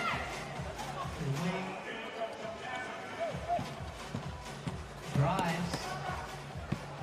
Here we go. Corner. 2 missed. Hosick though. Right spot, right time. And she's able to draw another foul on France. Picked up a couple of quick ones, but still just 4 fouls on front, so really no danger of being in the penalty yet, but here we go. That's another foul. So that's 3 quick ones, and they get hit with a technical, so they didn't check it up cleanly. So that, Evgenia. This is the free throw. But possession goes to Russia. Over to Evgenia. Pavlyushova. Good action. Evgenia took a shot. Holding her grill. Look. Rebound attempt. Oh, Evgenia, 2 defenders on her, missed it. Pavlyushova with the hustle. Kicks it, goes it. Couldn't swish it. Magic, turn around. This is the short range hook. 2:34 left. France's offense hadn't quite been there. 5-point differential. Bit reminiscent of that Ukraine game that they lost 16-13. They had trouble putting the ball in the bucket. No such issues for Mother Russia. That lead now out to 6. Durbin knew. That one way deep. Missed it. Out of bounds off blue. Refs are going to discuss it.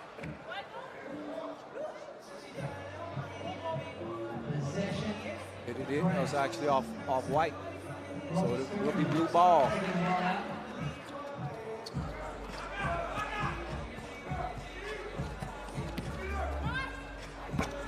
Oh, Magic.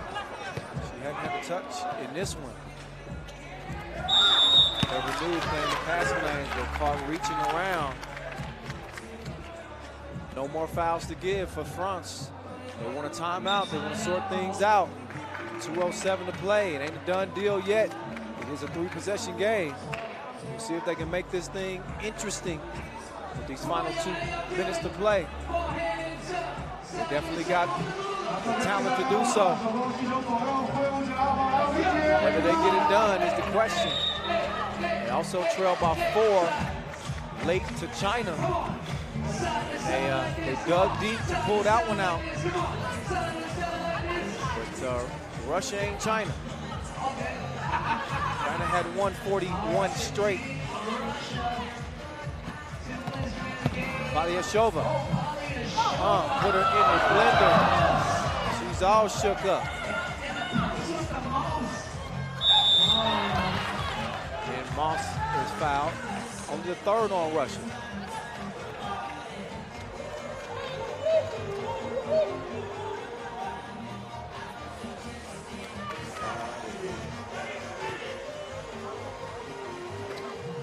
What's up, Kareem? Magic. Slice it to the cup. Soshu trying to give his team some energy from back home. They're going to need something with a 6-point deficit. Could get even wider now with Kozik at the stripe shooting 2. France in the penalty with the 7th foul.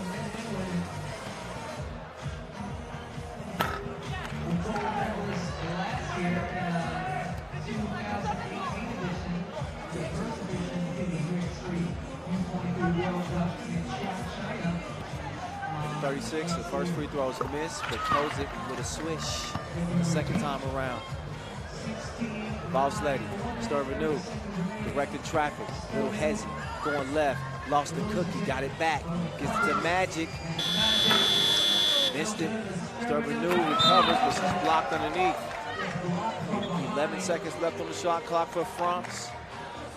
They could use a two-piece right about now. Got 3 capable shooters on the court. They got more shooters in the Steph Curry camp. And Magic takes it to the rack. Take 1 instead of taking 2, but only a minute to play. You got to start thinking about putting up a double. Kozik's show is he just didn't hit hers. Out of bounds, back over the blue. Le Bleu, I should say. Team France. They put together some good things in France. Winning pedigree at the senior level as well. Strong move from Njaka to get the score. Makes it a 5-point game. Not over with yet now. 45 ticks left. Again, I remind you, they trail by 4. Oh, there's the boss lady. She said, not on my watch. Back like a bad food order. I don't want that.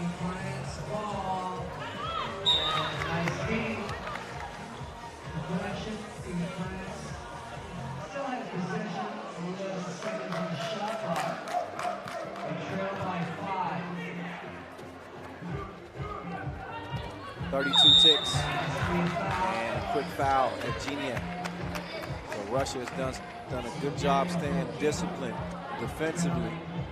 And only a 4th foul for them this late in the game. Speaks to the experience of this team as they look to defend a gold medal won just a year ago at the first edition of the U23 World Cup. Magic didn't have a touch from deep. She's had a hell of a tournament up to this point. Use some magic from her right now with a 5-point deficit again. And Russia in control. A quick shot in the shot clock. If I'm Russia, I'm holding on to it. Kozik, though, she has been a terror on the offensive glass. The smallest player on the court just causing all kinds of disruption. It rattles out the rim. It won't matter. It's only 6 seconds left, and a 5-point lead is insurmountable. But France won't be done. As I mentioned, they will still get a chance to compete for a bronze medal. So Magic, the rainbow, they will not be going to the gold medal game. That'll be Russia, as they can feel it now. 0.8 ticks left, waiting for that final horn to sound. And that's it. Russia, for the 2nd straight year, back where they left it, the gold medal game. Can they do it back to back? They've been unstoppable to this point. They haven't lost yet. They extend their win streak at the under 23 level to 42 in a row as they get past a very, very good France team who again will have to settle for competing in the bronze medal game. We don't know who they're going to play. That'll be decided in the second women's semifinal. But just did not have enough juice to contend with this Russian team, who moved to now 6-0 here in Lanzhou. And will be competing for another gold medal. So both the Russian men and women still alive. If you look back at the highlights in this one, it was a slow start for France and a slow finish. They just did not have the rhythm, didn't have the groove offensively. They got in foul trouble. So picked up some quick fouls towards the end of the game, back-to-back fouls. Victoria Machikondumi, who has been on a killing spree up to this point, come off an outstanding quarterfinal performance. He just did not have it in this one. Russia made it tough on her, and there's no answer for Polyashova. The Burkina twins help their team land a spot in the final. This is how it looks. The bottom half of the bracket, we got Japan and Belarus. They'll be lacing them up for our second ladies semifinal. And we'll be getting to that one right now. So here we go. Team Japan, Team Belarus. A spot in the gold medal game. Up for grabs. Take your pick now. They got the sneaks laced up. They focused, man. They ready to go. Japanese team is emerging as a favorite.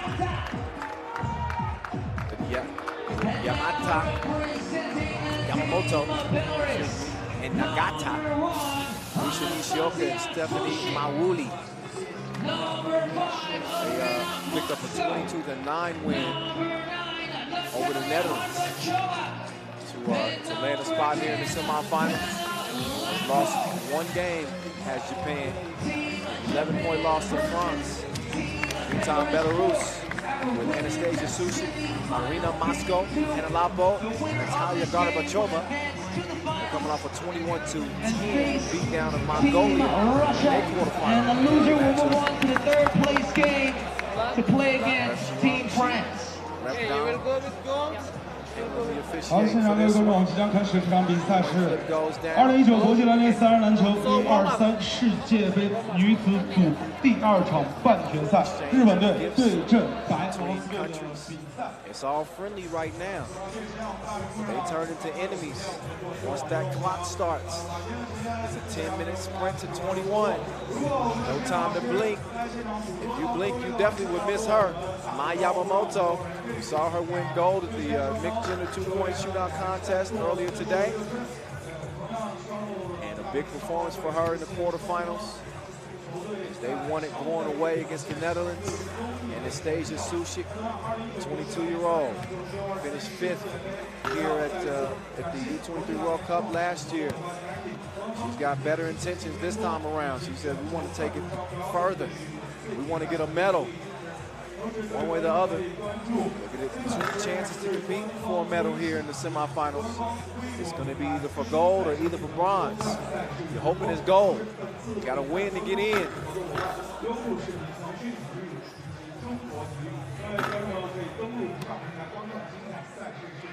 Japanese women, you remember last year, silver medal winners. Lost in the gold medal game to Russia. They got a chance to set up a rematch of last year's final. So a different year, possibly the same episode. We'll have to wait and see.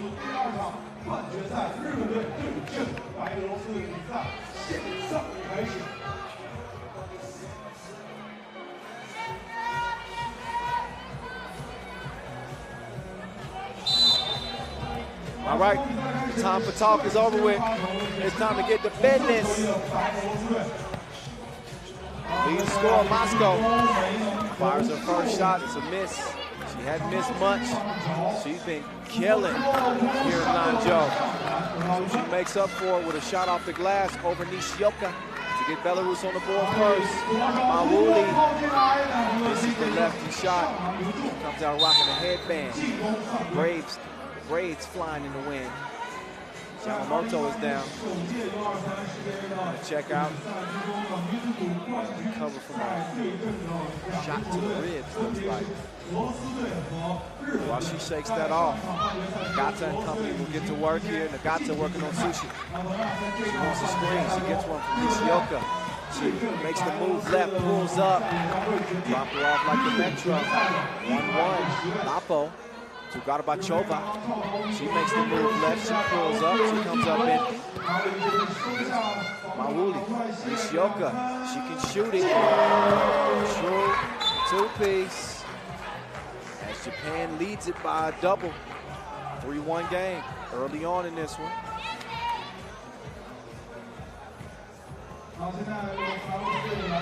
Sushi became a social media sensation after her crossover last year, having all kinds of highlight reels. Lots of highlights across one of the crossovers of the year. She got that in her bag. Right now, she's worried about defending Yamamoto. That is a difficult assignment, to say the least. Took her on the merry-go-round. She's fouled. Mawouli with that left knee bandaged up. So playing through a little bit of an injury here. Been a key piece in this Japanese team.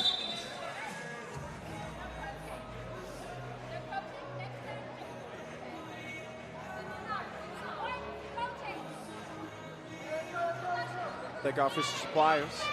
MBO, Matchy Sky, Skelter Sports.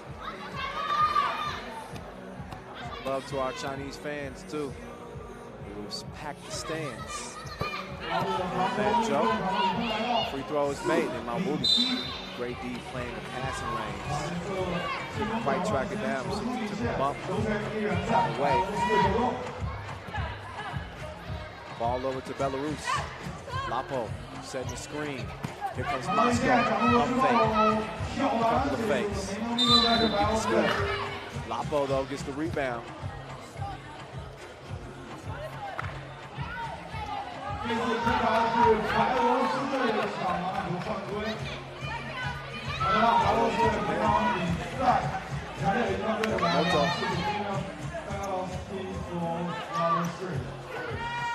Nagata.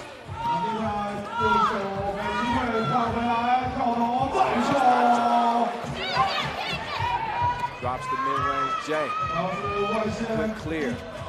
Great ball sharing. Belarus' squad. Nishioka going out of position. Call for the bump. First foul on Japan. Great guard matchup. Yamamoto got me all tongue-tied with Sushi. Mawouli charged with stopping Garbachova. That's a good matchup. And the bigs too, Nishioka and Lapo. Your guess is as good as mine. It's gonna come out of execution. Lapo executes on that play. Good finish on the reverse. Belarus trailing by 3. Mawouli changes direction. Hit him with the cross. Get you some of that. 4-point lead. Garbachova pulls the trigger. These goes and Lloyd. No, they ain't.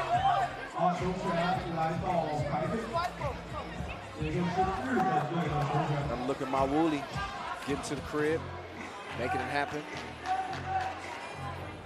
And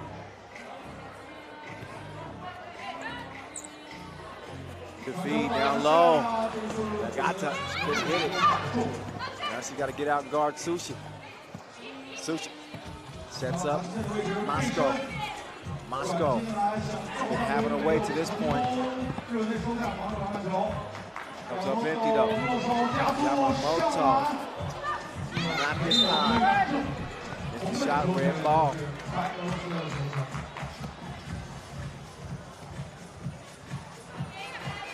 Sushi will take over. Just over 2.5 minutes in to our second semifinal.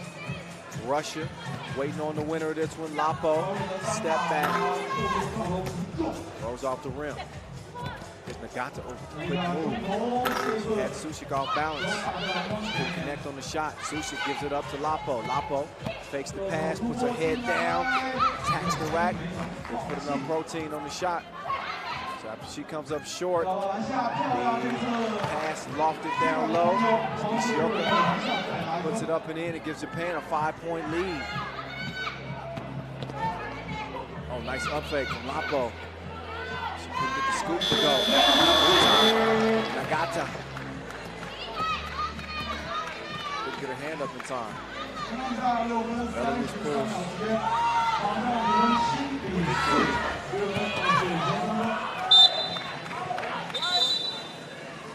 And a TV timeout. Time to get a breath.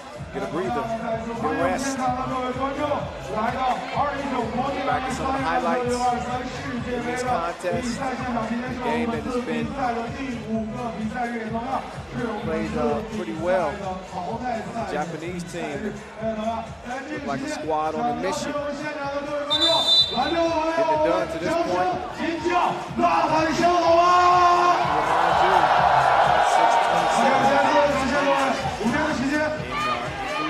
So things can change very quickly.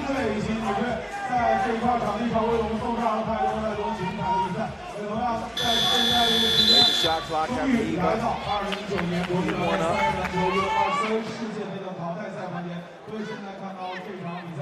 Have to do it. That possession.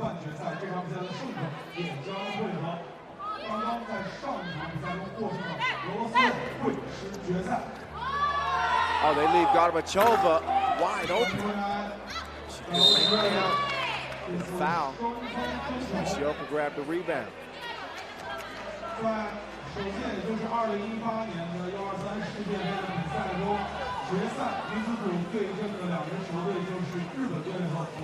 Yamamoto from the logo. Mawuli. Back to her. Down to the post office. Nishioka gives it to Mawuli. Front rim. Choker. Dribble drive. Dime. Lapo gets the score on the inside. 2-point game. Belarus starting to wake up now. Sushi called for the foul. Number 4 on Belarus. Compared to Japan's 1 foul.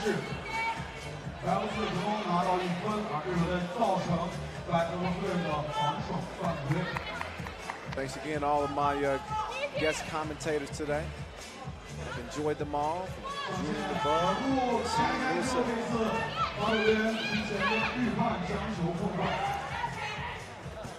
nice move. Pull up. Oh, Hezzy. Nagata. Going with the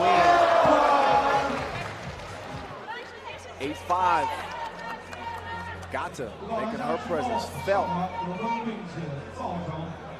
Feels the contact, puts the scoop up, and she gets it to drizzle in.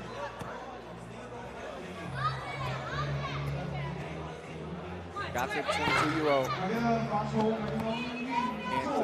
extend the lead. It'll stay 8-5. Sushi, pull up. Mawuli, give me that. She clears it herself. Nishioka setting up on the block. Nagata decides to take it herself. Gets to her spot. She couldn't drop it. Sushi with the pass out to Moscow. Moscow to Lapo. Back to Moscow. Hand up. Good defense from Mawuli, but a great save from Lapo. It won't be her ball, though. It'll be Japan ball. Midway mark. In a 3-point contest, Belarus got to be careful on the defensive end. They got one more foul to give before they're in the penalty. Hand off to Nagata.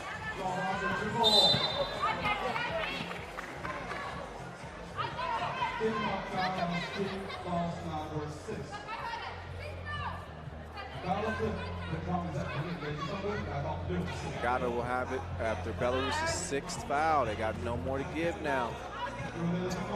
Got to get disciplined defensively. Yamamoto, stop and go. Easy pass deflected. Stolen right back.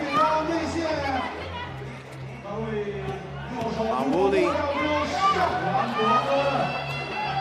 Straight to the crib. 4-point contest. Bachova, Moscow, Sushi stops on a dime. Box out. Yamamoto on the rebound. She's in business from the top of the key. Puts it up, misses it. Mawuli couldn't follow it the first time, but persistence pays off. She sticks with it and sticks the layup. Foul off the ball. That's actually foul, offensive foul. 7th on Belarus. Won't give Japan free throws though because it's an offensive foul. Defensive foul called quickly on Sushik. Shows some frustration. She avoids getting the tech though because she composed herself at the right time. It's still a game. 4:03 to play. About to be decided in the next 4 minutes. Russia looking on. Again, waiting the winner. As they're in their 2nd consecutive gold medal game at the U23 World Cup. Love this competition. Love it. Great young talent. Future 3x3 looks bright. Grab the shades.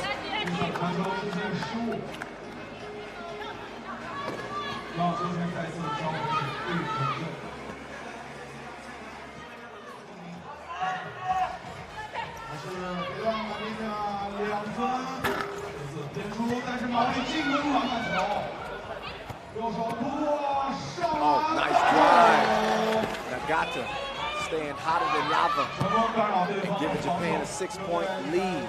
Looking for Mo now. Belarus in trouble, not only on the scoreboard, but in the foul category too.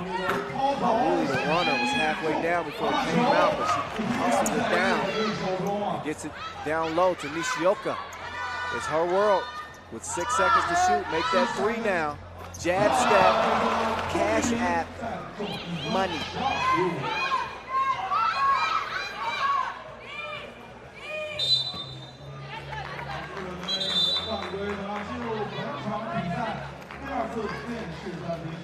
So a 7-point lead for Japan.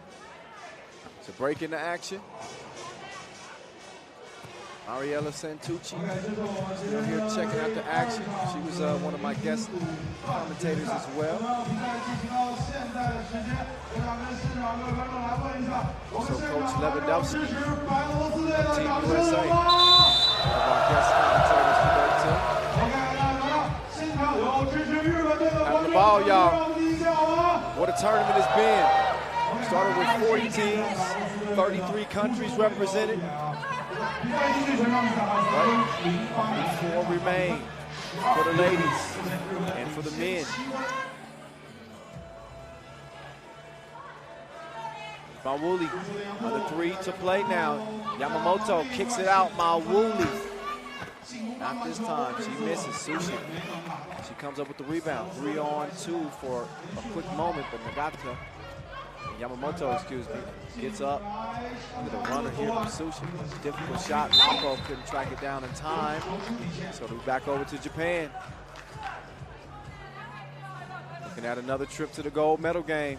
7-point lead with 2:40 to play. They take care of the ball.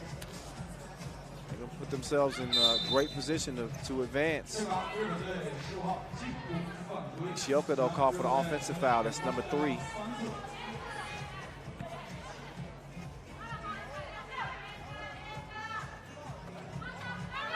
Lapo going to work here on Nishioka. The lefty scoop is a miss. She gets the bounce back though. Gets it over to Moscow. And a foul called down low. Suchik is able to get the board. 4th foul on Japan.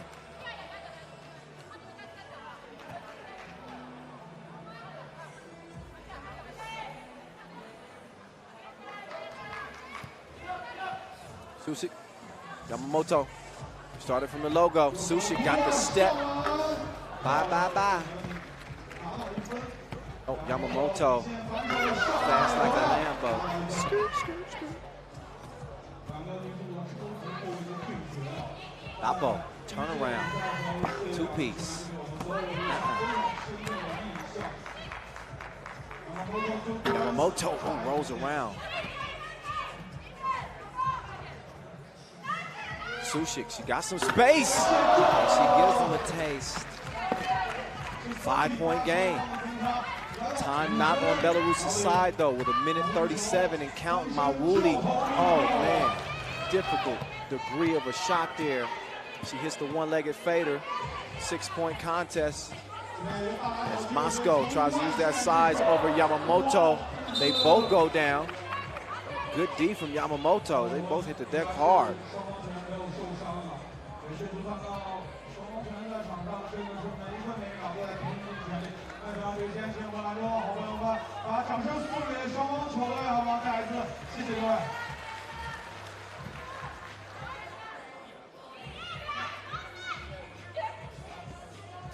Sushi, quick move left, goes to the cross, then the spin, steps through. Scoop, too long. Moscow will track it down. Ball fake from Sushik. She got 8 to work with on the shot clock. Jab right, goes left, pull up, short. Gata. Nishioka, quick pass over to Mawuli. One-on-one. Gets it done. 7-point game, Japan in the driver's seat. Sushik holding her left shoulder. She had a little bit of a collision there with Mawuli. Looks like she's good to go, though. She's going to step out and get a rest anyway. And a TV timeout, so both teams will get a rest, actually.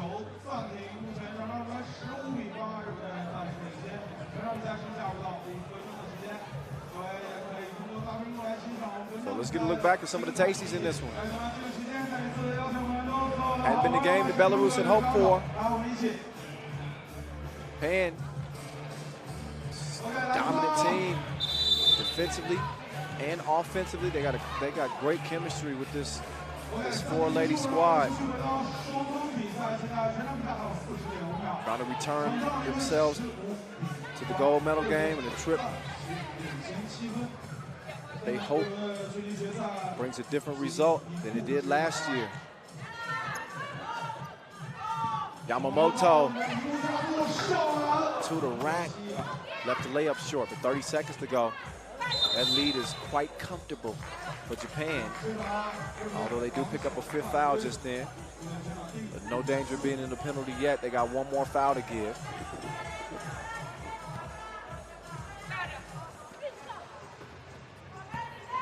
Moscow, great tournament for her.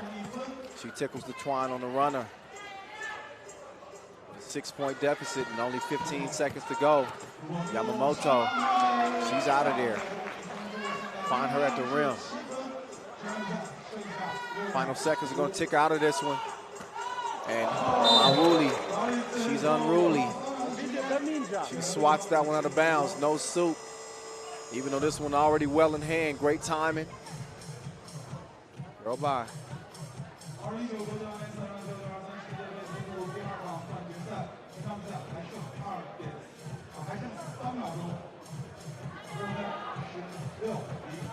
So the loser, which will be Belarus, they'll get a date with Les Bleus in the bronze medal game. But for the gold medal game, it's a rematch of last year. Japan get it done, and they will meet Russia. And show some love to the crowd. Let's give them some love. Japan, with a warning label. They are dangerous. 16-9, they take it over Belarus.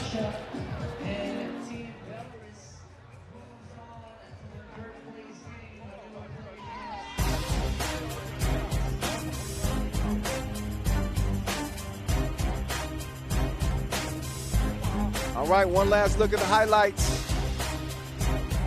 Anastasia Sushik and company, a little bit stagnant offensively. And a team on a mission. Nagata got in on the action, got a great game from Mawuli. Yamamoto was up to her normal Yamamoto type things. set the tone in a 7-point victory.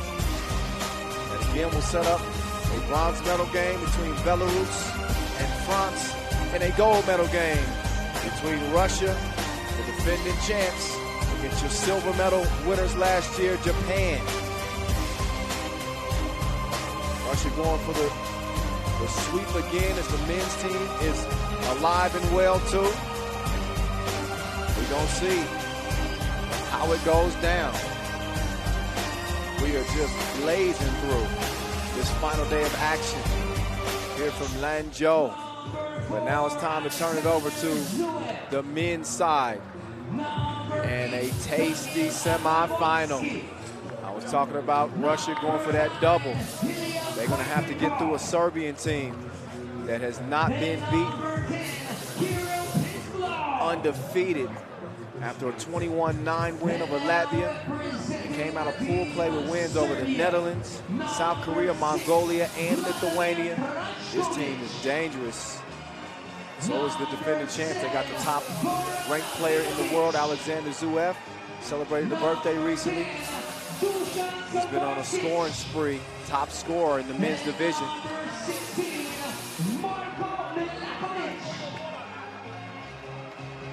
Team Russia versus Team Serbia for our men's semifinal.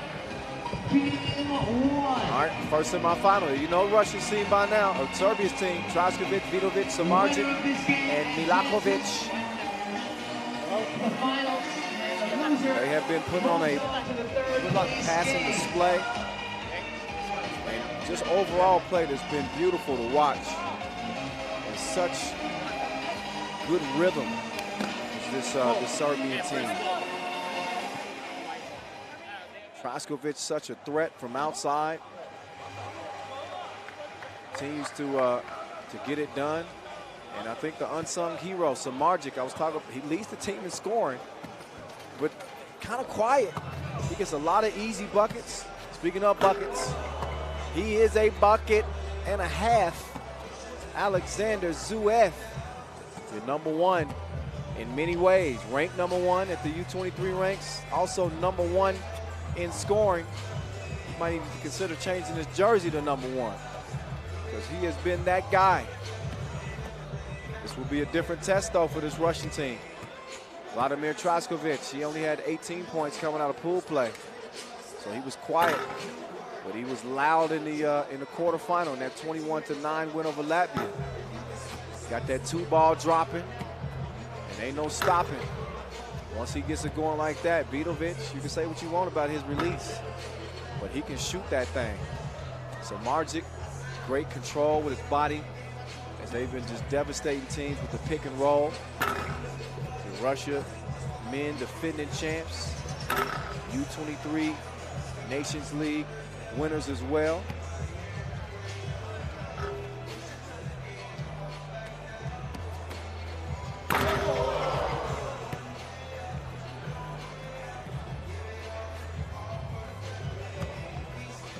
I gave Russia too many props. They didn't win it this year, but they did finish second at the U23 Nations League. You can look at the bracket one more again. The bottom half of the bracket, Netherlands and Ukraine. They'll follow this one up. This is the marquee semifinal matchup. Netherlands have been too hot to hold, too much to handle. See if Ukraine can D up on Dylan Van Eyck, Jan Driesen and company. Gonna be very interesting the rest of the way. What's good? Y'all know me. If you don't, what's up? My government name is Kyle, but around here they call me the voice. Been enjoying calling the action for you. All right, it's going down. 87 games in as the juggernaut Karpenkov got position, but he didn't get the bucket. See if Serbia can expose him in the pick and roll. I don't know. I don't know what the strategy is. We'll find out. Oh, Abramowski. Oh, that sauce ain't fit. Look at him. using the muscle and the strength to get the layup to go down through the foul. Abramowski wet at the stripe. And Russia first to strike. Serbia yet to get on the board, but it's early, 30 seconds. Oh, offensive foul on the play. Serbia was trying to set up that pick and slip action, because they like to do so much.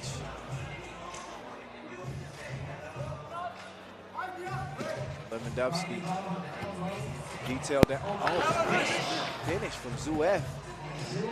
Thought Vidovic might go up and get that, but he did not. So Margin, into his bag. Hitting with the spin move, but too much on the lefty layup. Karpenko trying to create some space using that pivot. Doesn't get the first one. He draws a foul in the second, so the big boy get a chance at the strike here. Look to add to Russia's lead.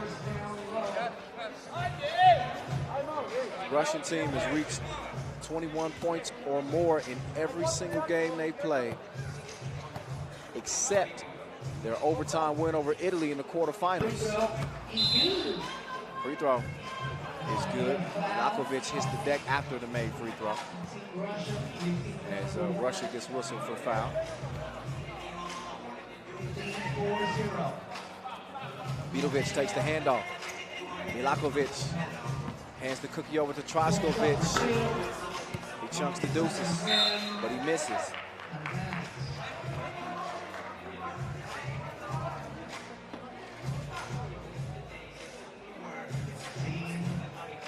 Russia ball. No handoff.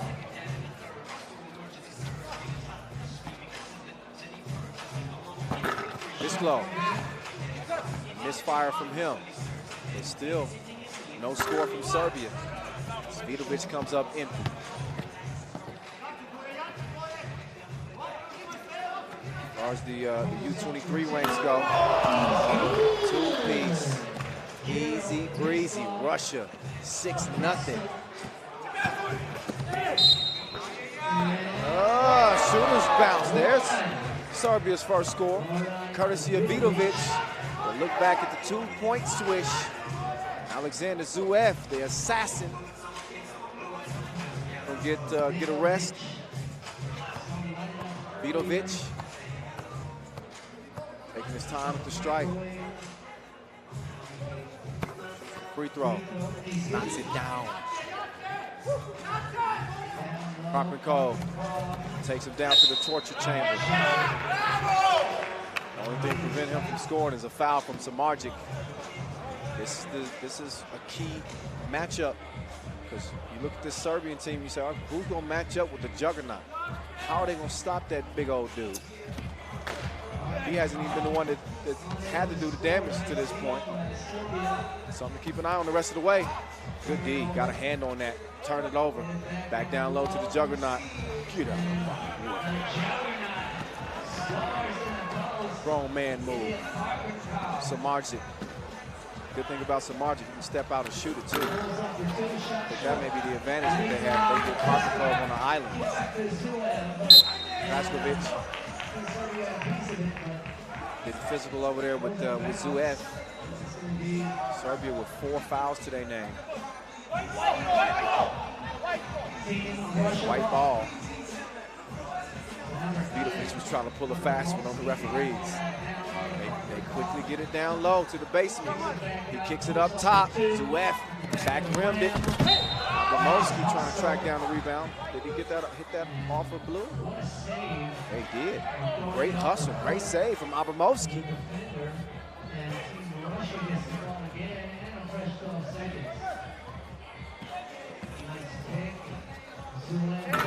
Zuev had the space. He didn't have a touch. Let's recover the score. Russia, 6-point lead. Troskovic, Aaron Mills, an express delivery right over to Russia. Vidovic saying, calm down, fellas. It's still early. We still got 7+ minutes to play. They got to find an answer for Karpenko. I don't think Google can help. Taking them for a ride underneath, and a 7-point lead for Russia. Russian women unbeaten. They're into the gold medal game against Japan again. They pulled off a sweep, men and women, in 2018. And in good position to do the same here yet again, 2019, at least getting to the gold medal game. Foul call. 5th on Serbia. They got one more to give. So Serbia having some issues here, not only scoring the ball, but also on the defensive end. 5 fouls, one more to give. Russia with so many weapons. They got an arsenal. There's their top gun. Assassin, Alexander Zverev. Pisklov getting in on the action too. And then the big monster underneath, Karpenkov. I will say this Russian team, they benefit from that experience. These are the players we've seen featured on the Pro Tour. Pisklov gets it to go. I think playing with the big guys on the Pro Tour has made this a more well-rounded team, more seasoned, more better adapted to the physicality of the game. Serbia, they have a winning pedigree, they have a winning history, especially at the senior men's level. And they got an outstanding coach, and Coach Dacha got them to a great spot here, but they are just not in sync.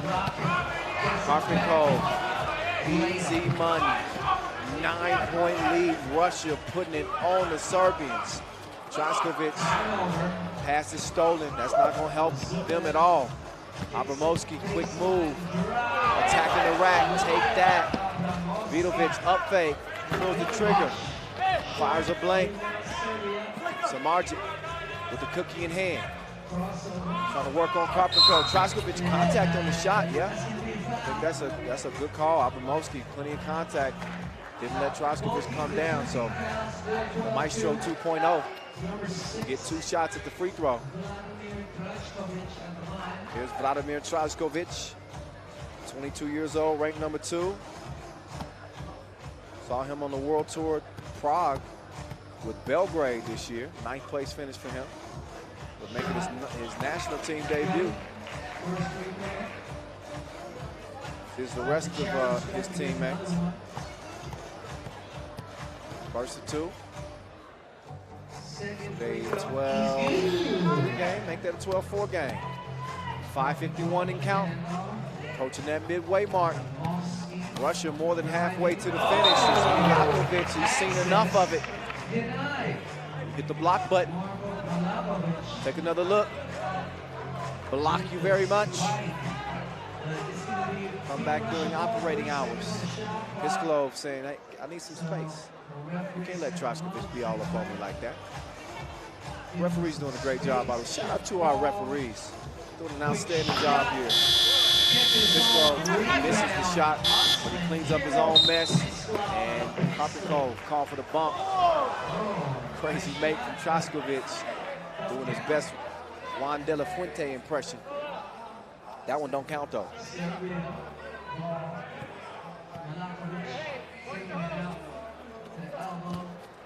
Traskovic changes direction, step back, gets it back, shoots it up. 2 drops in the cup.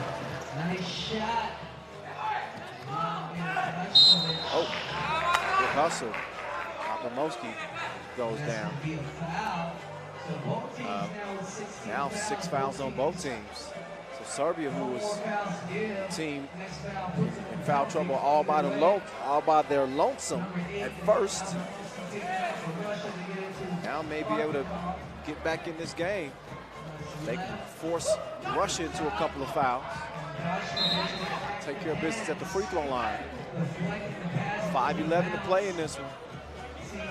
First men's semifinal.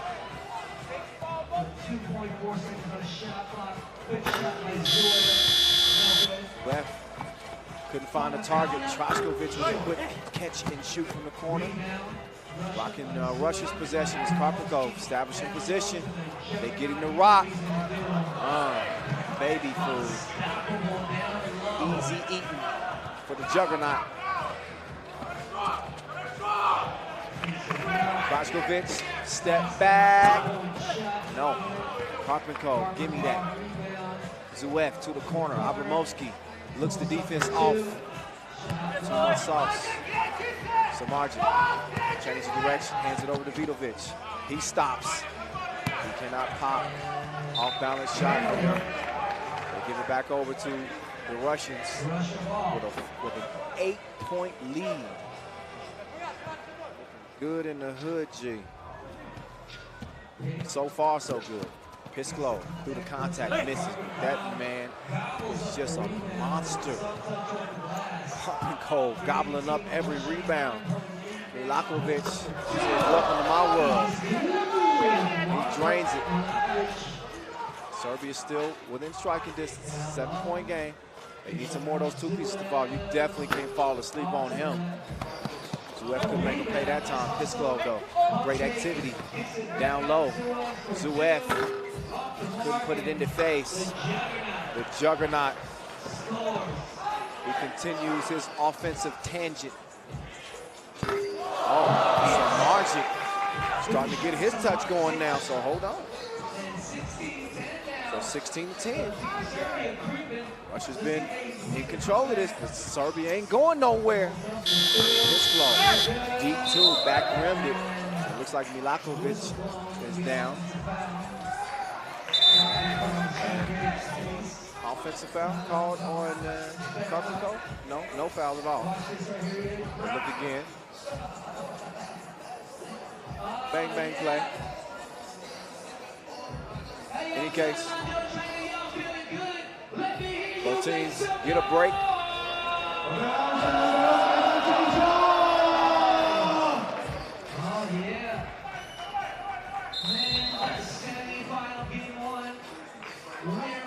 Shout out again to my guys, my brothers from another mother's. DJ Lass, spinning the tunes, keeping it lit. Noah Lazarus, our MC on the mic, keeping it nice. Shot short. Krajkovic sets the screen. Vidovic gets it back to him. He sidesteps left. Wasn't wet that time. Russia. Get out to Pisclo with Zuev getting a rest. Karpenko fires it to Abramovsky. He's got 2 seconds to shoot. He puts up the do. Oh, Karpenko is just killing him right now. He has been a one-man wrecking crew. Not to pat myself on the back. These are 2 pats on the back. Samardzic. He cashes in to make it a 5-point game. But I was saying that would be the key matchup in this game. Who would stop Karpenko? How would they do it? And we've been seeing a good answer. And Vidovic says, we ain't done yet, the voice. You can say what you want about my release. I don't care if it looks like Sean Marion's. It's wet. Get your umbrellas out. And buckle up with 2:22 to play. It is a 4-point game. Serbia, far from done. And they're going to fight to the last horn sound. You better believe that. Russia enjoying a dominant game. Karpenko getting it done. Samardzic has come alive here, and Serbia has wiped away a really slow start. They started to find a rhythm here in the past couple of minutes, and they made this a game. Both teams with 6 fouls, too. So this is where Karpenko becomes even more dangerous, because now, how do you stop him if you can't foul? Milakovic changes gears, lays it up at the rack. Karpenko couldn't get it that time. Now Serbia, they got to guard the 2-point mark. Russia does too. Krajkovic. Oh, big foul on Samardzic though as he tripped up Pisclo. That'll put Russia on the free throw line. And this great effort from Serbia to get back in it might not matter, but Krajkovic face time. 2-point game. Russia led by as many as 9 in this contest. Serbia's done a hell of a job to get it back within 2, but this close first free throw is missed. He's getting some encouragement from his teammates. Shake it off. We still want at least 1 here. So he's gonna try to split a pair.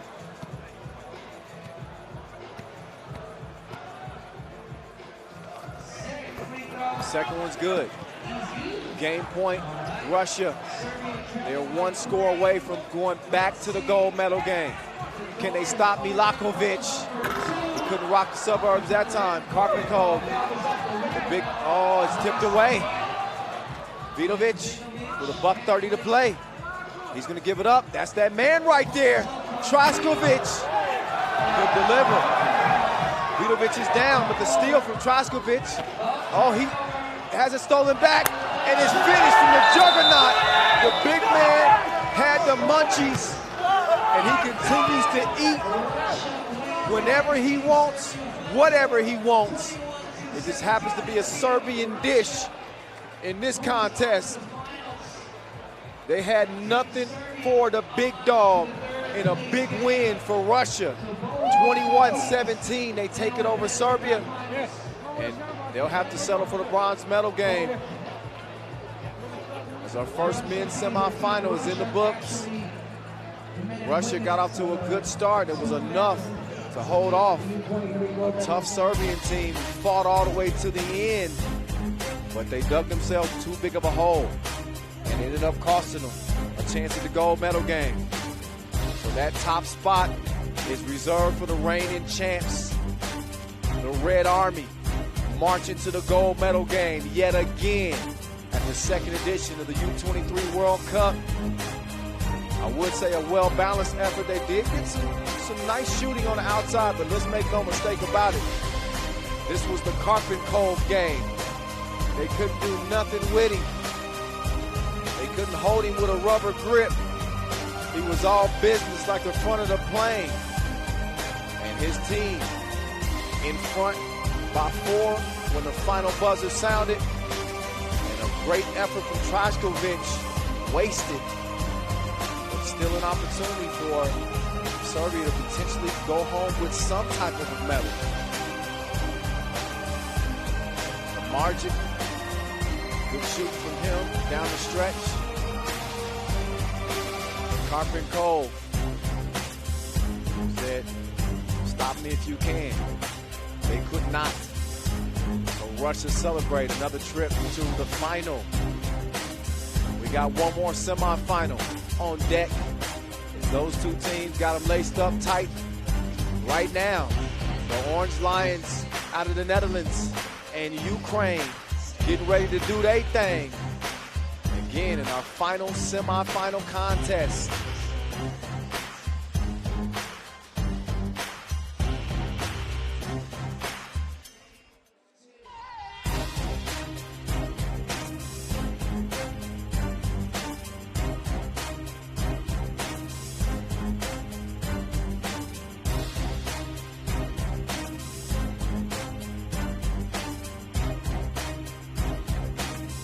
All right, so let's get you better familiar with your next two competitors, Netherlands and Ukraine. How did they get here? Well, it took a Tiso buzzer beater from the Netherlands as they got past a very, very tough Chinese team. It wasn't really a buzzer beater.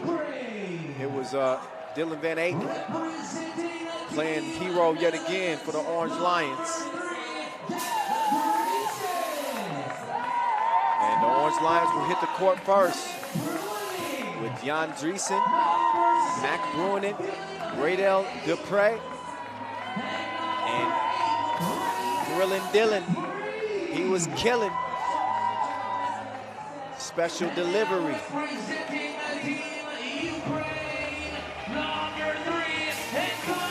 So there they go. Dylan Van Aken. He's been a man on a mission. Like Tom Cruise, ain't nothing been impossible for him. Ukraine, though, they They ain't never scared. They picked up an 18-14 win over Argentina in the quarterfinals. Their centerpiece is the big man down low, Yevin Balaban. Came into today's play with 31 points, among our top scorers in the entire tournament. Vladimir Alexander will officiate. Then 8, trying to keep the hot hand. Chinese fans enjoying the show. How can you not? The competition has been crazy hot to this point, despite it being a pretty frigid day, I must admit. If y'all can see me right now, you see me all bundled up. I got like 3 layers on, 2 socks on, but there go that man right there. I said he's on a mission. The young Tom Cruise. Special delivery. He's 3rd on the scoring charts coming in. He went double digits.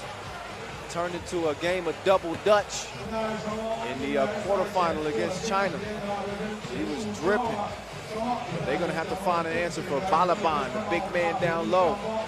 I think Dreesen is looking forward to that challenge. He is a defensive stopper, to say the least. Love Jan Driesen's game. Ruining strong, too, at the guard position. And not to forget about Raydell, the pre-man. His activity on the glass has been a difference for this Orange Lions team as well. This is a strong Ukrainian squad. They don't shy away from any challenger.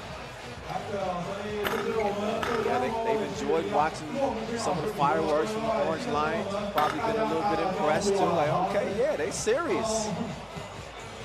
They still think they're the better team.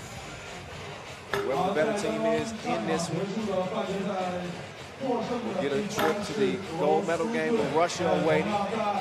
Ukraine finished 3rd in the U23 Nations League.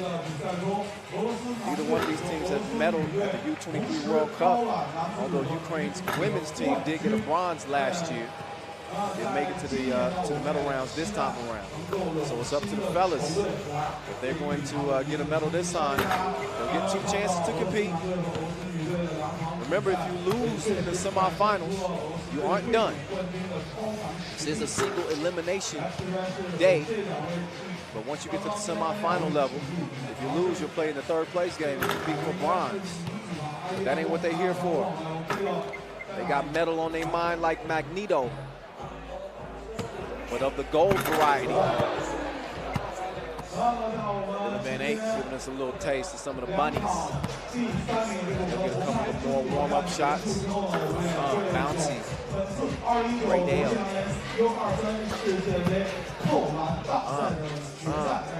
Shout out to all 33 represented countries who came out and played with their country across their chest, their last name across their back, every one of them representing, regardless of what the record was. A lot of respect to all the athletes who participate in this competition, laying it all on the line. 40 teams is what it started with. It's down to the final 4. It's almost time to get this one going. A few more layups, a few more warm-up shots, and it'll be time to get this one underway.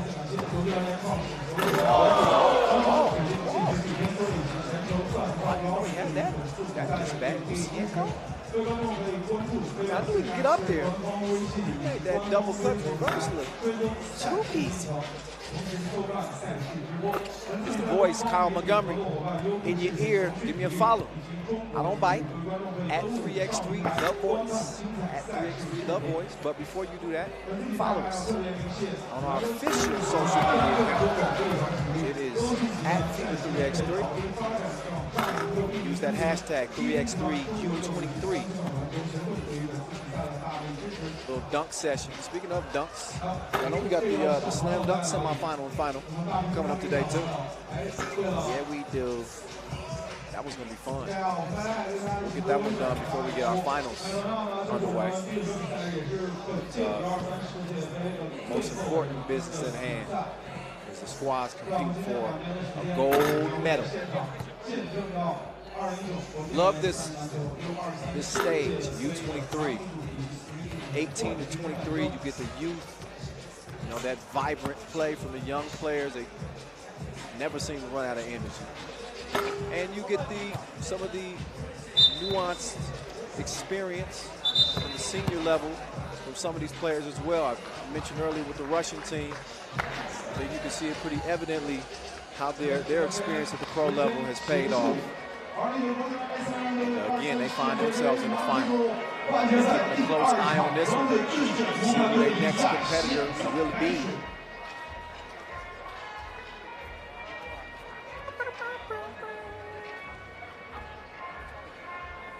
All right, it's time to get to it. Oh, nice pass. Dylan was trying to set the table for Dreesen. He was able to draw the foul on the shot. So here's Jan Dreesen gonna get one. As I mentioned earlier, when with a sister playing, his father, Rick, 5-on-5 coach for almost all the Hoyt sisters. Lucienko attacks the rack, Balaban. Missed it.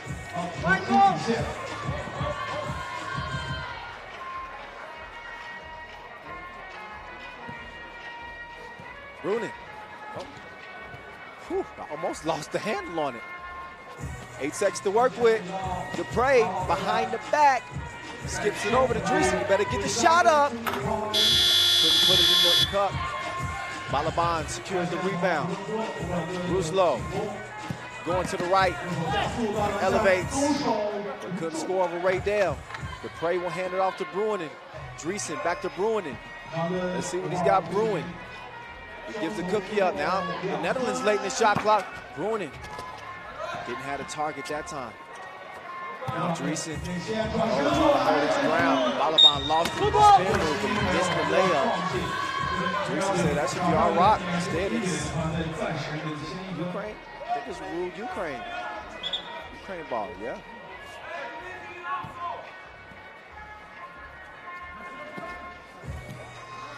Oh, nice lob down the belt to Balaban.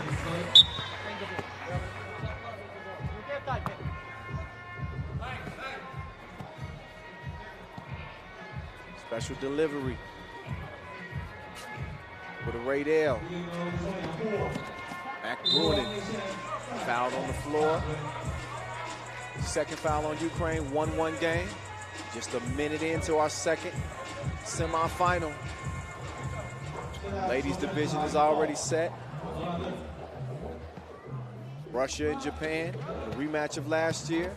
Dreesen takes the feed. Oh, muscle milk. Uses the shrimp to get it up and in. Netherlands with a 1-point advantage. Love what Van Eyck said after that quarterfinal win when Julian DeBub asked him what is the difference with this team this year, and he said it's all love.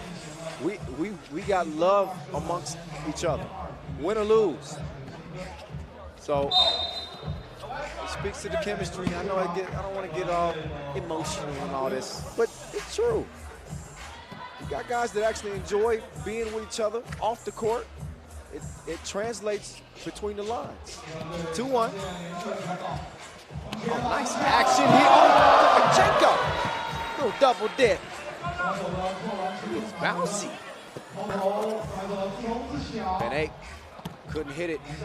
The young Lion, like Simba, so far in the tournament, but he gets splashed in the eye. And then Musienko had a little something to say to him too. Yeah, let's look again at that one. Musienko says, run up, get done up, 2 to the chin. Said, I got a special delivery for you. Musienko now trying to muscle up against Brunin. I like the matchup between these two, similar players. Now Brunin trying to give him a taste. But he has it rattled off the rim. Foul called on the rebound. DJ Lass. Noah Lazarus. Credit to these fellas holding down the music and the mic. Great work from them. the game thus far. Balaban elevates for the board. Brunin caught in a bad position. He's whistled for the foul.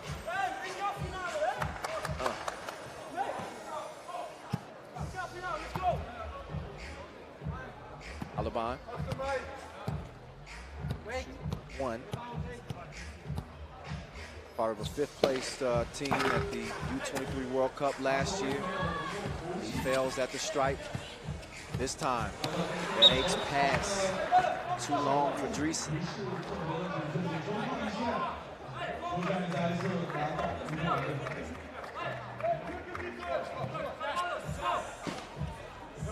Musienko. Harassed by Van Eyck. Musienko trying to give him another taste, steps through. Missed it, way to follow it. For Van Eyck, he's seen enough. Great hustle from Musienko to stay with it. Dylan trying to create some space. Up fake, he releases. Front rimmed it. Stays a three-point game. Ukraine with the early advantage. Musienko double dared, but he misses the chance. Get a good look at the rim. It's going to be white ball. TV timeout as we are under 7 minutes to play. Both teams step aside, get a break, get a chance to chat it up, figure out what adjustments need to be made. 好，在我们主场比赛第一个电视暂停的时间，同样还是邀请我们现场各位观众朋友拿出你们手上的气球来，我们一起。OK， 来，我们出发。So in a way, this Orange Lions team, they're getting a little bit of support from the local fans with the orange balloons. Looking like they're in the Netherlands.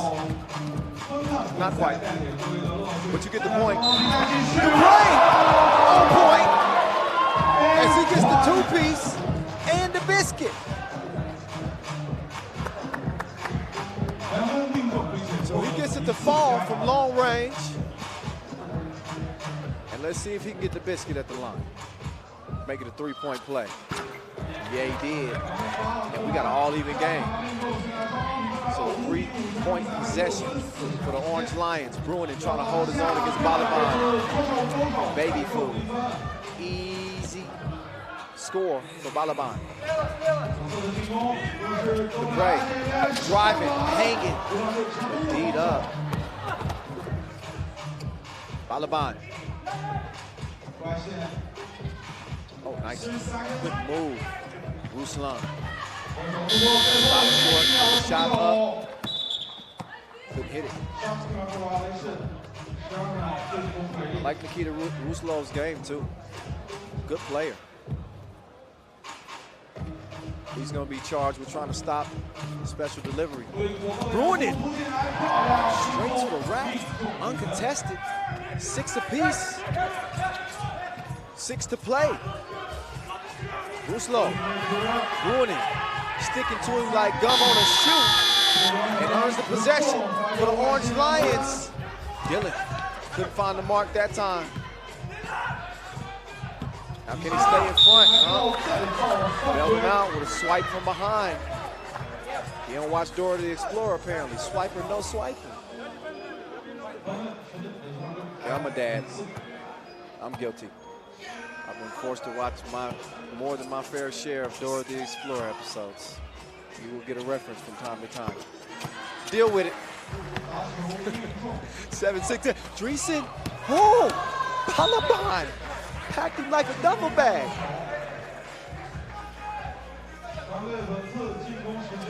Look again. Met him at the apex. Sent it back in his face. And couldn't splash it. Foul off the ball. That one whistled on Van Eyck. No, not on Van Eyck. It's actually on Ukraine. Van Eyck is out. Bruin is in. He's going to get the screen from Dreesen. He's going to pull up. He's going to miss it to the right. Balaban. He secures the board. He's got it cleared. They got 8 seconds to get a shot up. Musienko swings it over. Tikachenko. Ching-ching. Monty. 9-6. DePray. Dreesen.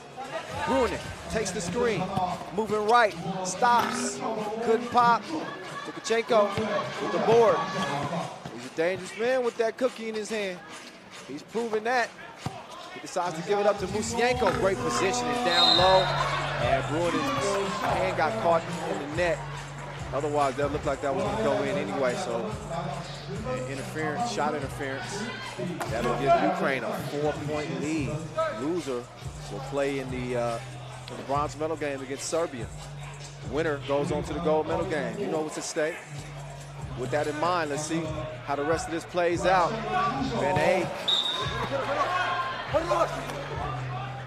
has not had the touch so far in this one. Been missing like the lost and found. They need their young lion to step up. We're going to see. Plenty of time to go in this one. 4:33 and counting as Ruslov, he shoots the fadeaway. Balaban couldn't save it. So it looks like that should be ball over to the Dutch. That's what it will be.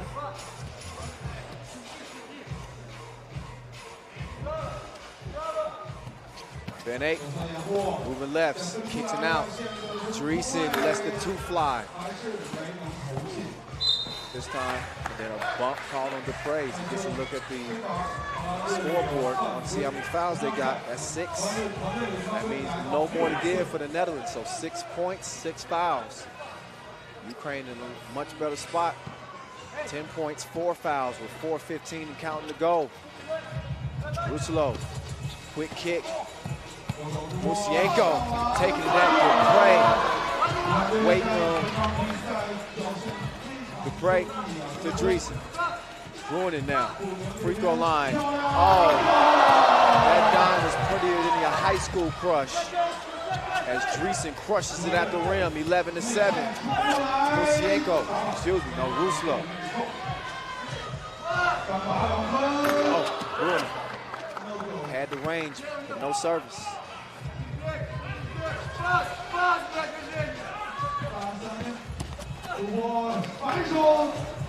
Versus miss.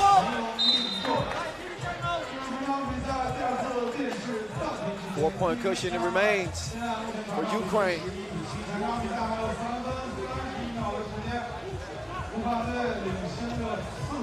Coach Bas Rosendahl, national team representative, now doing his best to give his knowledge and experience to these young Lions. He wishes he could coach right now. All his thoughts got to remain in his head. No coaching during the games. Whatever he's giving them, they're going to have to utilize here these last 3 minutes and 31 seconds. 2-possession game. Dupre lets it fly. Van Eyck, though, track down the rebound. In and out. Step back. Foul. Balaban got a hand on him. Van Eyck has been unstoppable throughout this entire tournament. He's on an MVP type of campaign.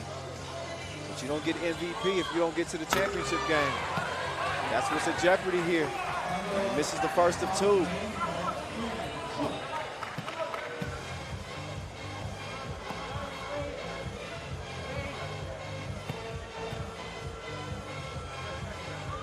Van Eyck, second free throw, an empty trip to the stripe.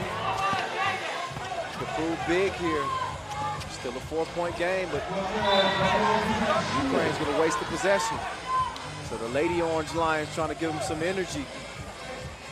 They saw their campaign for gold end in the quarterfinals today at the hands of Japan, who again are in the final for the women. Against Russia, Dupre, up fake, jabby, hop step. Man, he's nice. 3-point game. Ruslov, excuse me. Dreesen, cookies, clears it. He's cleared for takeoff. And he smashes like 2 potatoes. Ruslov, down low, Balaban, working on Dreesen. Oh, elevates over. Length versus length. Balaban wins that battle. Almost got the steal. Waddell's got to get a shot up. The step back. Didn't draw the foul that time. Balaban with the box out. So ball over to Ukraine with 2:21 to play. A three-point advantage, 12-9 it stands. Netherlands 1 foul away from being in the penalty. Ukraine with 1 to give.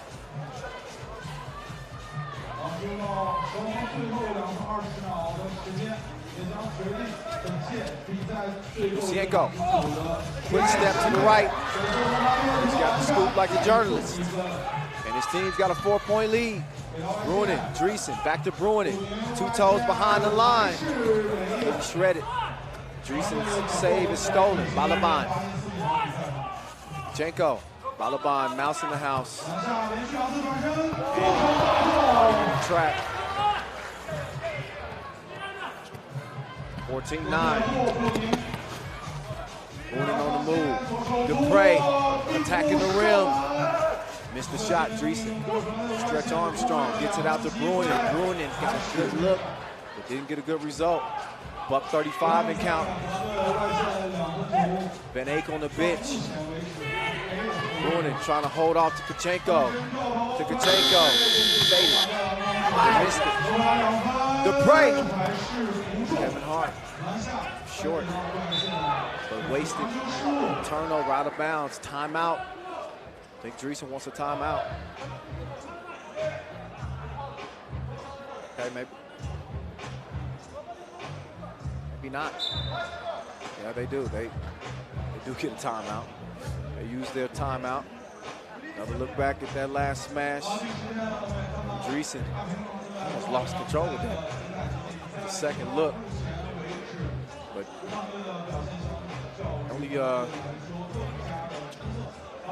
the only thing this Ukraine team knows is go. They got the green light. A 5-point lead with a buck 18 to go. Balaban.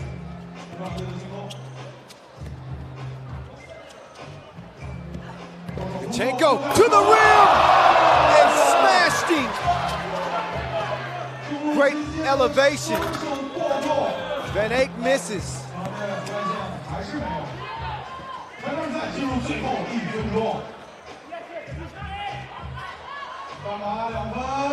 Balaban! What a 2-point hit for him. And Netherlands' hopes of playing in the gold medal game are dwindling by the second. 17-9, 8-point deficit. They are not going to come out with a win in this one. Bruce Love with the fake. Dylan Van Eyck with the cookie. He chucks the deuces. No peace sign from the referees. So with 24 seconds left, writing's on the wall as Ukraine's gonna etch their name in the championship game against Russia. Netherlands will have to play Serbia. Again, the team who they happen to lose to, the only team they lost to in the pool phase. They'll meet them for the bronze medal game.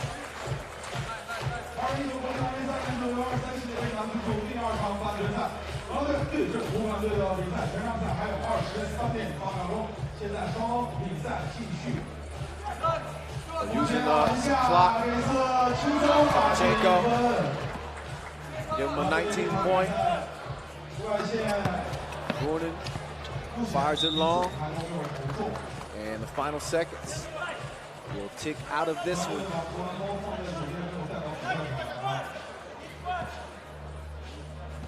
Kachenko do the honors, and they'll just let the time wind down. And Netherlands ran out of steam in this contest. Credit Ukraine. You know, I don't know how many people had Ukraine penciled into the final, but they proved a lot of folks wrong coming in as the 6th seed.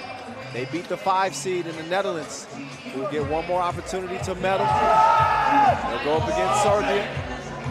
Ukraine celebrating as they've locked down their spot in the gold medal game against Russia. Uslov has locked down his spot for the post-game interview. He's standing by courtside right now with Julian above. Ju, take it away. Nikita, this Dutch team, they provided so many highlights in this tournament, but in this game, you shut them down defensively. First of all, that's just the way this team plays. A lot of highlights, a lot of dunk, like, etc., etc. We knew it would be a physical game. We were all about like handling the pressure, staying strong, staying physical, and get the job done. You just qualified for the final, guaranteed a medal, and you're playing Russia next. How do you think you match up against them? One game, anything can happen. The game, we'll see. We'll try to do our best, and we'll see what happens. Congratulations, see you in the final. Good luck. Yeah, so congratulations, Ukraine. They will not be leaving here in Lanzhou without at least a silver medal. So they're going to medal one way or the other. And they earned it. This was not a pushover Netherlands team, but they brought it to them. They came out the more intense team. They were able to put Dylan Van Eyck on lock despite his heroics throughout the tournament. And they earned themselves a chance at gold. Here's the second edition of the U23 World Cup. So the Netherlands back to the drawing board. Just a little bit slow out of the blocks. Ukraine continue to shock people out here in Lanzhou. If you think they can't win gold, you better think again. These boys came to get it done. They trying to represent as the only representative on the final day of play with their country across their chest. 2 more games to go in each gender's division. The 3rd place game and the gold medal game. And in between, we get in a little fun with the dunk competition. It's all on the way. We'll give you one last look at the men's run to the final. Russia and Ukraine. They'll play for gold. Right now, we'll take a 10-minute break before we get back to it. So get yourself something to drink, something to eat. 10 minutes. We're back to play here in Lanzhou. So we're taking a little break. Game's gonna get started in a little bit. We're moving on now to our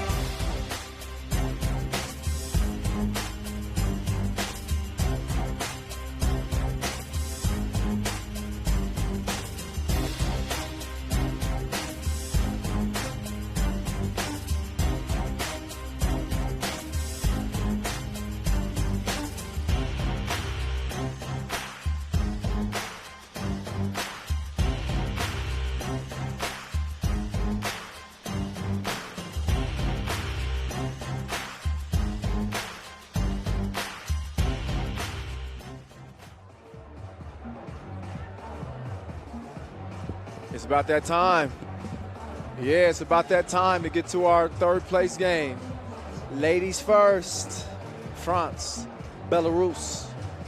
Somebody's going to go home with a bronze medal. Somebody's going to go home with nothing. It's like that. A couple of good teams with France with a good body of work, but coming off an 11-16 loss to Russia. Belarus only managed 9 points in a 9-16 loss to Japan. So a Belarus team that finished 5th at the 2018 edition will finish no worse than 4th. But there's no difference between 4th and 5th because neither one of those finishes get you a medal. You got to be top 3. This will decide it. France hitting the floor now. You already saw Belarus with Anastasia Sushik, Arina Moscow, Hanna Lapo, and Natalia Gorbachova. Now France will enter the floor with their guard combo of Victoria Majikoduni, Anna Injak, Kat Moss, Mood Stervinu.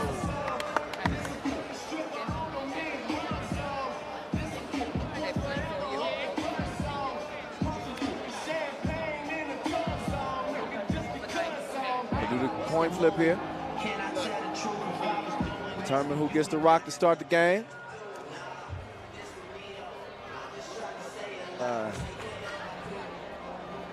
They don't have no awards for that. Trophies. Yeah, DJ Lass. All right. And there's the Orange Lions ladies team. They played today. They lost to Japan. They've been sticking around watching the action. They'll see the men's team in the bronze medal game for the fellas, which will come up next. So they'll warm up a little bit. There's Victoria Majikondumi, your bronze medalist at the women's skills competition yesterday. She does have 1 medal. She does not have the medal that she really wants, which is gold. So best case scenario, she'll go home with 2 bronzes. She's a special player, as is Injak. Really talented French team. Belarus, though, they got some weapons of their own, don't they? Gorbachova's been on a tear. Lapo's been unstoppable at times. Moscow, their leading scorer. Anastasia Shushik, their most experienced player, has had a solid tournament as well.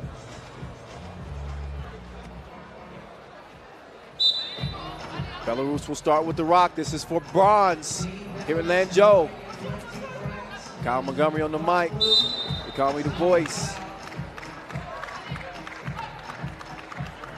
Quick foul on France. Foul trouble in that quarterfinal against Russia. Ended up costing them. They lost it by 5 points. Put them to the test. Anytime Lapo misses the runner. Here's Magic. Takes the bump. Missed it. Got it back. Makes it count the second time around. So the French strike first.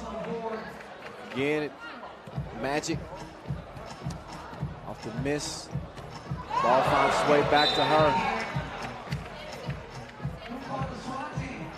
Good defense there from Injak. That leaves 7 seconds on the shot clock for Sushik. Oh, nice give and go. No, though. You got to finish it. Sushik didn't do it. She got a tough assignment guarding a Magic over there. And Jock swings the rock to Magic. Nope. Oh, Magic now on the move. She missed it. A couple of misses. These goals ain't loyal. No, they ain't. Back-to-back-to-back misses from Les Bleus. And Jock met at the rim, and Moscow wasn't having it. Entry pass to Lapo, drop step game, strong. 1-1. Quick foul on Sushik.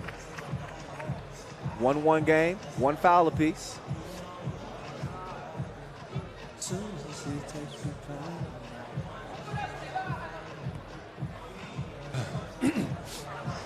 Stervenu. Injak. Shoots the rock. Couldn't drop it. Stervenu, quick clear, sets her feet. She came through dripping. Sacré bleu.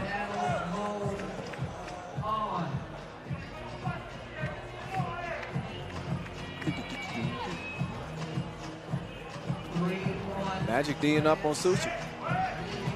Slow to start the possession. Lost the handle on it. Stervenu helped her out though, so ball off blue. Stays with Belarus. Sushik with just 3 seconds to get a shot up. She gets some space. Couldn't give him a taste though. Stervenu, you left something. Leave Belarus tipped that though.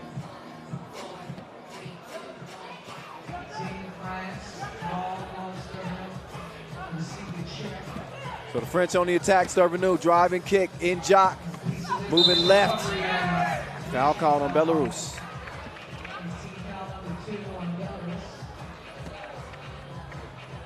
In jock will check out. And Kate Moss will check in. Oh, Magic. Now you see me, now you don't.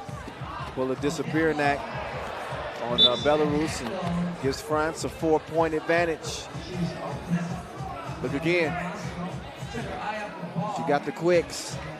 Ain't no question about that. Nice move from Stervenu. Splits the D, drop step. Couldn't finish it. Sushik couldn't box her out, so she tracks the rebound down. She gets it down to the boss lady.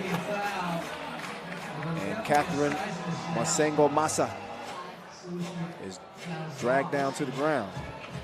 3 quick ones on Belarus, just over 2 minutes in.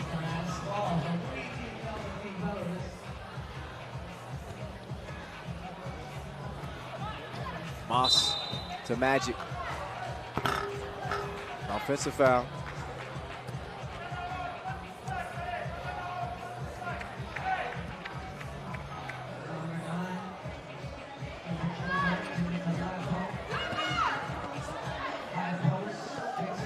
Three-point contest. Garbachova pulled the trigger. But it's another miss. And Jock is fouled. Jock, the youngest on the team at 20 years old, making her U23 debut. She clears the lane for Stervenu, but she couldn't serve him up. Missed the layup. Now Sushik. She moves left, then right. Puts the hook up. Left is short. Now in Jock, the high crossover. Gets to the baseline. Stervenu setting the screen. Call for the offensive foul. Sushik will take over at the logo. So France now with 3 fouls. A 3-point lead. Almost 3 minutes in. Garbachova. And defending that perimeter well. That's a good job on the scouting report. They know she can shoot that thing.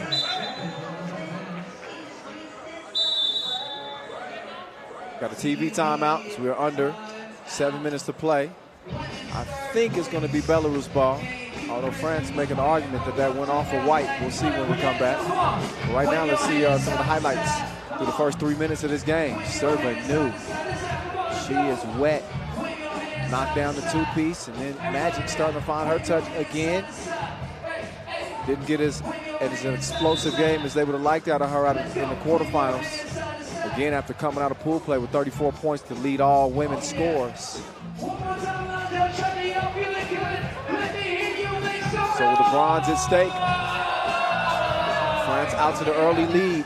Sushik forces up the shot late in the shot clock. Ball finds its way back to her though. Now Sushik trying to get position. She decides to kick it out. Lapo, quick move right. Back to Sushik, takes a bump on the shot.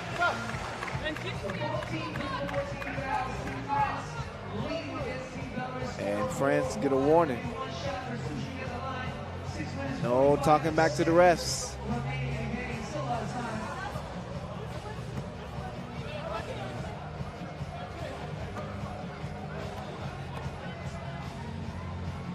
Anastasia with the flavor.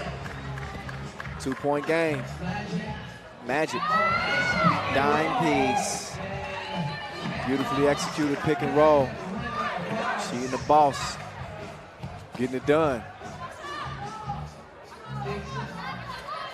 Step through. Moscow. When I'm a tree, I like his wild shots.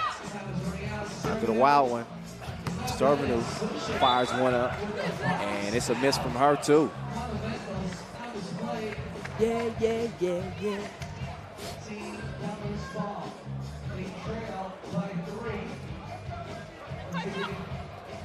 Sushik with Magic standing in front of him. Jock getting tied up down low with Lapo.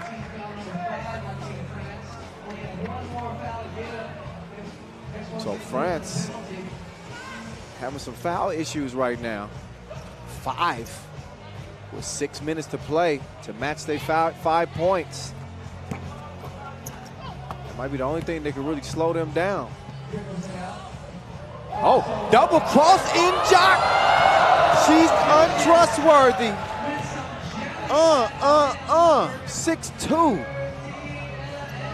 I told you she was dangerous. Take another look at the replay.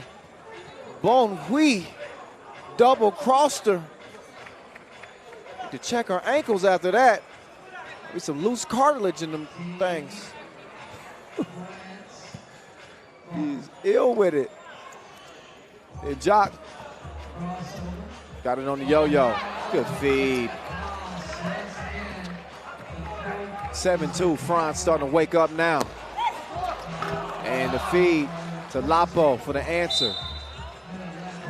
Foul call, I believe on Sushik. Yep, 6 on Belarus. So they got no more to give. France with 1 to give. 5:30 to play. And Jock is out, Stervenu is in.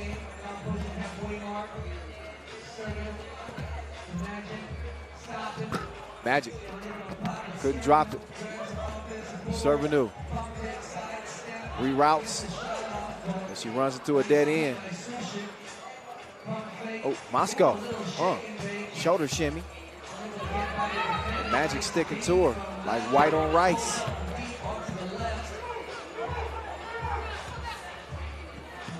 Stervenu, pass down low to the boss lady. A French kiss off the glass. Mwah.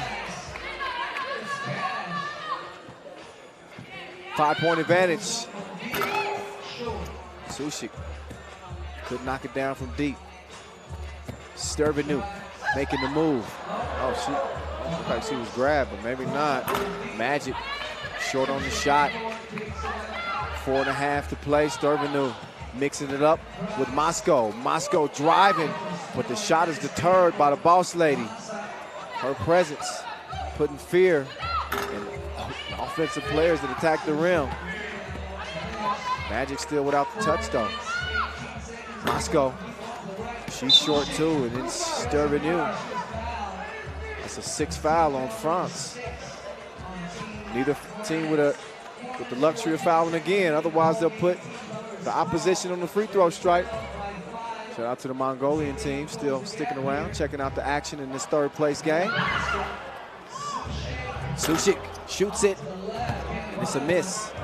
Now in Jock, she crosses over, and an offensive foul called on Kate Moss. No free throws though.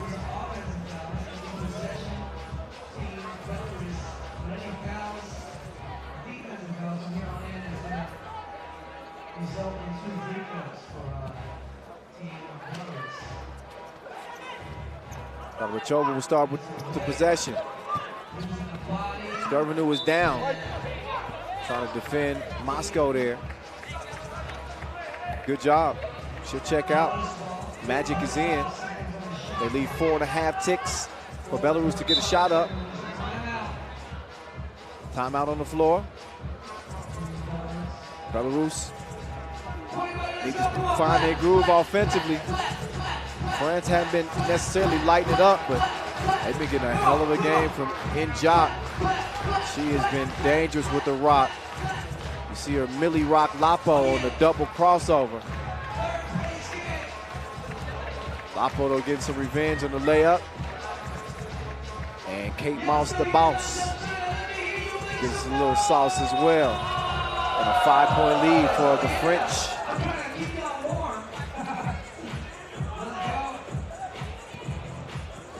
Sushik, oh, nice move.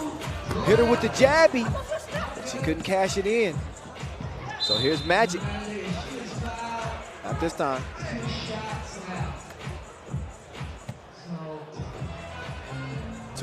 Two free throws will follow for Magic.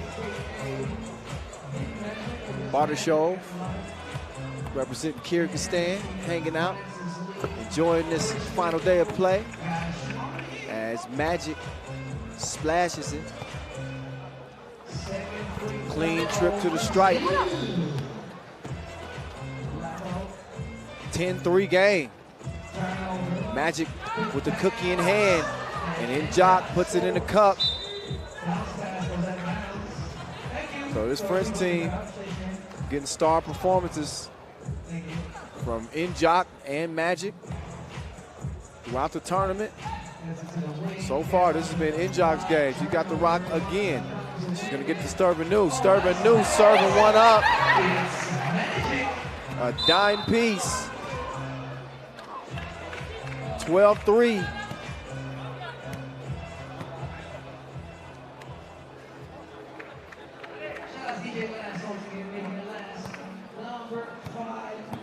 Moscow, meantime, after the 8th foul on France, she gets 2 attempts at the free throw line. Irina Moscow, 20-year-old, shooting the second one. She misses, but nobody boxed her out. So she's going to give Belarus a 5th point. Here's Magic trying to set the table. Oh, nice passing. Leads to an open look from N'Jock. She couldn't drop it like it's hot. Magic kicks it. Kate Moss, ball fake, missed the crib. Oh, nice spin move. Lapo came free, but Magic is called for the foul. That's the 9th foul on France. So while they are enjoying a 7-point lead right now, they got to be more careful. One more defensive foul on France. They'll not only give up 2 free throws, but they will also earn possession. Lapo's first free throw. She gets the shooter's roll.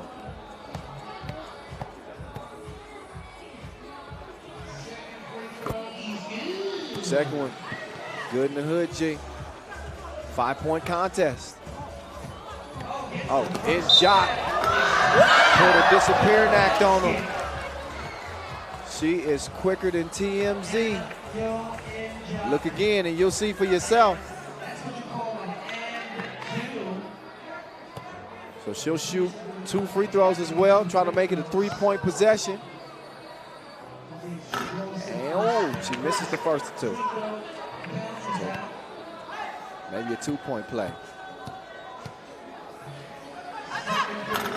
And she gets the second free throw to go. 14-7. France keep up at this pace, they're gonna have a bronze medal to their name.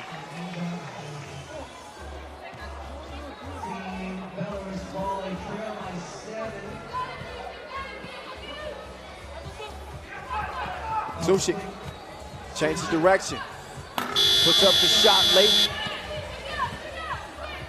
Missed it, Sturbanou takes it, kicks it. Good D though, Moscow with the steal. Anastasia Sushik now, one-on-one with Magic. She says you can have this, 2-piece. Oh, then Cookies took. What a pass down low, Moscow. A special delivery from Sushik, and we got a 4-point game now. Just over 2 minutes to play. Magic, ooh la la. She sets the table, and Moss finishes it off. Sushik, ski skirt, pull up. Not this time. Buck 50 and count. Sturbanou from the logo, no. To the D from Sturbanou. Moscow driving on her. Out of bounds, off Off of white.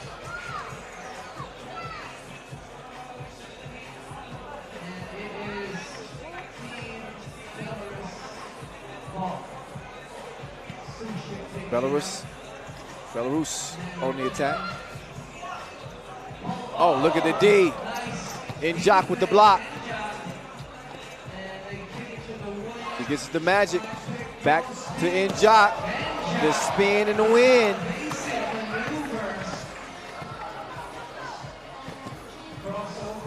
Oh, Sushi. You know she got that cross now. You got to be careful. She's running out of time though. And she got caught in the paint. 3 seconds called. Minute 13 remaining. France in the driver's seat right now. They got a bronze medal in their sights. Been a good year for France and their federation, as their women at the senior level dominated our first ever women's series. Also seen them represented the Europe Cup.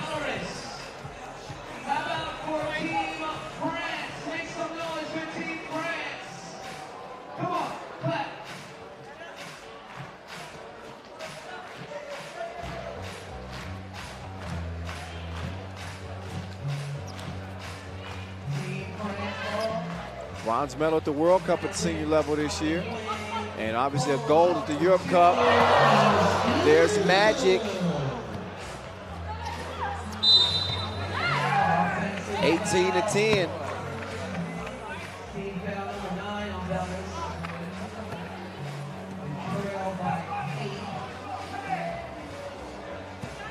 Nine fouls apiece, next defensive foul, 2 free throws and possession. But this game should be well in hand for the French. All they got to do is take care of the rock. And didn't do it that time. Maud Stervenu travels, turns it over. Sushik will be looking to get a look from 2 range. We will see. Sushik, quick move, dribble drive. Drops it down low, Lapo. Trying to drop step. He lost it out of bounds.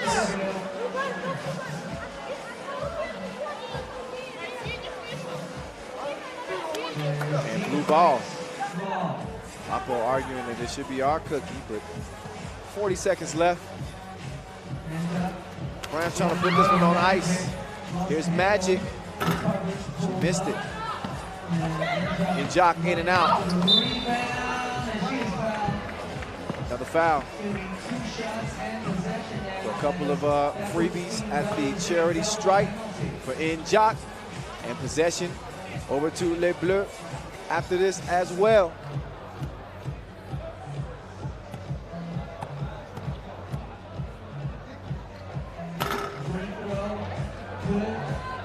So Injak with the touch at the stripe. He has been filling it up like the tank was on E.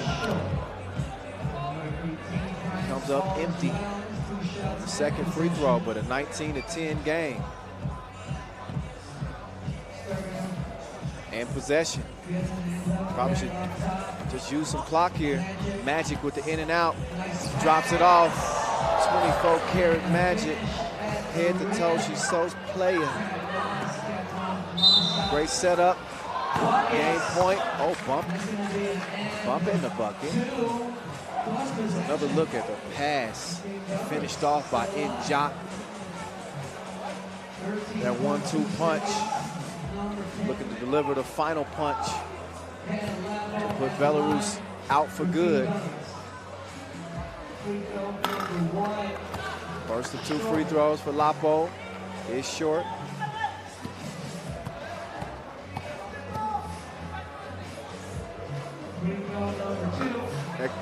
Next free throw is made. So the rest of this 13 seconds, just a formality. This one will be well in hand for the French. And as the final seconds tick off, Sushik, 6-step back.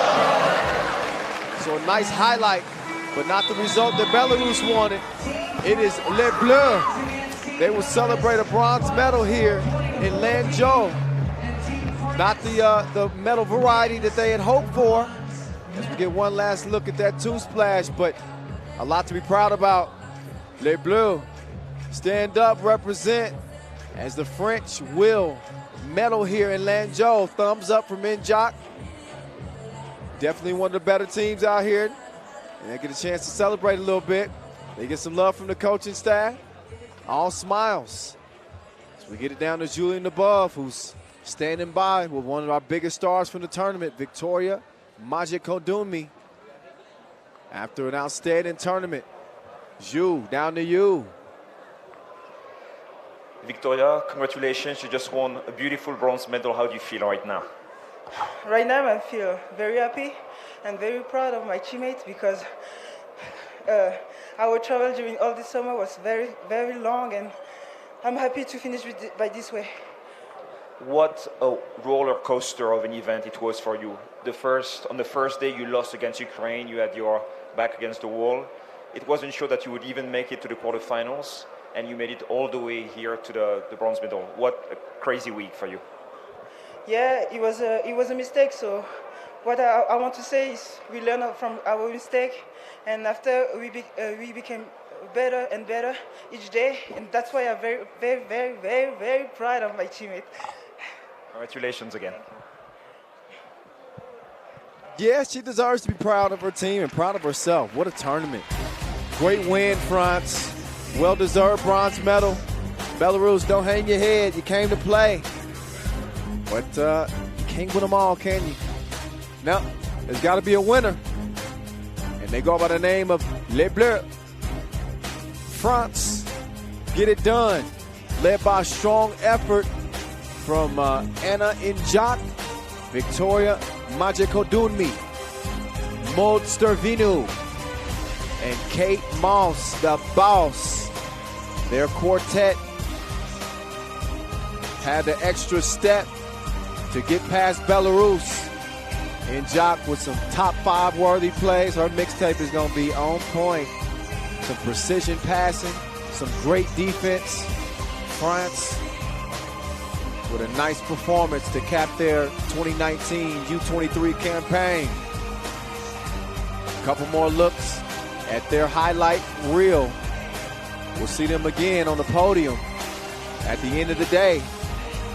We still got some things to settle.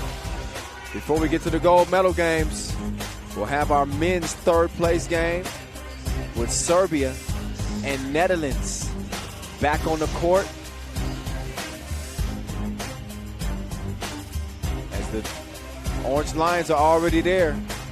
Jan Driessen, Dylan Van Eyck, Matt Bruin, and Radel Dupre. Serbia joins them. Dusan Samardzic, Goran Vidovic, Vladimir Traskovic, and Marko Milakovic. So I was mentioning the other day how the Netherlands senior team, I'm sure several of them are listening right now, but I got to call it how it is. They've had trouble with Serbia at the senior level. So the U23 team with a chance to get some get back. Stand up for the Netherlands here. It's a tough matchup though. Serbia with that precision passing, that great shooting. They ended up coming up short against Russia. They lost it 21-17 in the semifinals. But they made it a game towards the end. So the lead is never safe. That's all I'm saying. All right, bronze medal game in the men's division. Traskovic with the cookie. Puts it down low. Fager. Milakovic got a birdie and he got a bucket. Special delivery foul. And a quick break for him. As Bruinen is in. Vidovic defending. Bruinen moving left. Waiting for the screen from Driessen. Radel to the left. Then to the right. Comes up empty. Traskovic. Oh, offensive foul call. So a couple of quick ones on Serbia. Referees a little more strict when it comes to that pick and roll. this year. But you got to be set. Bruinen trying to set Van Eyck up. But that ball is deflected. Actually kicked, I believe. So fresh shot clock with the Lady Orange Lions. There's Noor looking at her brother, wishing him the best of luck. Van Eyck with the step back. Couldn't hit that time.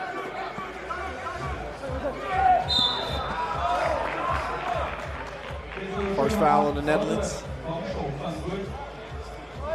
Serbia will take back over. Two teams hadn't met. U23 level. Oh, what a pass! So Margic slices through the D, put it on point. He's gonna recover the rebound. Traskovic open like a double click. He's got the connection. He brought his VP in. It's 4-0. Bruinen cruising to the crib and gets the Netherlands on the board. Milakovic moving right. They leave Traskovic, they double dared him. He couldn't make him pay. Dreesen secures the rebound. He'll hand it over to Bruinen. They're trying to set up that two-man game. Bruinen decides to take the shot. Missed it off the glass, but ball comes back to him like a boomerang. He shoots that thing and misses it again. Out of bounds, off of White. Blue will take over. Ilsa. Noor looking on.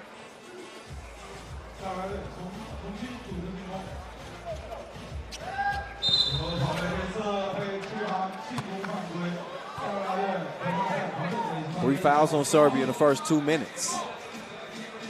Keep an eye on it. Netherlands looking to get that scoring going again. Van Eyck steps out of bounds. He said, I was pushed.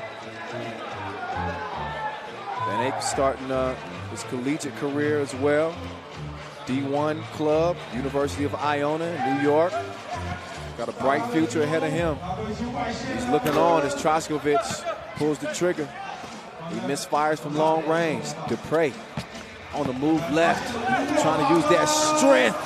Couldn't get the jelly to go. Traskovic pass is stolen, and it's stolen right back.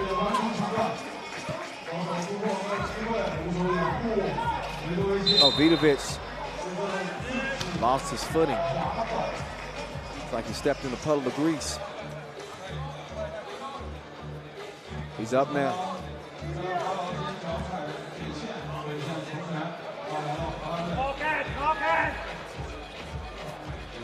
Bruinen swings it to special delivery. Puts up the spinning reverse. Missed it anyway.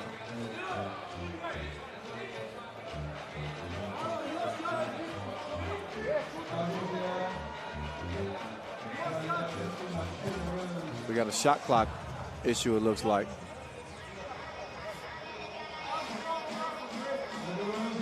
I believe that's why we have the stoppage in play right now.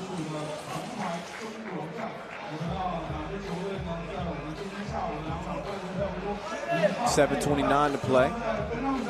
So while they get that sorted out, Netherlands picked up a thrilling win over China to start the quarterfinals, but couldn't get it done in the semis against Ukraine.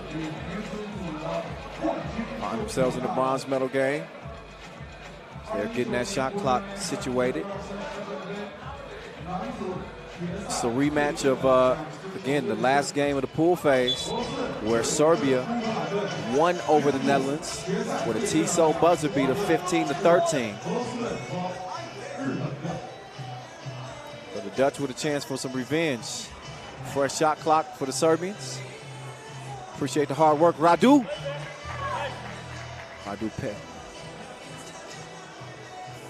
Petre.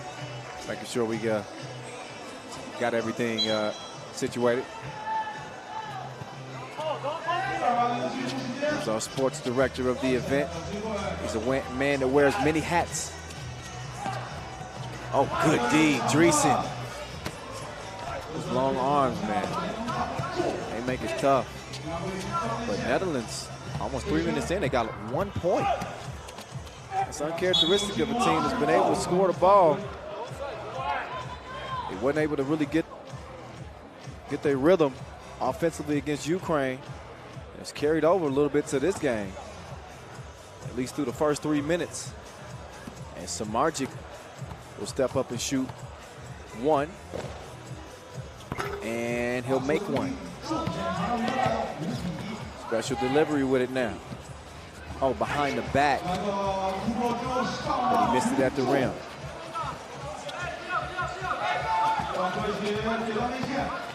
Trashkovic, it's a miss. Out of bounds back over to the Dutch. TV timeout with 6:47 left. Both teams will get a breather.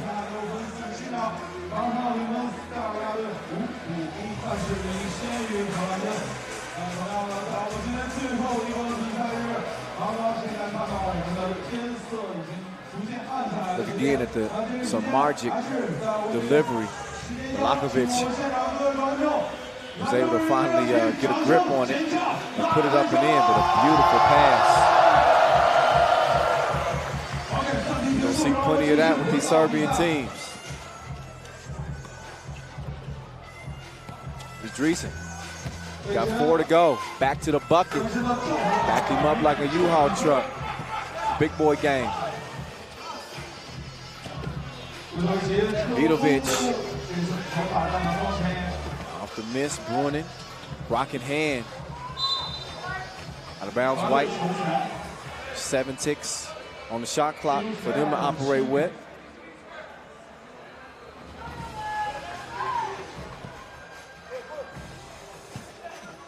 Brunin down low. And special delivery. Delivers the package with 2 hands. Wasn't able to stop Samardzic from getting the score. In and out. Now thrilling Dylan. Starting to kill him. So they need a spark from their top dog, and their top lion, I should say. There he got hit him with the in and out, took the contact, and finished it at the rim. He's got great length and size at 6'8". He's your ideal, prototypical type of 3x3 player. Somebody who can score it, play both ways. 6'4", special delivery. Gucci. 6 apiece. Oh, he senses that his team needed that spark. Oh, but he gets splashed in the eye socket like a cuticle. Trashkovic gave him some.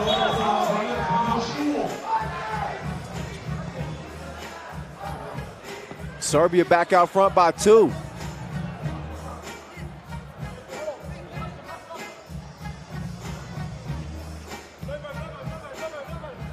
Now Vidovic moving right. Kicks it back. Milakovic, quick move left. Dreesen was sticking with him. But,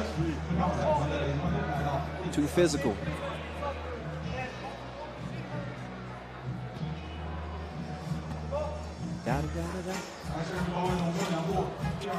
Trashkovic, oh, he's got a birdie. He's got Dupre off balance.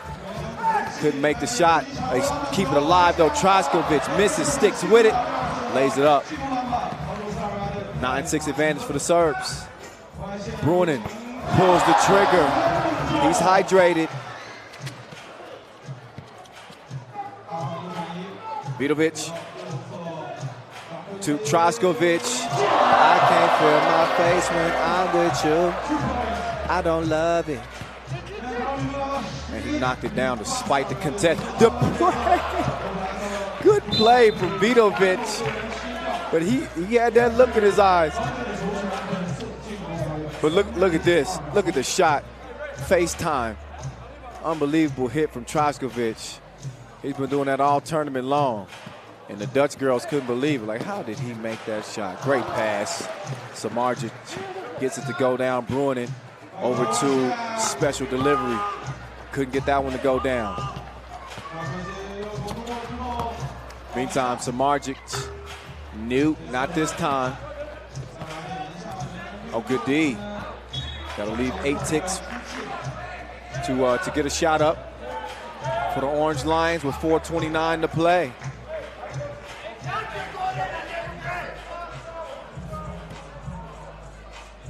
Brunin. Now over to Dreesen. Van Eyck. Good D from Troskovic. So now 1.7 remain. The real deal with the cookie at the top of the key. AKA Triple D, according to his mommy. Oh, I'm the cat in the hat today. Brunin. Oh, he got a good look, but missed it to the left. Oh, Troskovic. You know he got the gun off safety. Misfires there though. And Dillon fouled down low. Got position on Samardzic. But Serbia still with that 4-point advantage. Netherlands trailing 12-8. Serbia with a 5th foul though. They got one more to give. So both teams give it they all with a bronze medal at stake here. Troskovic, man. That dude is lights out. Hand up, so what? Hand down, man down.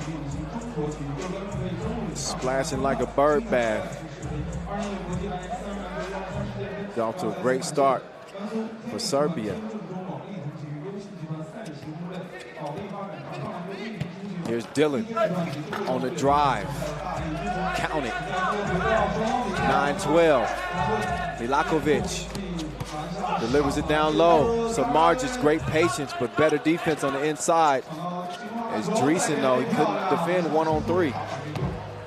Good effort, but couldn't slow him down. Now Dillon picks up his dribble. They better get a shot up. He got 2 seconds. He turns around. He releases. Back rimmed it. DePredo. He brought the base. No trouble. Two-handed finish. Look again on his trampolina. Emphatic finish from Ray Dale. Samardzic with the handoff. Troskovic through the legs of Dupre. But miscommunication between Ray Dale and Brunin. But a 3-point game is close.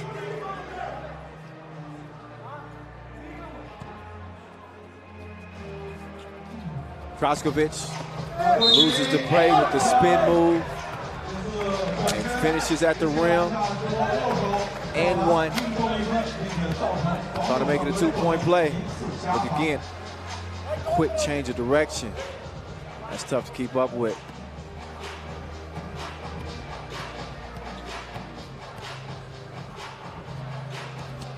Troskovic with the swish at the stripe. He's had an MVP type of campaign too in this game. Oh, man down.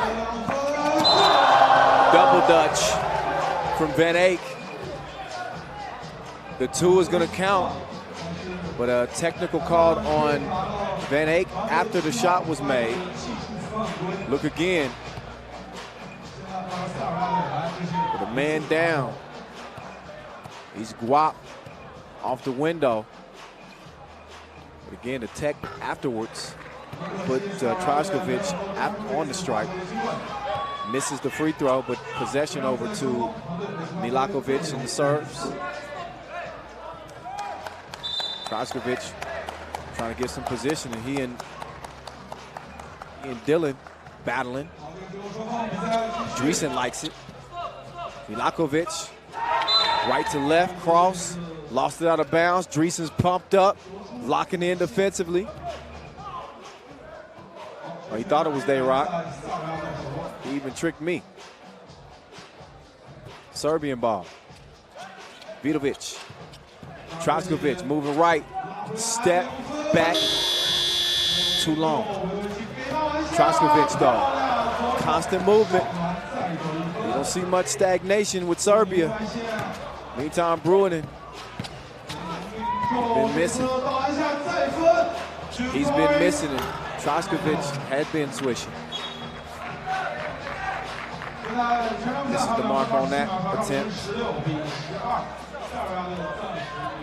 So he'll have a seat. 2:27 to play. Things getting a little testy between Van Eyck and Milakovic.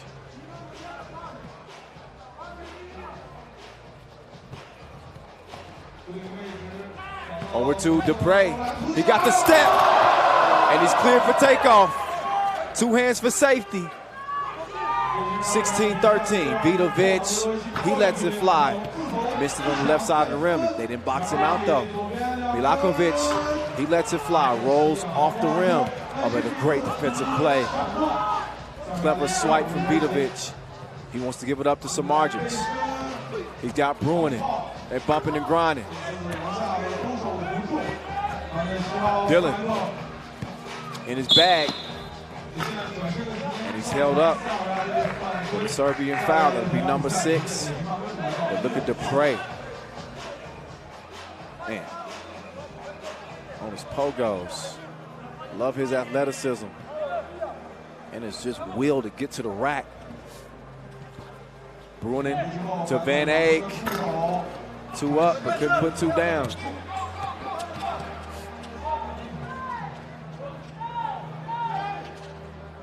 Vidovic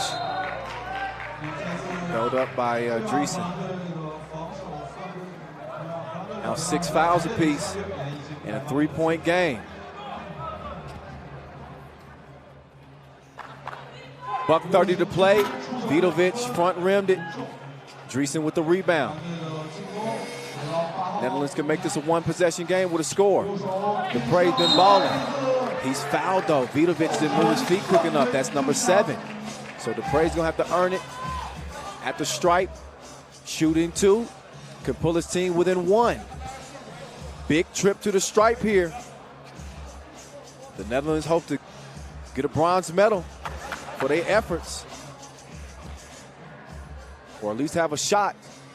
Serbia's been a better team at this point, and you've seen better free throw attempts than that.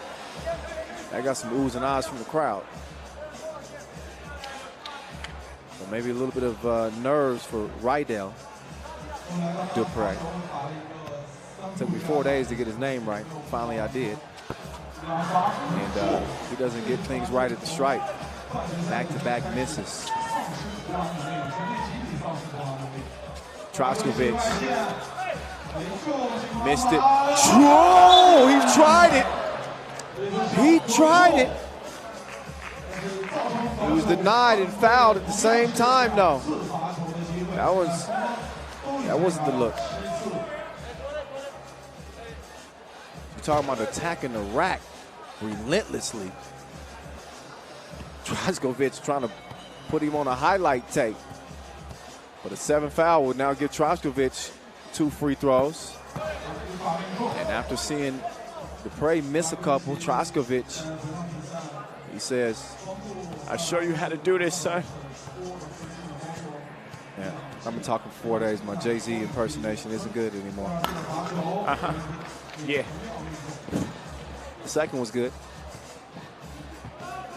as well. 18-13. Serbia can taste that bronze now. Trying to deny Van Eyck. And the Orange Lions, he's directing traffic. He's telling Bruin to go to the right wing. He elevates, drops it down to Dreesen. And a foul on Van Eyck, quick one. Bad foul too, especially with him down by 5 with 52 ticks to play. Troskovic can dang on near put this one on ice with this trip to the free throw line.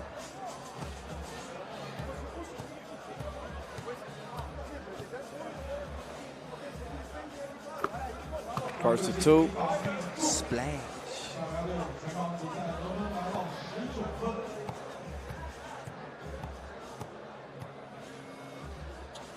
Second of 2, missed. Special delivery. No dice this time. Troskovich moving left, splitting the D. He's got a date with the rim. They get acquainted with the two-handed bang-outs. Dreesen couldn't save it. It's over to Milakovic, and that's your ball game, ladies and gentlemen. A great effort here in Lanzhou from the Dutch. They come out empty-handed. It is Serbia representing. Troskovich was a terror in this third-place game. A big scoring output from him as Serbia wins it 21-13 over the Netherlands to earn a bronze medal here in Lanzhou. Credit to the Serbian team. They came out of pool play undefeated. They end up losing to Russia by 4 in the semifinals, but they got back on track with a bronze at stake, and they take it by 8 over the Netherlands. As we get it down to Julian above, who's with the winners. Ju. Goran, last year Serbia lost against Turkmenistan, didn't even make it to the quarterfinals. This year you come back and you win a beautiful bronze medal. How do you feel right now? I feel amazing. My teammates won this game. Me personally, I played bad. They win this. Congratulations to them, to me, to the coach. We did our best to at least finish third. You beat the Netherlands in the pool stage, and again in this game, you really had the solution for this team. Yeah, we prepare for this game better. We execute some shots from the three-point line. We play smarter defense, tougher defense, so we executed. At the end, we won. Congratulations. Everyone is cheering for you and Yao Ming.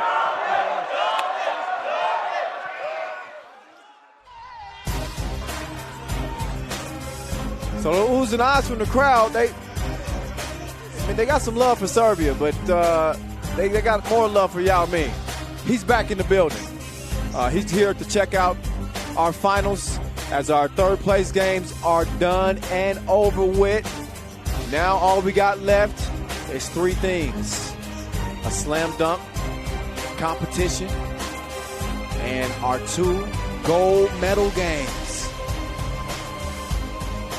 But a few last looks at the last time we'll see the Netherlands and Serbia on the court here at this 2019 edition. Troskovich was having all the Dutch fans rolling their eyes throughout the whole game. He had the hot hand. The dangerous young lion, Van Eyck, got into his groove a little bit. Saw Dupre attacking the rack ferociously as well. But the Netherlands didn't have enough to keep up with the Serbs. And especially Troskovich, who finishes with an exclamation point, 2 hands for safety. And they'll be on the podium at the end of the day.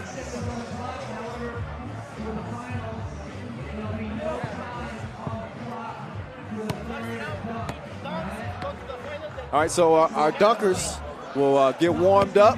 We'll be getting to our slam dunk competition in just a few moments. But looking forward to this one. Bobo Magasa, Yakminis and company. We'll be back in a couple minutes.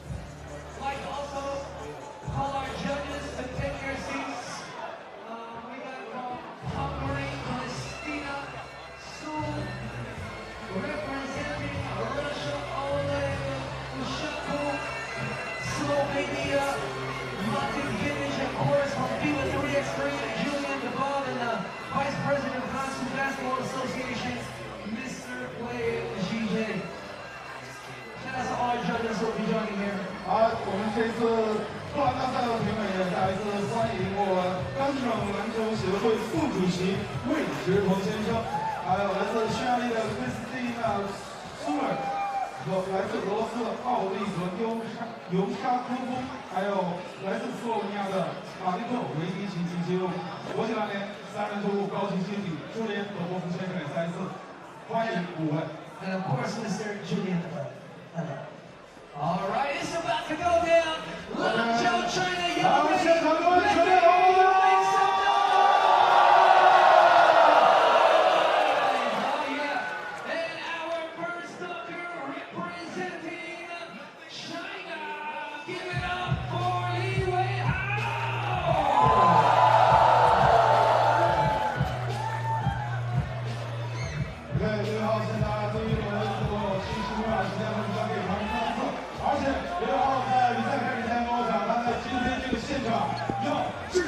All right, it's time to get this dunk competition underway. Wei Hao Lee with the home crowd behind him. Oh, yeah! That's how you start the dunk competition. That was tornadic, emphatic, 360, windmill, feel the breeze. Made it look easy too. Let's see what the judges say. Okay. So take away the highest score and the lowest score, and that'll give you the true score. A nice 27 for Lee to start this dunk competition off. Now, it's time for Bobo Magasa, representing Qatar. He wants the crowd behind him. He takes a long takeoff. Wait, what's he doing? Where's he going? Behind the judges? He took a trip around the world. He took a trip around the world. Now he's going back. Bobo taking off from the block. One-handed punch, not too shabby, but it looked like he kind of played it safe. Nice, that's an easy finish.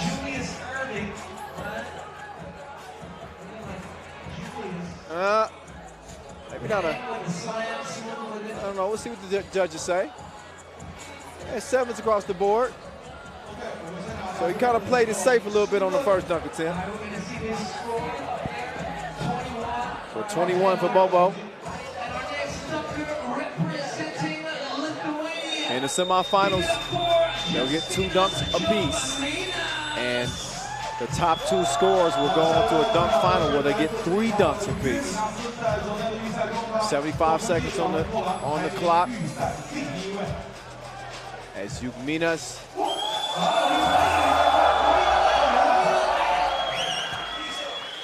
Justinas Yukminas gets ready for takeoff himself.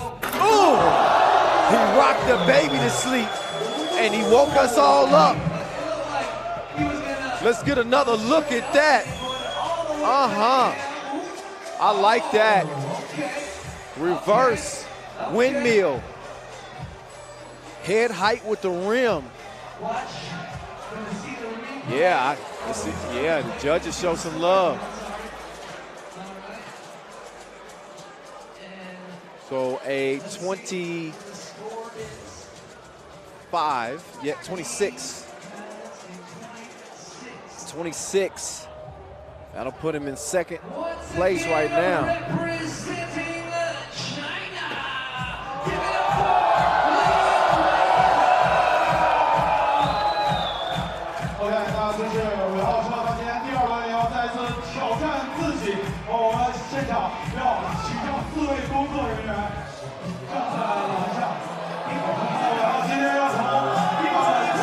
Only 3 competing dunkers here in the semifinal.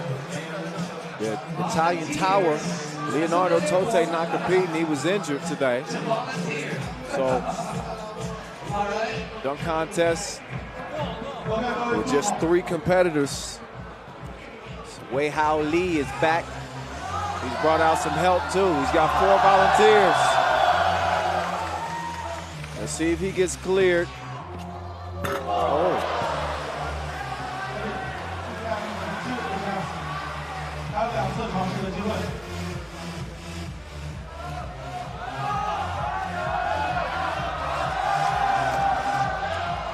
Here's Lee.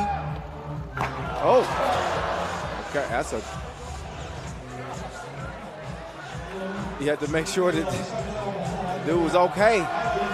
This is a dangerous job. This is a work hazard. He's run out of time. He takes off. Oh! Okay. We'll say that counts as a dunk. It was more of a strong layup. Wasn't exactly a clear takeoff. He had some turbulence. But he did make the dunk. Yeah. It wasn't a clean finish. But let's see what the judges say. All right. Oh. Got a 9 on that one. Generous.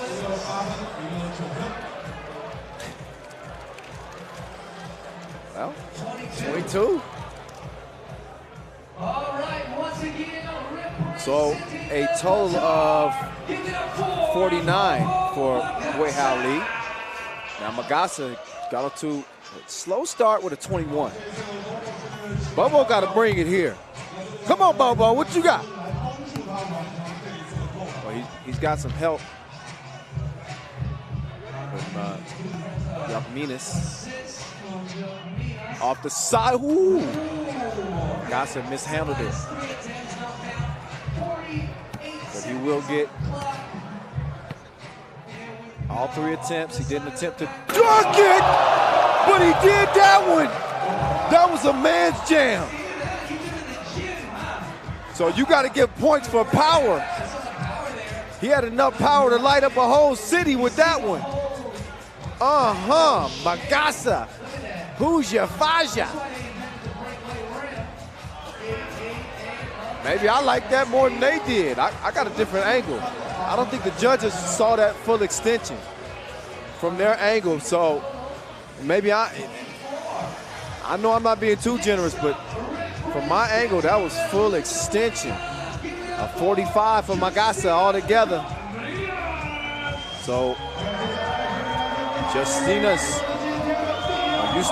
Yakminis out of Lithuania. All he needs is a 20 to win. Oh, I see you. If he finishes this, I think you got to get a man a 10.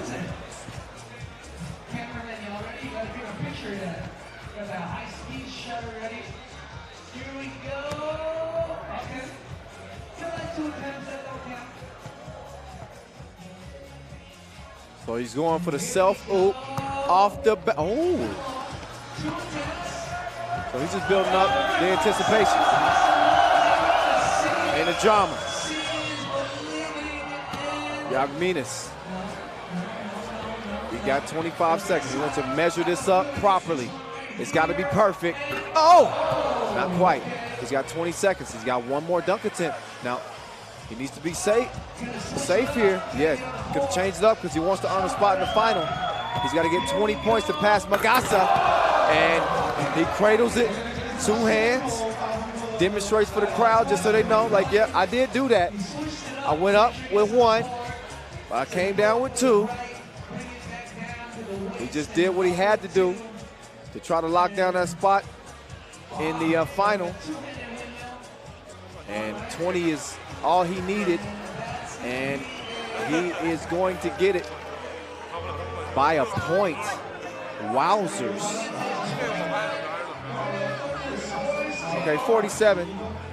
So he and Lee will advance to the dunk final. This is where they get 3 dunk attempts. So this is where hopefully they've been in their lab a little bit and have dreamed up some creative dunks. These are not pro dunkers, so they don't do this for a living.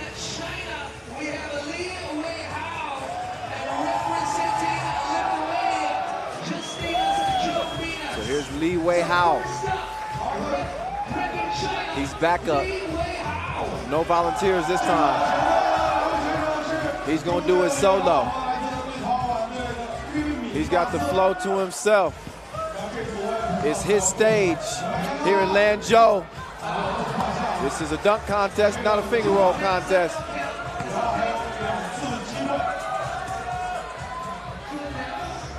But a nice finger roll.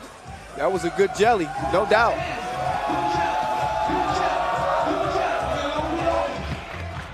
Baseline, double pump. He blew a tire on the takeoff. Everybody got the phones out.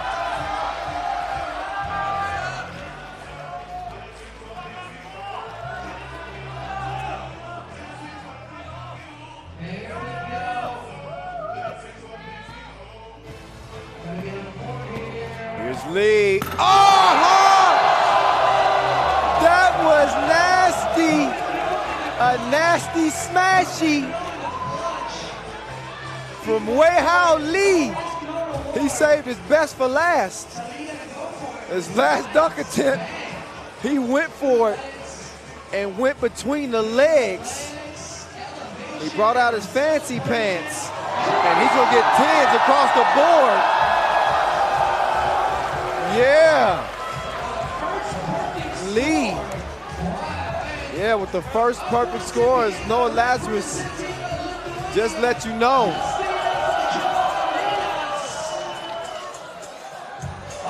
Jagminas, he's asking for a volunteer. I love the showmanship. That's a big part of this. So he said he's bringing somebody out. All right, who wants to be a part of my poster? You and you. Stand here and now come on, bring it. Let's make it a whole party. Okay, I want y'all all bending down. I'm gonna dunk on you and I'm gonna dunk on you. You in the Wade jersey, I'm gonna dunk on you. Turn this way. Okay, get down. Not too far down. I'm a high flyer, don't worry. I got 50 seconds to go. So he's gonna sit up from the Inleo logo. Yeah, he wants some energy. Jagminas showing off the bunnies. A safe landing.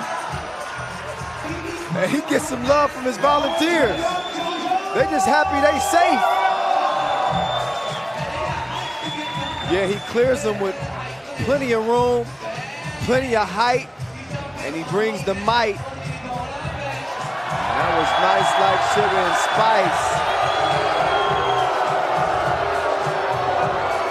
The judge is getting some boos. All 10s.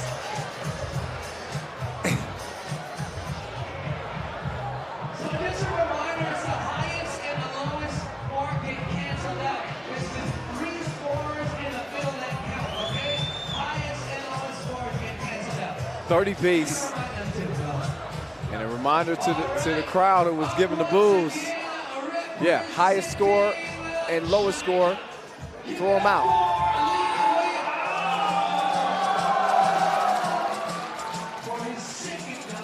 Lee Weihao trying to follow up a perfect 30 after going between the legs. Let's see what he brings us this time.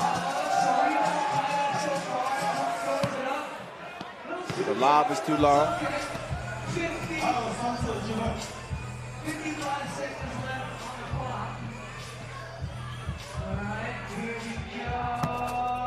Oh! Off the bounce! He's bouncy. Twisted his body mid-air and crunched it. It's a nice dunk. Look again at it. Look, ma, one hand.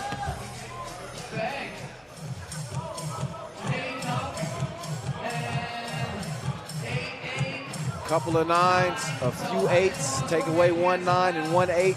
That gives you 2 8s and a 9. 16 and 9 is 25. So 55 for Weihao Lee. Now Jagminas is back and he's ready to attack the rack. Self-oop. He's so sick he needs some soup. He's relaxing. He's maxing and relaxing with his head behind his head. Show that man some love. The crowd giving him some juice. He got plenty of juice. Oh yeah. It's like a day at the beach. He put his hand behind his head like the mailman and delivers a delectable dunk that gets him 10s across the board. And now the judges, who the crowd was just hating a moment ago, they're back friends again.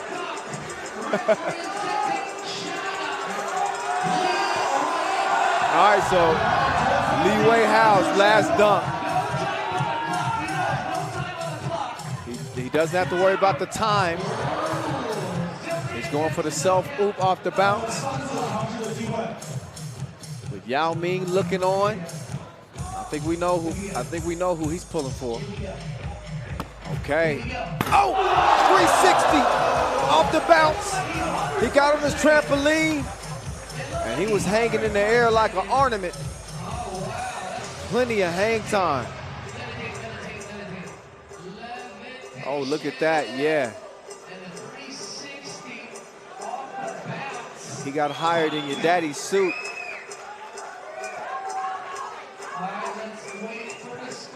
Finished nice and strong at the rim. So, we're gonna get a 27 on that dunk. Not too bad. Jagminas, he's back up. He's got his own fan section, and he's got 2 30s. And if he puts something filthy down, he's gonna have a gold medal. So all 3 of the dunkers will medal. But Jagminas, he want that gold. Oh.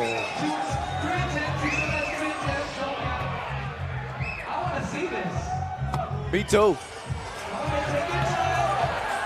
No need to rush. Gets a breather. Yeah, he said, come on. Yeah, come on, let's go. Justinas Jagminas out of Lithuania.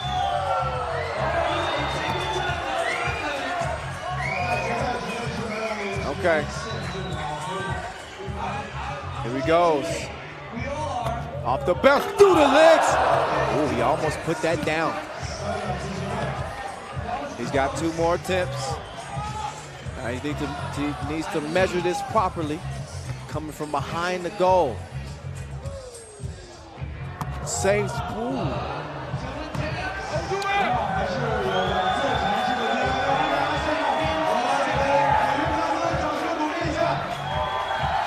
Still got 2 attempts left.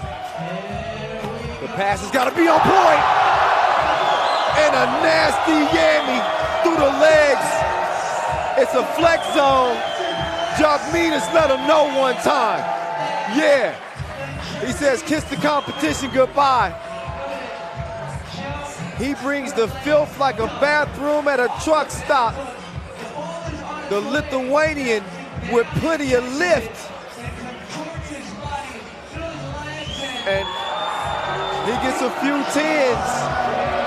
A 29 is what he will end up with. No, you take away the highest score and the lowest score. My bad, a 30-piece again. When was the last time you saw 3 straight 30s in a final? When was the last time you seen a Lithuanian with bounce like that man? He's gonna take gold. And obviously the silver will go to Lee, and the bronze to Bobo Magasa. Now we'll clear the court for the award ceremony. But this was a Jagminas one-man show. He was nasty. Let's look back at both dunkers. Wei Hao Lee got it started with a nice 360 windmill, then through the legs, one-legged takeoff. Yagminas, though, taking it to that next level. He did that was a safety dunk in the semis to land a spot in the final. And then once we got to the final, he decided to take that windmill to the next level. And he jumps over 4 volunteers. Then the self-oop, fancy pants, hand behind his head, maxing, relaxing, smashing. Look again, that was his best dunk to me.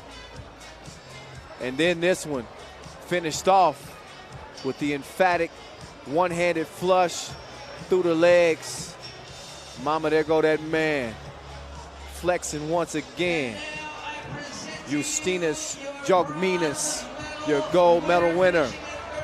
Bobo Magasa will finish in third with a bronze medal. Bobo Magasa. Qatar stand up. He's gonna get his 15 seconds of fame. Bobo. He's gonna get a bronze.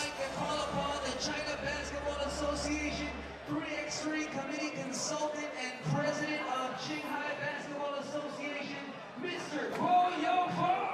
接下来有请中国篮协3人篮球委员会顾问、青海省篮球协会主席郭永峰先生为获得本次比赛第3名的选手颁发奖牌。All right, Bobo Magasa. He came with it. But our other 2 dunkers were just next level. They elevated the competition. But Bobo won't be heading home without any hardware to show for his efforts here in Lanzhou.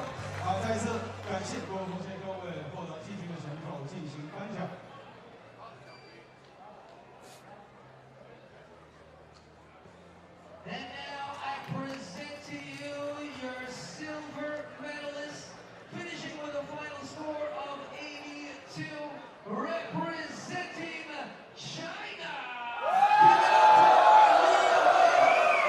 Your silver medal winner. He got it done in his own backyard. Wei Hao Li. He is bouncy. He takes a bow to the crowd. Great performance for him in this dunk competition. He represented, man. He's been banging. He was banging out throughout the tournament too. Mr. Meng Jiang Xuan about to present the hardware. Nice and clean in the suit. You start meeting the important people, you know you did something right. Nice silver medal for him to hang around his neck.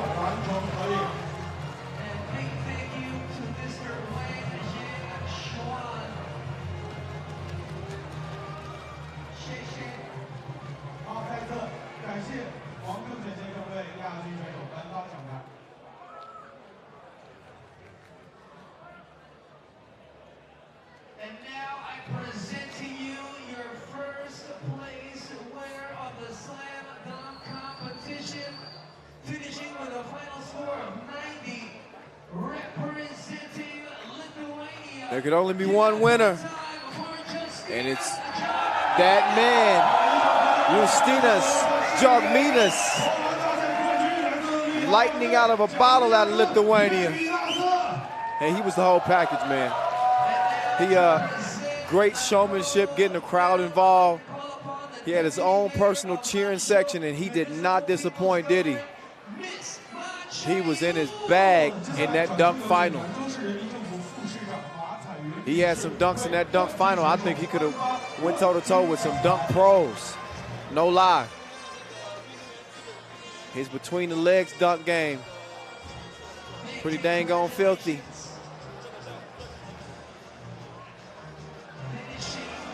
He got bounced like the fabric softener. And it was on full display. He's got a gold medal around his neck. One chain. He's the one that's standing above the rest, though. I'd like to call upon the second He doesn't want his 15 seconds of fame. This is the dude that doesn't shy away from the camera. Stick around. Still got to give you a nice trophy, too.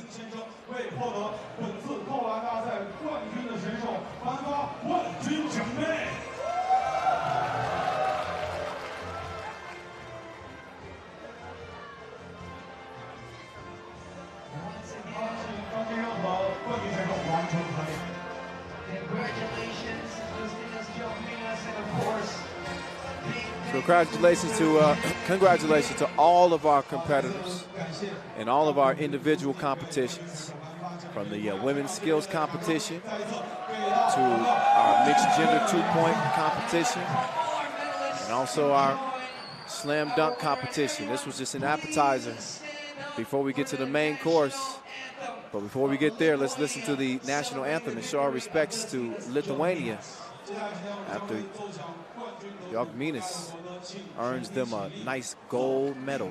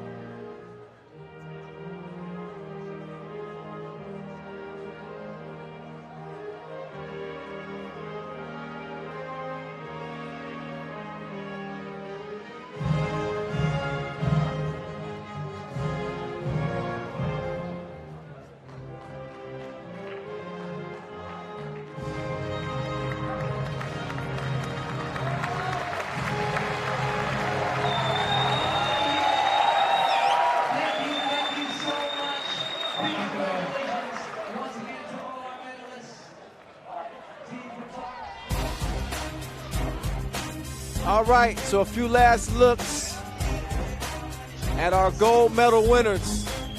Gold winning dunks, a trio of filthiness from Justinas Jogminas out of Lithuania.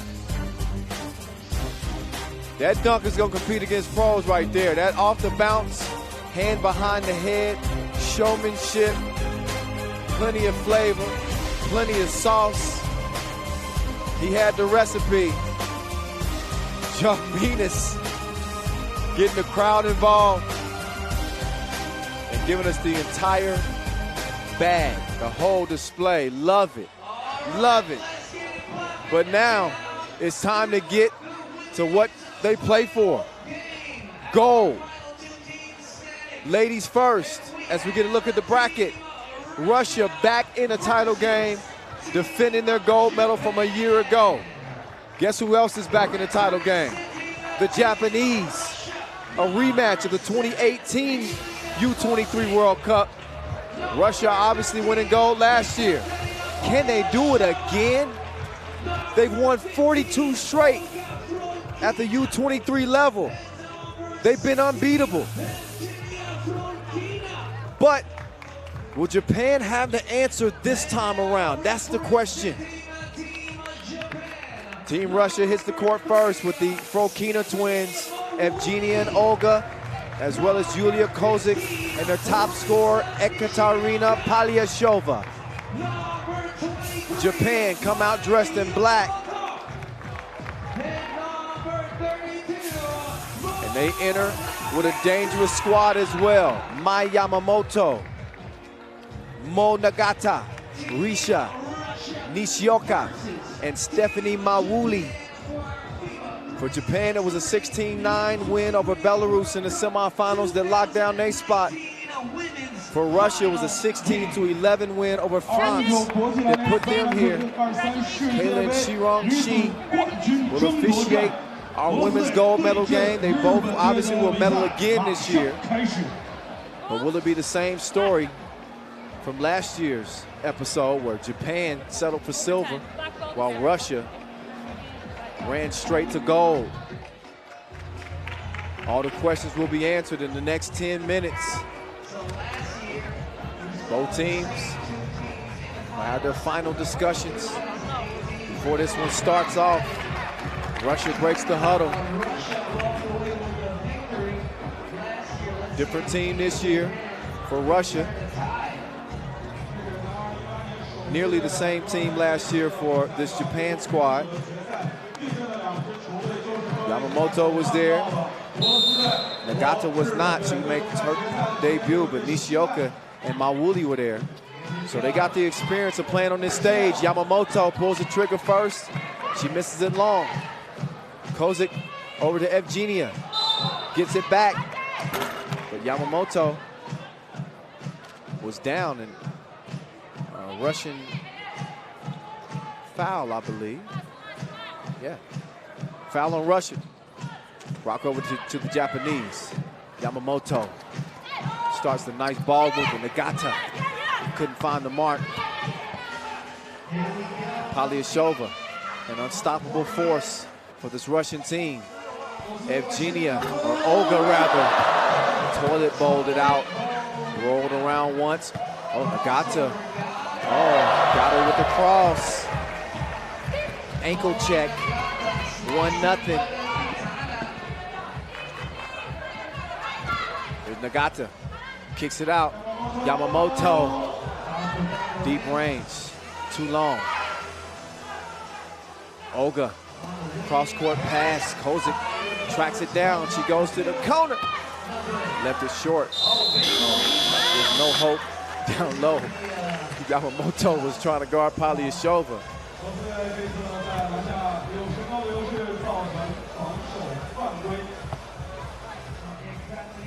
Polyashova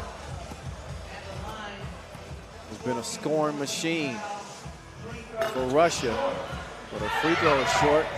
She thought that Fokina was going to grab it, but she did not. Mawuli drops it down to Nishioka. I say one thing I do like about this Japanese team is they always are smiling, always encouraging each other, even when the chips are down.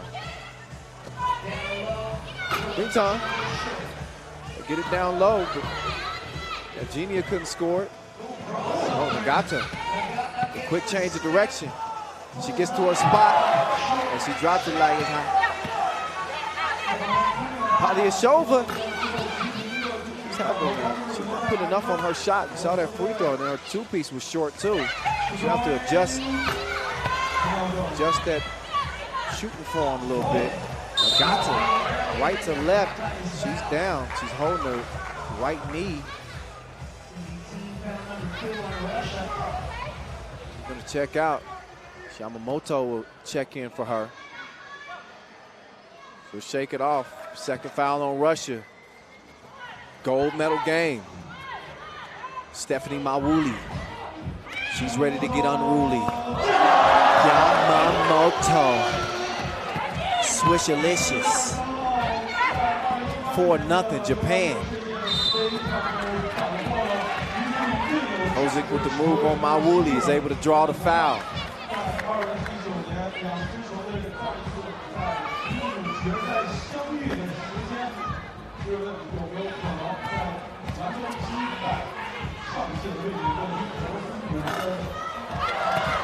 Now Russia on the board, courtesy of Polyashova. Yamamoto lost the cookie. Russia recovers it, but Yamamoto with a smart play to tie things up. She'll get the possession back for Team Japan. One loss to their name. And that was to France in the pool phase. Russia with no losses, but they get lost on defense there as Mawuli is giving an easy breezy score underneath. 5-1 Japan. Evgenia misses at point blank range, trying to stick with it. Now Olga will have a turn. Count it. One-legged fader. Nagata. Down low to Mawuli, good positioning. He's making things difficult on Kozik down there. 5-2 contest. 3-point lead for the Japanese. They got revenge on their mind. Nishioka on the short shot, put too much on it. Kozik will get a good look, 2 up. Couldn't put 2 down. Score stays where it is. Good idea on the pass, but the execution wasn't quite there.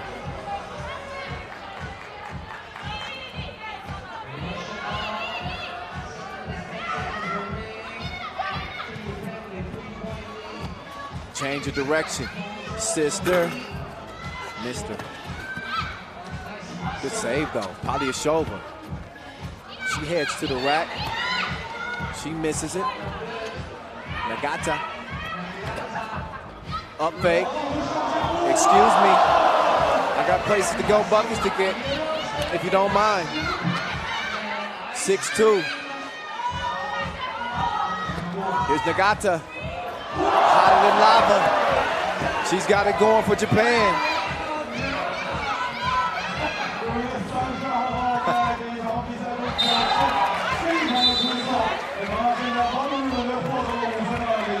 A 7-2 lead for Japan. Quicker out of the gates. And TV timeout. Nagata's provided the spark. See her getting to the rack, and Yamamoto finding the stroke from the logo. She is rangeless. Stephanie Mawuli coming free. And that's how you see Japan jumped out to this lead.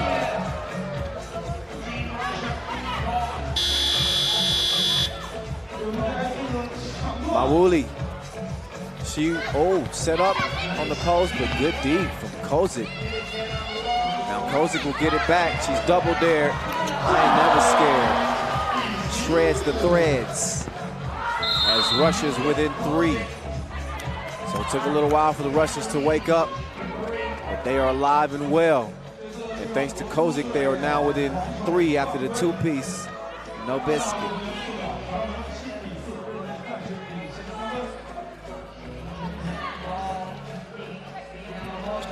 Yamamoto. Lures the D to sleep, but couldn't connect on the rainbow.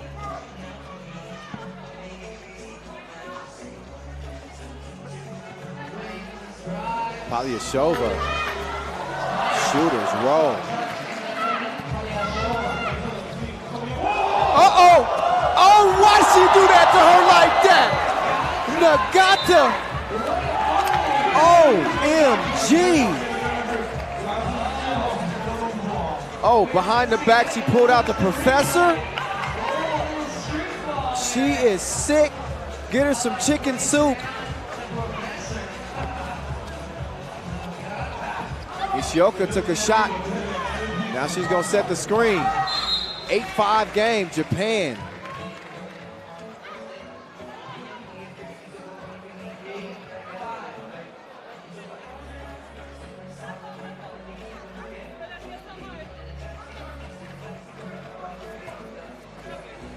Now Mawuli, she gets it over to Yamamoto. Yamamoto with Kozik in front of her. Got to the rim. Mawuli couldn't rebound. Just over 5 minutes to play. 8-5. Quick trigger on the 2-ball.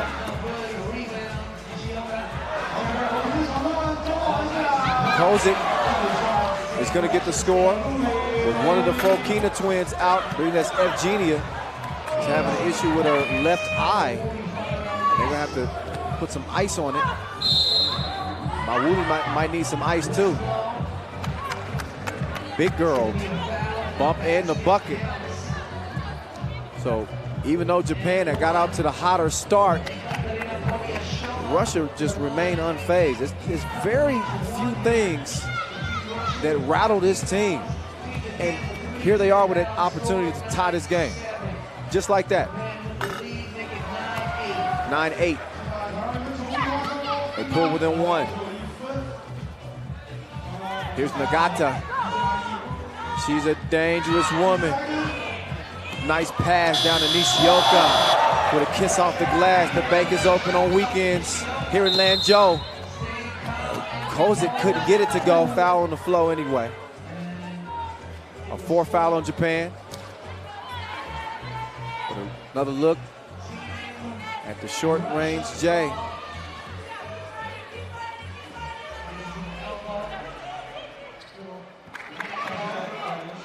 Kozik suffocated, but not given enough space. 5th foul on Japan. Nishioka called for the block.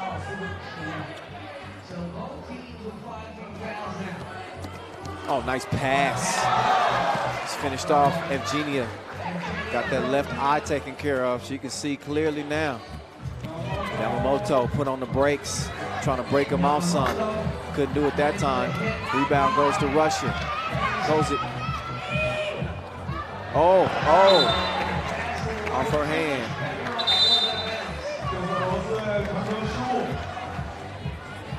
The ball to Japan. So I'm going to ask you over here, who here is cheering for Team Russia? Make some noise for Team Russia. Okay, I'm going to say now, how about for Team Japan?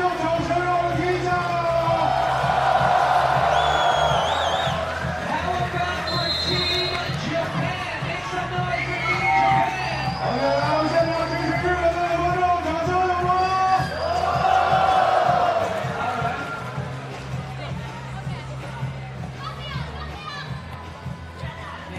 All right, we're going to see will this run stop today. 42 straight. Russia's been unbeaten. And Japan continue to attack with an 11-9 lead. Here they go. Swinging back and forth like a pendulum. Can Japan continue to hold this Russian team off? Nagata. She's had the hot hand. She misses that one. Both teams arguing their case that that's off of the other. It's ruled Russia ball. Japan won't win this argument. Possession over to the ladies in white. Kozik will start the possession. Got the Frokina twins on the floor with her. Polyashova getting a rest. And an offensive foul call. 6 on Russia. So they got no more to give with 3:19 to go in the game.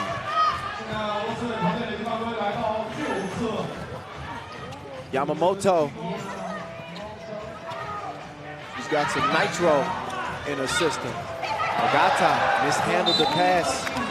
She was trying to drop it down to Mauli, but you see this Japanese team getting sore with each other. It's not a whole lot of finger pointing. They just go to the next play. They got a D up. This Russian team who's starting to get in their rhythm. Kozik called for the foul. She gets tied up with Yamamoto, number 7. So 2 free throws for Yamamoto.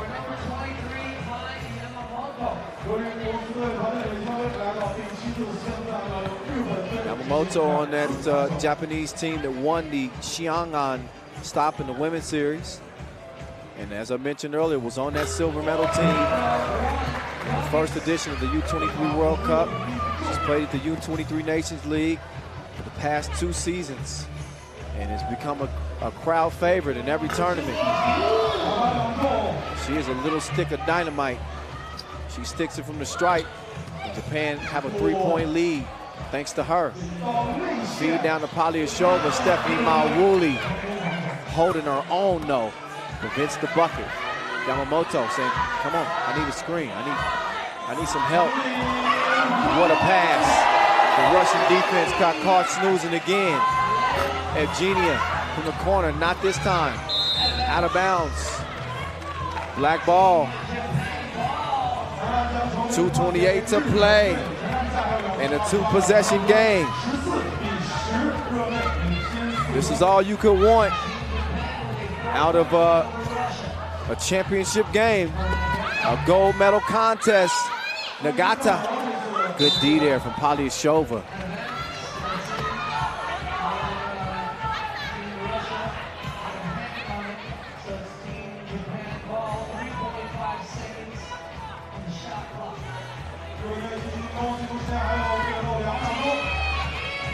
Oh, good move. But didn't get it up in time. Violation.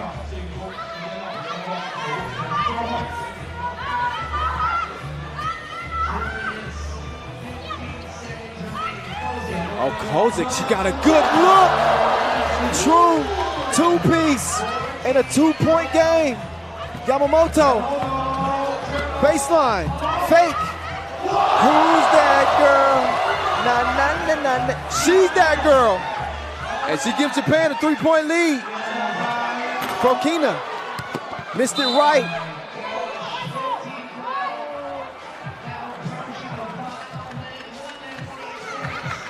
Look again. Fake, fake. And a little sauce on the reverse.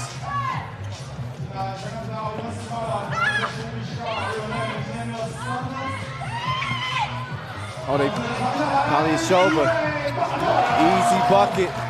They didn't want to foul. Japan, they do have one to give. Here's Nagata. She got 3 seconds to get it up. Yamamoto. She didn't hit it that time. Oh, nearly lost it. You know she likes that spot. They go down low, the size mismatch. Mouse in the house. That might be the only liability to having Yamamoto on the court. She's such a dangerous offensive player, but she's so small. She gets caught in the mismatch down low. It's probably a guaranteed score. We got 1:07 and counting. Yamamoto put on a break, step through, scoop is a miss. Mawuli. Oh, they're saying that touched the rim. They're arguing their case. And it is going to be a shot clock violation. I don't believe any of the Japanese three are a lawyer. They're not going to win that argument. Pull up. Missed. Nagata, quick change of direction. She's waiting on a screen from Nishioka, but she's got to get to business. And she gets the roll.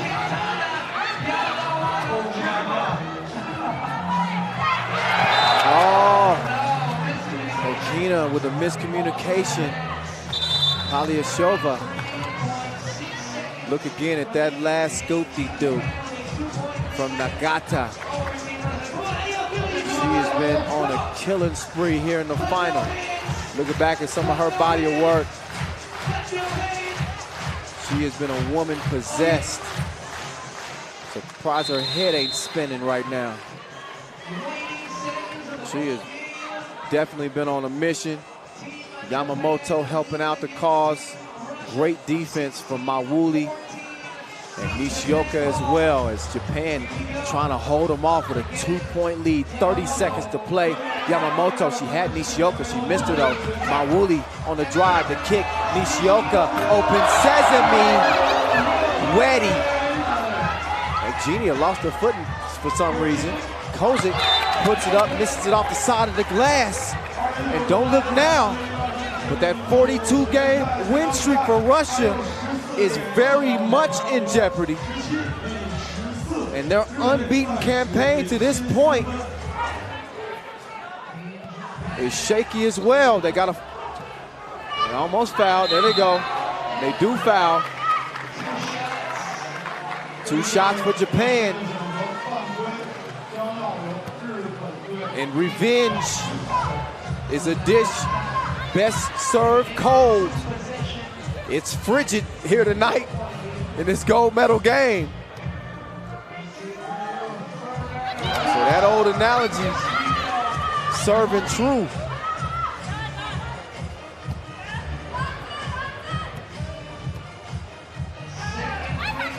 And if both free throws are true, 5-point game, man.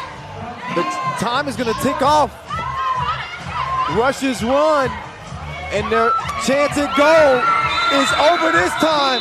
Japan get revenge from a loss last year at the same stage. Japanese, they are golden here during Golden Week in China. And a final bow, they get it done. Congratulations. A hell of a win for Japan against an unbeaten Russia team, again, whose 42-game win streak comes to an end, and an unbeaten campaign ends in the championship game. The Japanese prove that they're better than the rest. They come in as a 12 seed, but they end up being number 1, and they'll stand atop everybody else on the podium. Russia settled for silver this time around. Can't win them all. They got off to a slow start. Japan was the better executing team right out of the gates. You saw them jump out to that 5-point lead, and they never really looked back, although Russia did make it very interesting. Nagata was in her bag, and she wasn't looking for no lipstick or nothing either. Her hoop bag of tricks behind the back, the professor would be proud. Russia made a nice run there. Kozik with a couple of nice scores. Easy one underneath. She had a couple two pieces from the corner. Yamamoto, though, speed kills.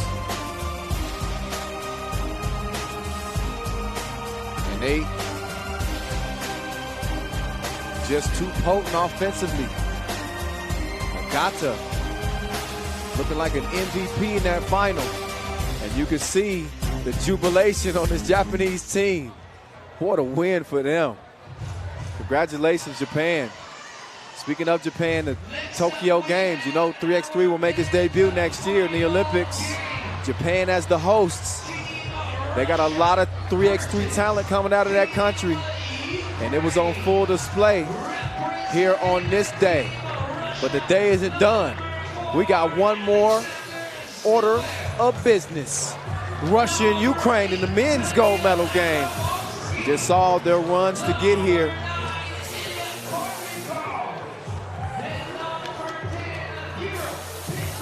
So the reigning champs, the Russian men, they won't get a sweep like they did last year. It was a Russian sweep in 2018. The women get silver.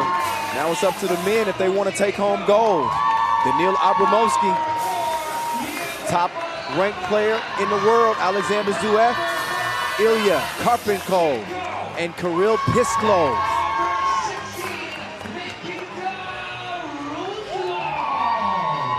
Meantime, Nikita Ruslo leads this Ukraine team to the court. They beat Netherlands in the semifinals to get here. Russia hadn't lost yet, not through the pool phase, not through the quarters or semis, obviously. A single elimination final day. Same situation as the ladies. But they hoping for a different outcome, obviously, in this one.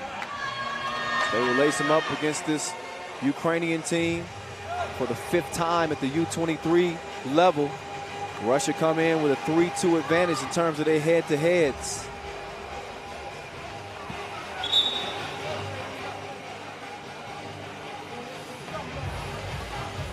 So there's Yevden Balaban, the leading scorer for this Ukrainian team. And he is a problem. Gonna be nice watching him and the juggernaut Karpenkov battle it out in this one. The top gun, Alexander Zverev, starts with the possession. And this is for the gold medal.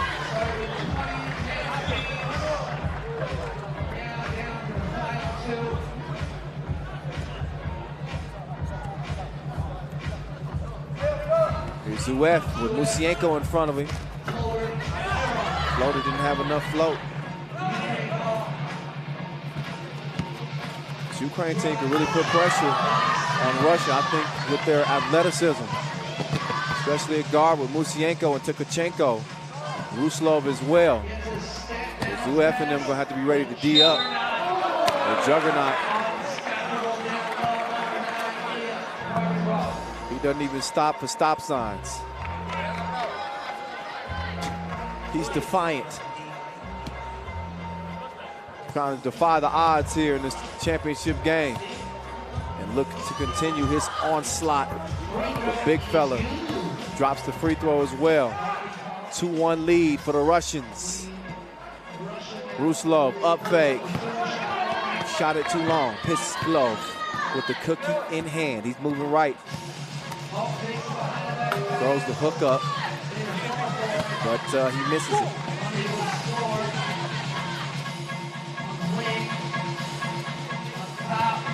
Balaban drops the shoulder, and he got the roll right at the rim. 2 apiece. Ruslov tying it up with Pisklov. But maybe some contact on the play. Yep, second foul. Now Pisklov looking for Karpenkov, but he didn't dip to the cup quick enough. Pisklov does the honors himself. Oh, Tkachenko, watch your ankles. He had to cross, but he lost the ball.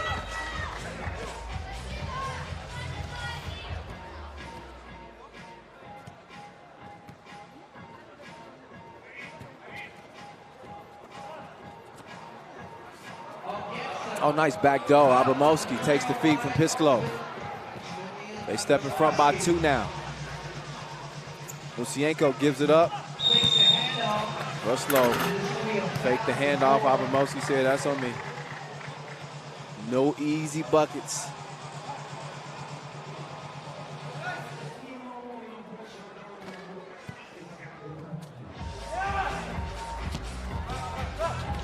Now Musienko. A little stop and go. He lost the rock though, lost the handle on it. Comes back to him though. And offensive foul? Yep. Caught on the bump.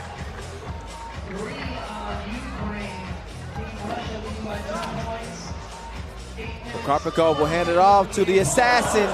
You know he be splashing. Counted for 2.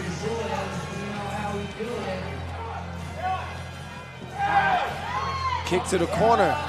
Tkachenko. Drip drop.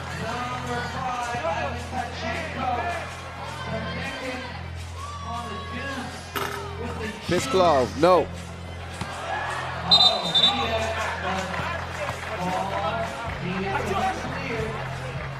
Didn't clear it.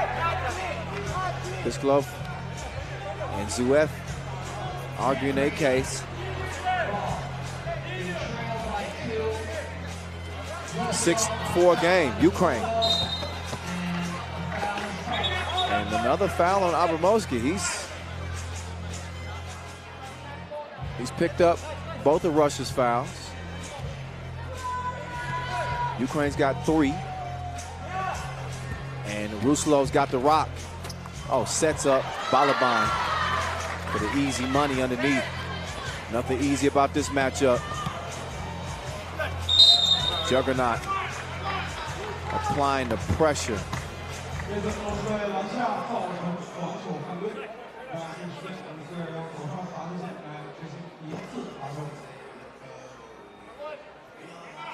Still look like he chops wood for fun. To Juggernaut's a different kind of beast. He's got a nice touch too from the strike. And he's got Russia in front with a 7-5 lead. Tkachenko. Great touch.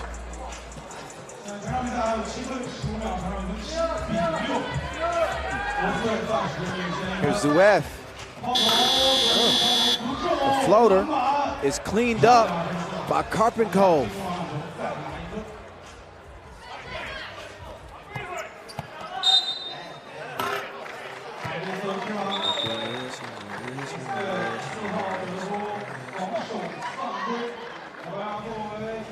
Look back at the that last couple of buckets for each team. Karpenko picking up where he left off in the semifinals. This Russian team was able to beat Serbia. And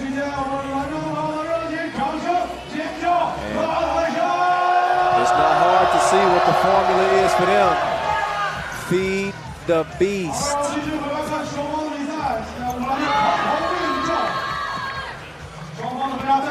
Abramowski driving, drop stepping, but he's pushed. A fifth foul on Ukraine. That means they got one more to give.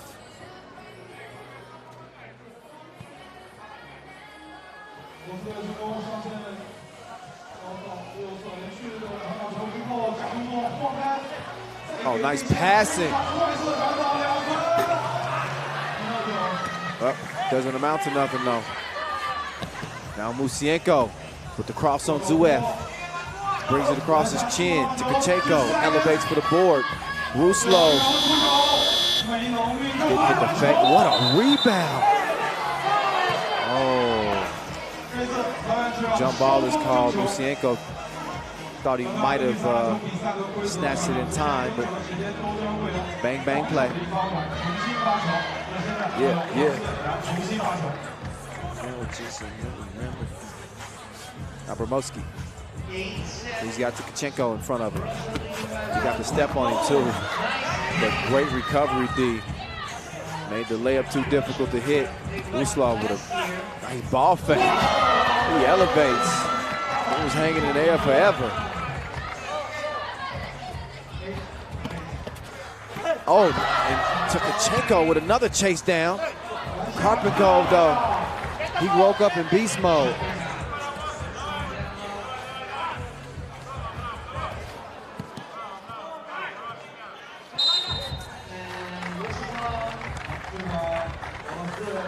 Keep it on the high note. Doing high note.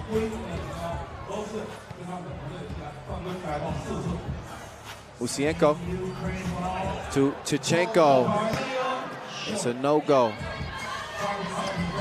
5.5 to go in the game. Russia currently leading by 1, 9-8. Pisklov. Nice shot off the glass.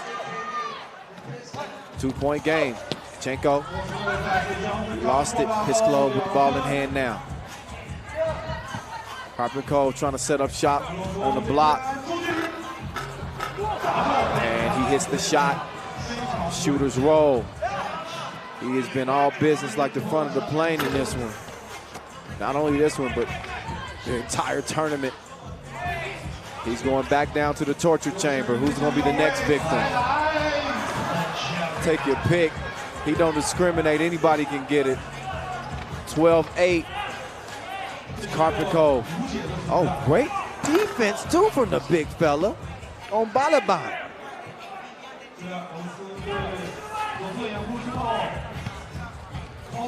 Pisklov couldn't get the runner to go. 12-8 game, first of 21 wins. We got 4 minutes and 31 seconds to see who takes gold. They'll both be medaling. Russia won it last year with this exact same team.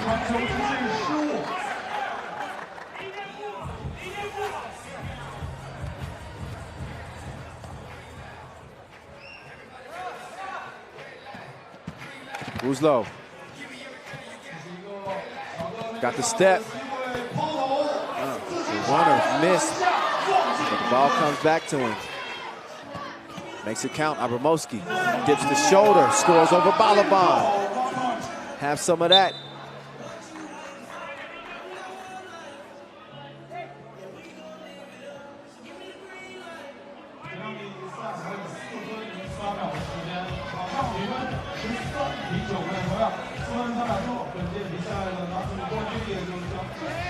Tkachenko opens the possession. He's going to go to the left elbow, set the screen for Musienko. He couldn't drain it, but Tkachenko, great activity on the offensive glass. He puts it up. No FaceTime, no, on Zuev. Pisklov down low. Abramowski shooting from deep. It's a miss. Now Ruslov swings it over. Musienko kicks it. Ruslov. He's got a second to shoot off balance. Nothing to speak of on the possession. 3:25 to play. Zoot F. Cash App. So the assassin puts Russia up 15-9. Zuev goes left, stops short. Ball is reversed to Pisklov. He pulls the trigger. It's a misfire that time, but he did hit the rim, so no shot clock violation. Now the assassin with the rocket hand. Oh, what a pass to Pisklov. Everybody get your roll on.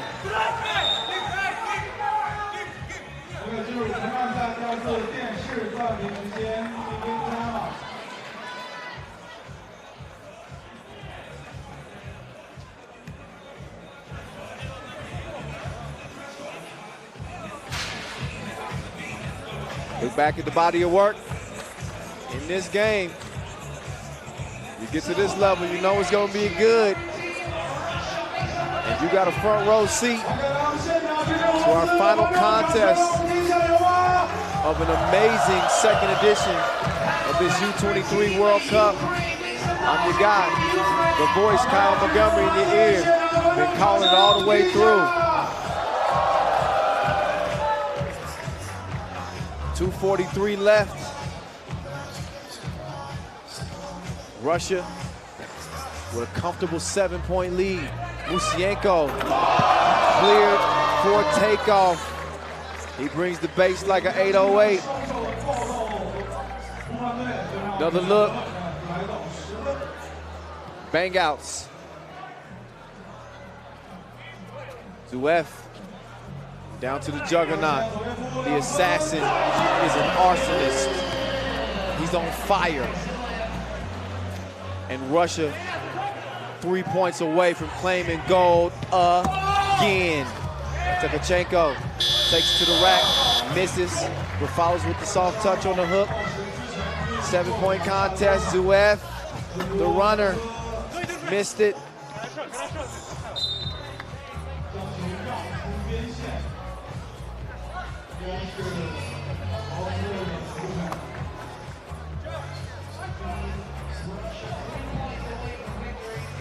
.206 and a timeout for Russia. They want to talk it out. Probably need to be talking about what kind of celebration they're going to be having. If they can continue to play in the way that they played through the first 8 minutes. They need 3 to get it done. Will they finish strong? Or will Ukraine find a way to conjure up some magic? Don't want to close the door on them completely yet. But the juggernaut, he's doing his best to ensure that this one's going to be done before the limit. Balaban, pull up, too much protein on it. Russian Federation is pumped up. Saw the ladies fall short in the final. That won't be happening for the men. Doesn't look like. Minute 40 to play. Balaban. Oh, halfway down before it came out. So the rock to Zuev. He's the #1 player in the world, but you could argue that the most valuable player on this team has been the juggernaut. He is eating. His appetite is insatiable. I got to bring out big words for the big man. Been an absolute animal. Karpnikov shooting the free throw that will lift Russia to gold yet again. So back-to-back Russia goes at the U23 World Cup. They celebrate yet again with the same squad that did it in 2018. a repeat performance. Different year, same episode, and time to celebrate. What a win, and what a tournament for the Russian men's team, who didn't lose a single contest en route to their second U23 gold medal. Congratulations. Ukraine will have to settle for silver. But a well-fought tournament for them. They'll get some love from their coach, and we'll get ready to get it down to Julian Dubov, who's with Ruslov now after a tough loss here in the final. Nikita, this Russian team was a bit too much in the final, but let's not forget a beautiful tournament and a great silver medal. Honestly, I'm speechless right now, but gotta give a huge credit to all of our team, all the teammates, all the coaches, all the doctors, everybody who ever worked with us, especially during the summer, because this team wasn't built in one day.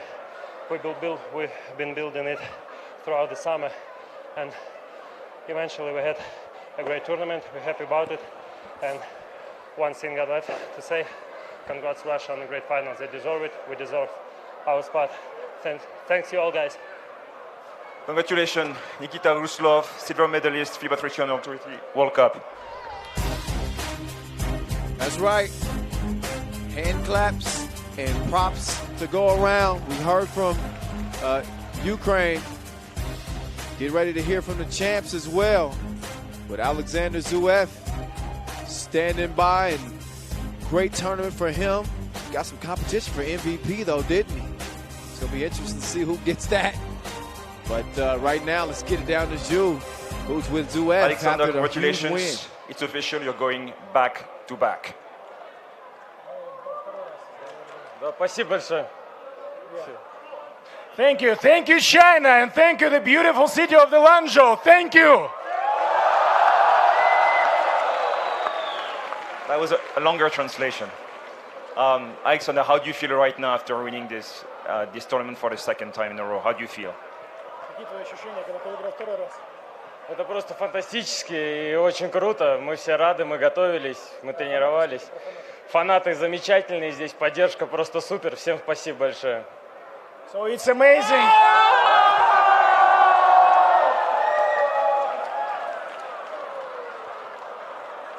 It's an amazing feeling to win the second time here, and the fans were super amazing. Thank you so much again.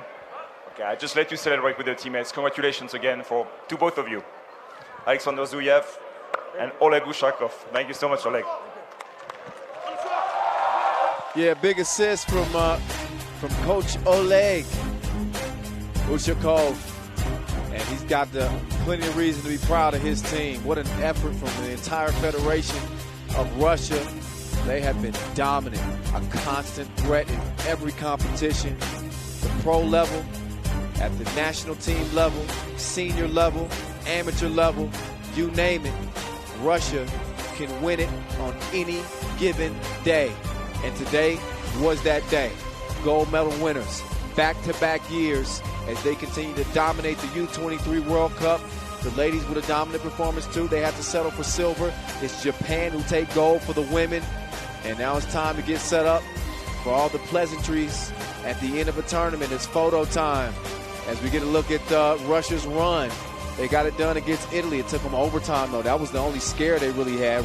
Serbia did pull back in the semifinals, pull back into the game, that is.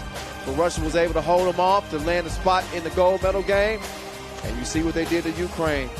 21-11, they run away with it en route to, again, back-to-back gold medals. The same squad that did it before, do it again. Ukraine settled for second silver.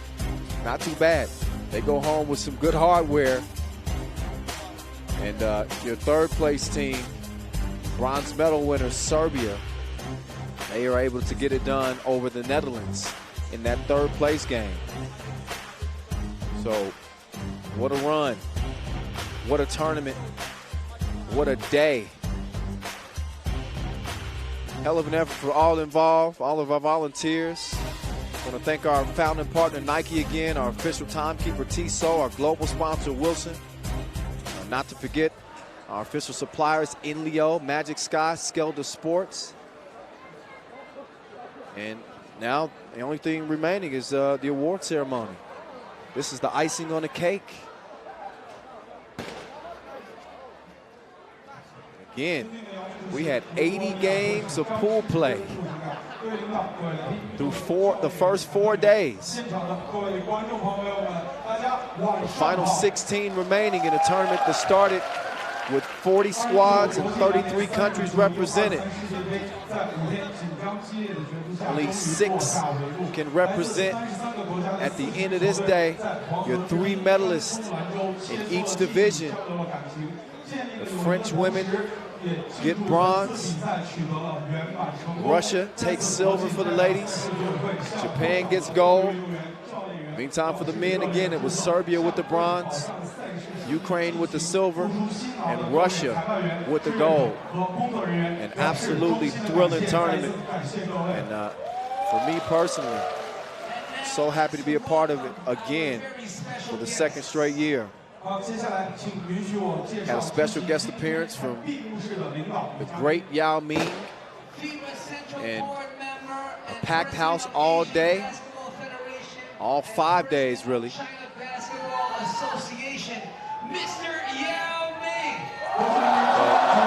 Yao Ming, president of the Chinese Basketball Association. Sure he enjoyed it.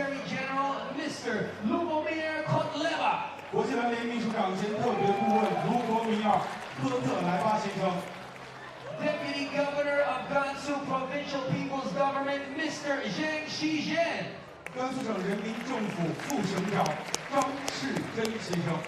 Secretary General of Gansu Provincial People's Government, Mr. Jian Ning. Director of Gansu Sports Bureau, Mr. Wang Chen.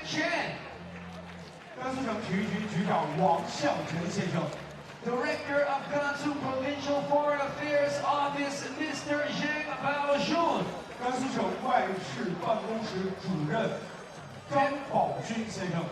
Deputy Director of Gansu Sports Bureau, Mr. Liu Xinping. Deputy Director of Gansu Sports Bureau, Ms. Ding Huru. President of Gansu Basketball Association, Mr. Gong Ning. Mayor of Lanzhou Municipal People Government, Mr. Zhang Weiwen. And Secretary of Lanzhou Municipal Party Committee, Mr. Zhang Qiping.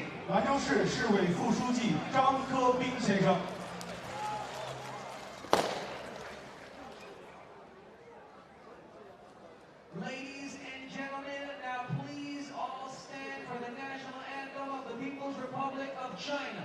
请全体起立，奏唱中华人民共和国国歌。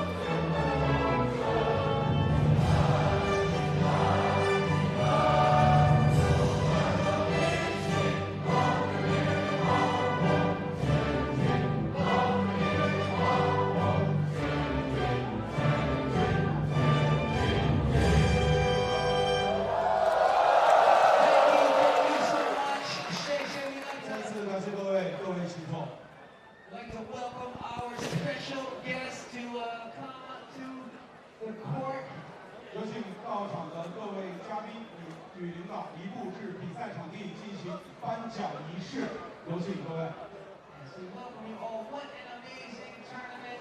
The FIBA 3x3 U23 World Cup, 2nd edition of 2019 here in Lanzhou, China. Such amazing games, such amazing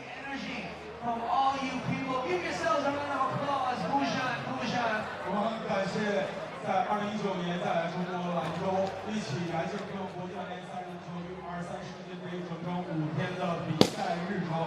也同样，在这5天的比赛过程之中，我们要再一次感谢我们兰州到场的每一位观众朋友，因为你们的热情，因为你们的支持，让我们的比赛更加的精彩。在这里，也再一次把掌声送给兰州的各位，也希望有机会我们可以再一次来到兰州，和各位一起见证更加精彩的比赛。再一次，谢谢各位。Yes, thank you so much. Of course, welcome to all our special guests. Such amazing, as I mentioned, games. We had shootout competition, final skills competition, slam dunk competition.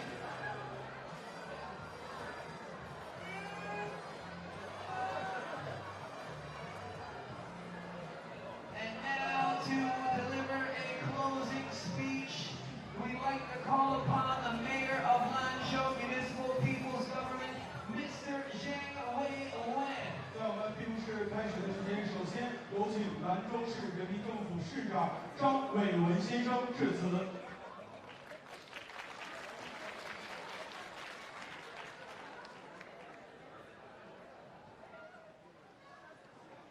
尊敬的姚明主席，尊敬的张世征副省长，各位领导、各位嘉宾、全体运动员、裁判员，大家晚上好。经过全体工作人员、裁判员的辛勤工作和各位运动员的奋力拼搏，2019国际篮联 U23 3人篮球世界杯已顺利完成全部赛事。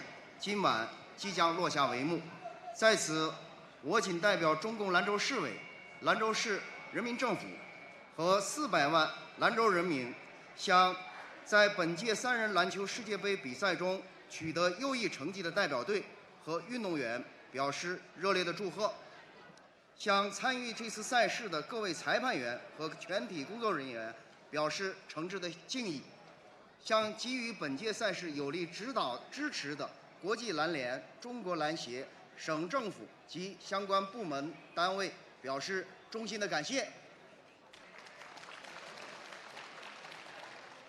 恰逢庆祝中华人民共和国成立70周年之际，2019国际篮联 U23 3人篮球世界杯于美丽的金城兰州如期相约，给全市人民奉献了一场篮球比赛的盛宴，也给兰州这座城市增添了一道绚丽的亮色。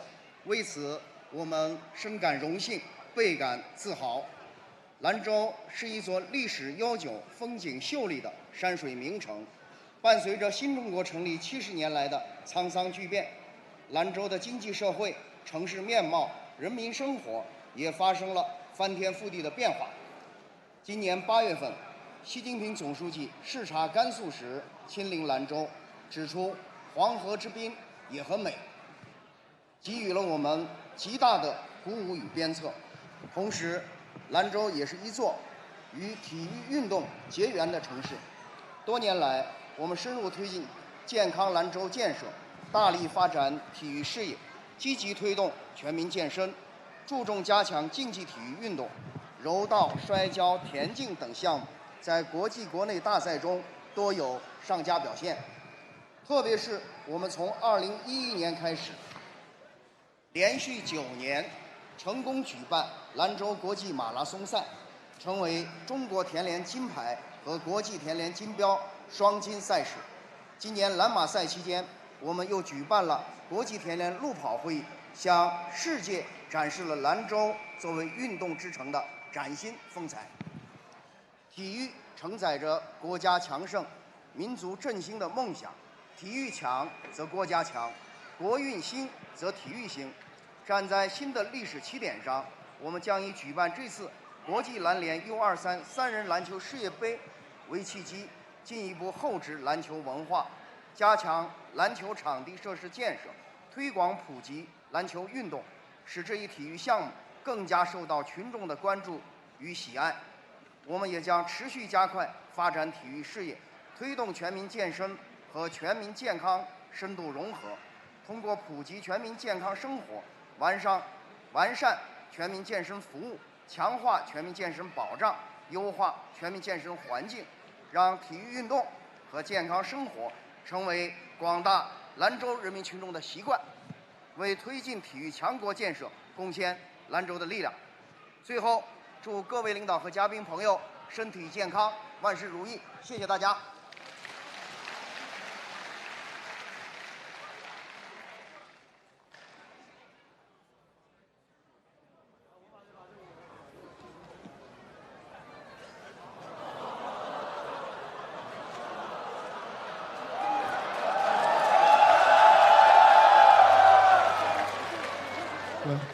好，再次感谢张伟文先生的精彩致辞。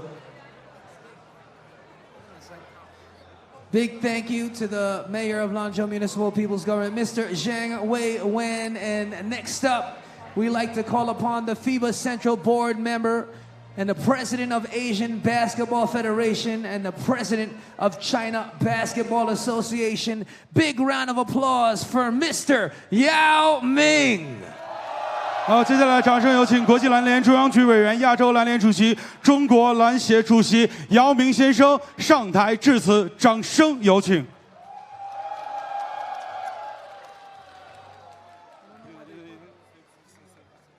大家晚上好。首先在这儿我要代表中国篮协感谢甘肃省委省政府还有兰州市委市政府对这次比赛的大力支持，也使我们有机会来到中国的西部地区和广大的篮球爱好者们进行近距离接触，也希望大家喜欢我们为大家带来的国际篮联3对3 U23的这个世界杯的比赛。希望有更多的人也可以不仅仅的停留在我们的看台上，更重要的是有一天踏入这个场地，一块儿来参与这个3对3的比赛，成为我们中的一员。在这儿呢，我还是要最后再感谢一下为这次赛事所有做出努力的志愿者、管理者、裁判员、运动员、教练员和我们在座的所有的球迷朋友们，你们是比赛能够在这里那么完美落成的唯一的原因。再次感谢大家，谢谢。Big thank you to Mr. Yao Ming. 好，再次感谢中国篮协主席姚明先生的精彩致辞。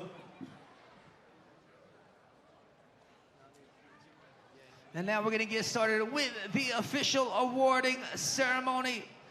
好，接下来我们即将进行的是2019国际篮联3人篮球 U23 世界杯的颁奖仪式。I present to you the MVP of the women's tournament. Representing Team Japan, give it up for Mai Yamamoto. 首先有请获得2019国际篮联3人篮球 U23 世界杯女子组最有价值球员的球员。Mai Yamamoto, what a tournament for her. She gets 2 gold medals after winning the women's skills competition. The 2-point shootout competition, mixed gender. Yamamoto with a score of 12 gets her 2 gold medals, so she couldn't have a better day. 2 chains. After she's presented with the MVP award, our men's MVP will be unveiled. And then all 3 of our medal-winning teams will step out onto the court. We'll show them some love as well.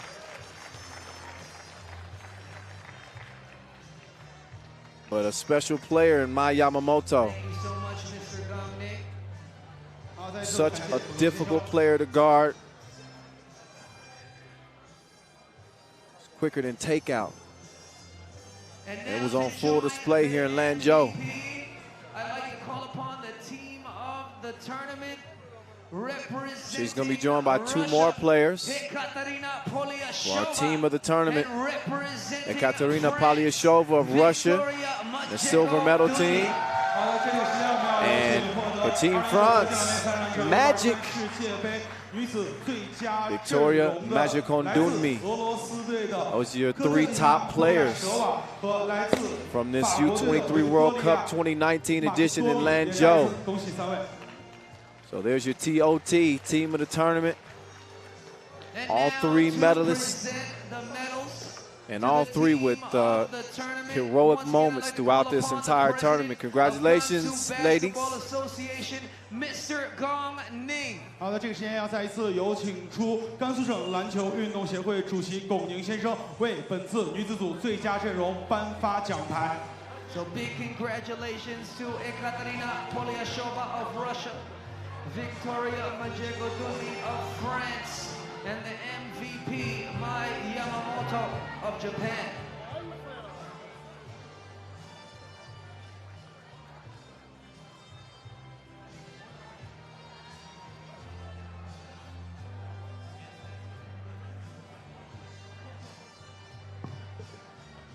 Big congratulations to the MVP and the team of the tournament. 好的，也再次恭喜我们获得最有价值球员以及最佳阵容的3位球员，再次掌声送给他们。And big thank you to Mr. Gong Ning. 同时，也再次感谢甘肃省篮球协会主席龚宁先生。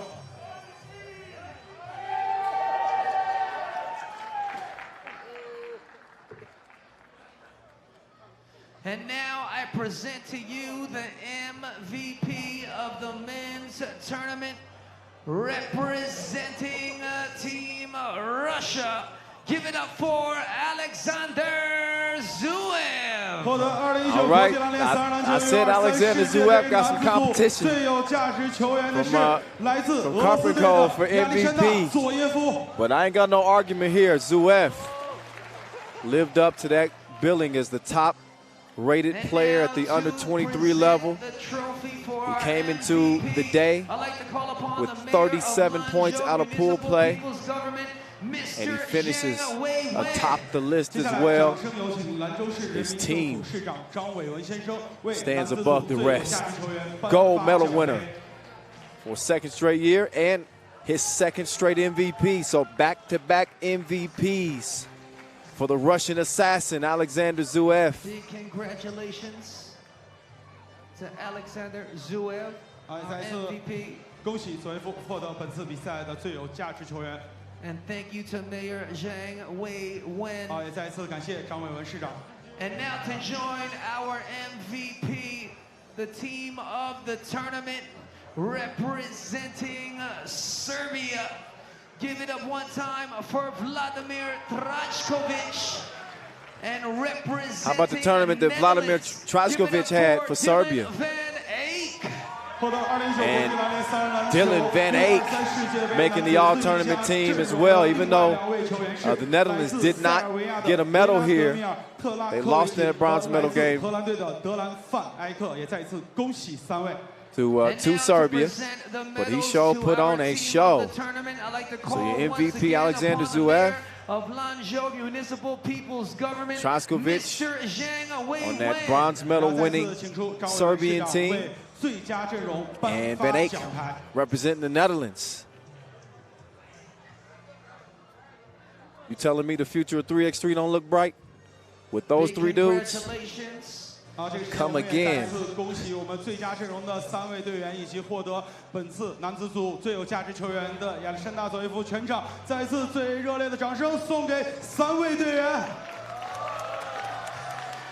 So some individual accolades to the mayor of Lanzhou, to put a cherry on top of an outstanding tournament. Vladimir Trajkovic, I've been saying, the Maestro 2.0. He was getting that string music out here in Lanzhou. Van Eyck of Netherlands and our MVP, Alexander Zhuev of Russia. 啊，也再一次恭喜我 Now 们 here's both your MVPs, Mai Yamamoto, 2位最有 Alexander 价值球 Zhuev. 员日本队的23号。 Yamamoto 已经是连续2届蝉联 U23 世界杯最有价 Heart 值 and 球 souls of 员 their 这一项 teams 殊 en 荣。 route to gold. 再次掌声送给2位。Big round of applause for our MVPs. Oh yeah. And now I present to you the third place winners of the women's tournament. Everybody give it up one time for Team France. 获得2019国际篮联3人篮球 U23 世界杯女子组季军的是法国队。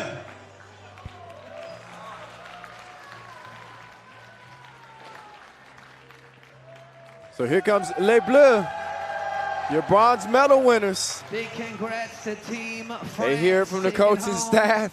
The bronze medal. And congratulations. And now to present they look like one of the favorites. Medal, I'd like to call upon the Deputy Director they end up taking a bronze medal, beating Belarus in that third place game. They got the French flag flying. And major congratulations to this French team, led by Magic. They will not go home empty-handed. Congratulations to number 13, Anna Enjak, number 10, Maud Stervenil, number 12, Catherine Massa, and number 30, Victoria Majeko Dunmi. Team France taking home the bronze medal. 也再一次恭喜法国女篮获得2019国际篮联3人篮球 U23 世界杯女子组季军，掌声恭喜！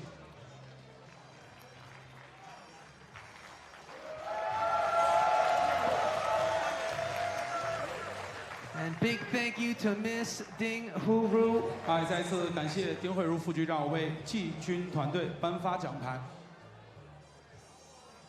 And now I present to you your second place winners of the women's tournament. Give it up one time for Team Russia. 获得2019国际篮联3人篮球 U23 世界杯女子组亚军的是俄罗斯代表队。 Now Team Russia, they hit the court with their flag flying.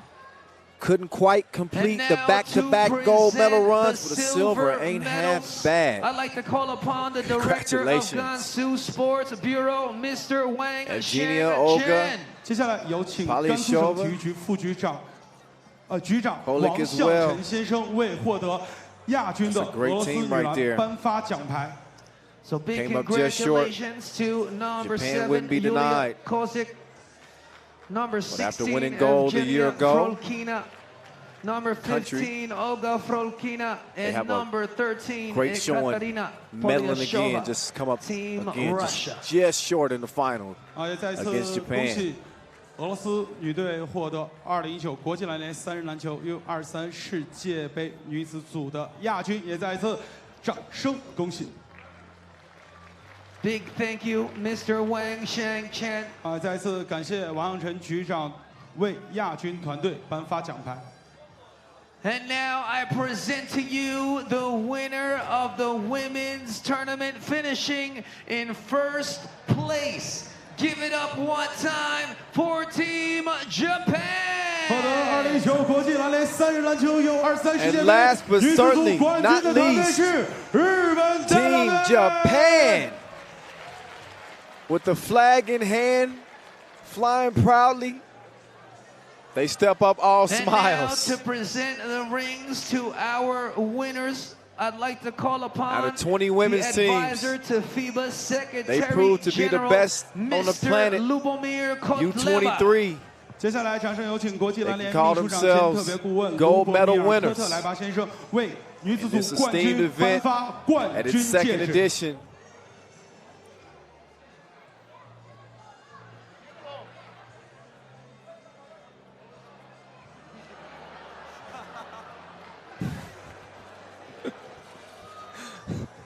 Big congratulations to number 32, Mo Nagata, number 15, Risa Nishioka, number 3, Stephanie Mawuli, and the MVP, number 23, Mai Yamamoto.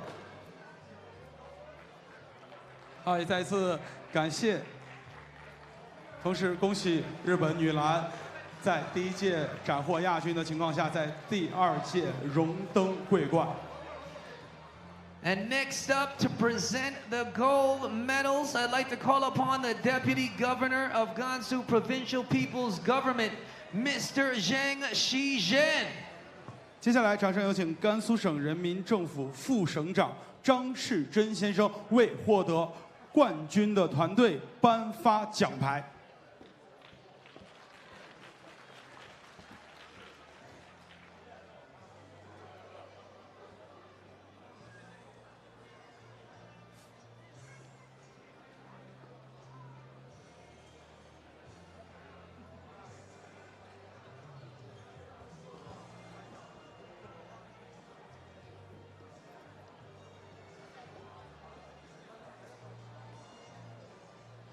Big congratulations once again to Team Japan for being the winners of the FIBA 3x3 U23 World Cup 2019. A nice little added bonus for this Japanese team. Not only the gold medals, but they get some championship rings too.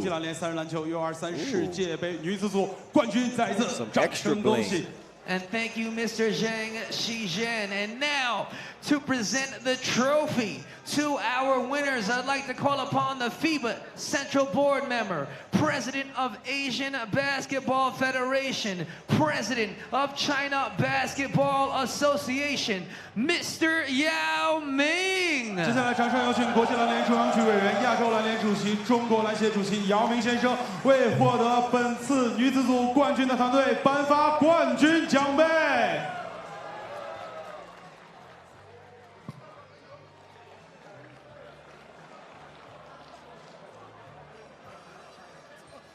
也再次感谢姚明主席。Thank you, Mr. Yao Ming. And congratulations once again to Team Japan. We're going to have all our medalists join them. And now, everyone, please stand for the national anthem of Japan. 请全体起立，奏日本国歌。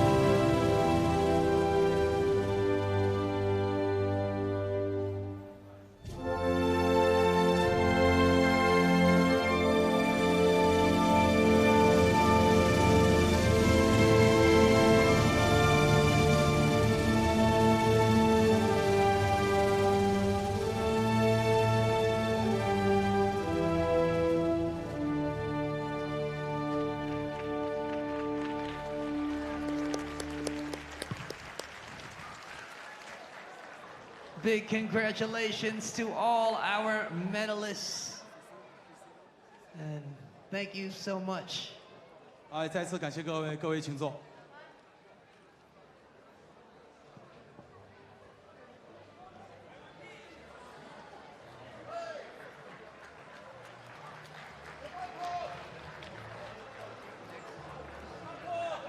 And now, all right, so that's it for the ladies. To you, the third place now it's time for the fellas to get their love.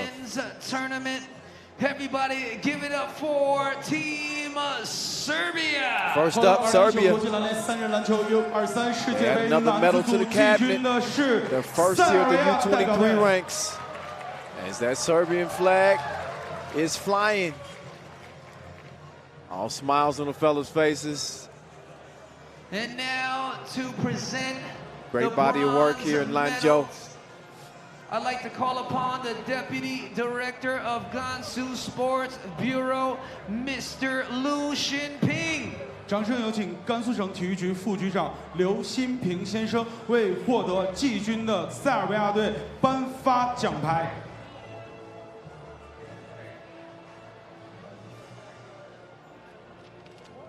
Big congratulations to number 16, Marko Milakovic, number 10, Dusan Samardzic, number 7, Goran Vidovic, and number 6, Vladimir Trajkovic. Team Serbia finishing with the bronze medal.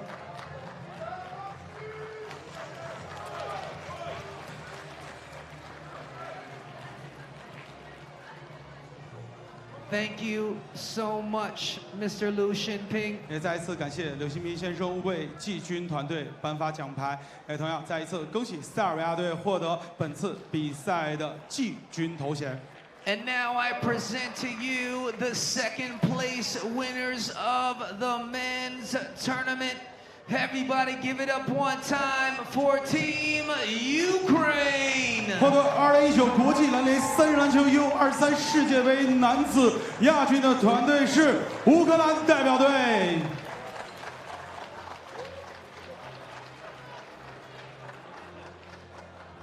And now to present the silver medals, I'd like to call upon the Secretary General of Gansu Provincial People's Government, Mr. Jia Ning. 现在有请甘肃省人民政府副秘书长贾宁先生为获得亚军的乌克兰代表队颁发奖牌。 Big congratulations to number 16, Nikita Ruslov, number 4, Yevhen Balaban, number 5, Ivan Chachenko, and number 3, Anton Musienko, Team Ukraine. 好，也再一次恭喜乌克兰队获得2019国际篮联三人篮球 U23世界杯男子组亚军。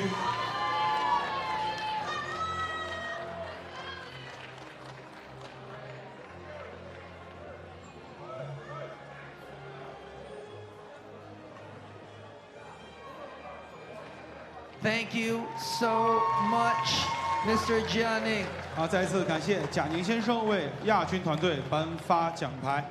And now I present to you the first place winners of the men's tournament. Give it up one time for Team Russia.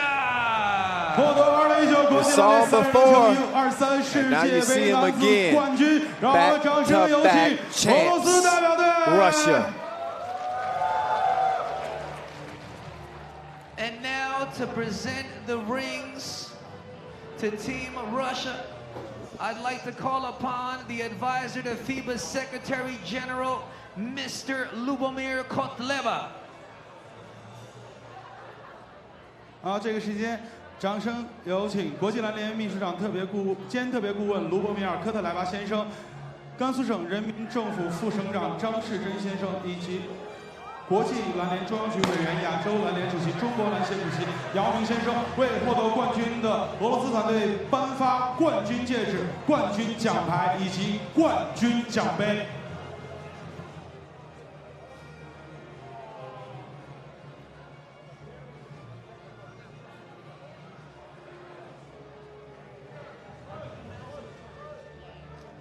Thank you so much, Mr. Lubomir Kotleba. And now to give the gold medals and the trophy, I'd like to call upon the Deputy Governor of Gansu Provincial People's Government, Mr. Zhang Shizhen. 接下来，掌声有请甘肃省人民政府副省长张世珍先生为获得冠军的团队颁发奖牌。 I'd also like to call upon the FIBA Central Board member, President of Asian Basketball Federation and President of Chinese Basketball Association, Mr. Yao Ming. 同时有请国际篮联中央局委员、亚洲篮联主席、中国篮协主席姚明先生为获得男子组冠军的俄罗斯队颁发冠军奖杯。 So big congratulations to number 4, Alexander Zuev, number 10, Kirill Pisklov, number 8, Daniil Abramovsky, and number 9, Ilya Karpenkov. Team Russia taking home the gold.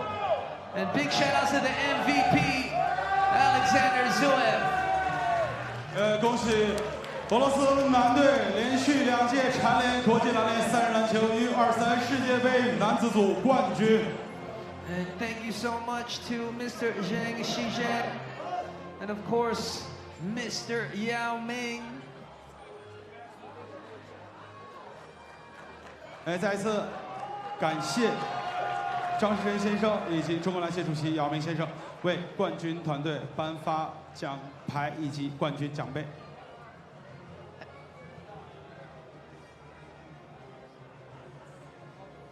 All right, I'd like to ask all our medalists to join Team Russia, Team Serbia, and Team Ukraine. And now we'd like to ask everyone to please stand for the national anthem of Russia. 请全体起立，颂俄罗斯国歌。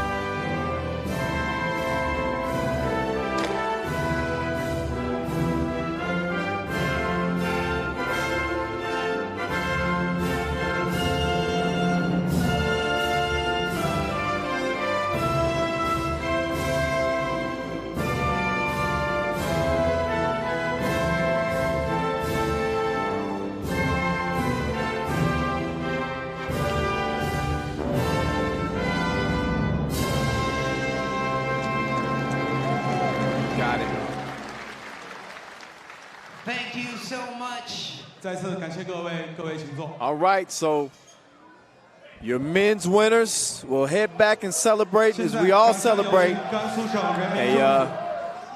Man, a really, really outstanding tournament, man. Credit to all involved, from our production crew to the event staff, to DJ Last, to Noah Lazarus, to all involved, our communication staff, social media, man. Great job all around. 现在我宣布，2019国际篮联3人篮球 U23 世界杯闭幕。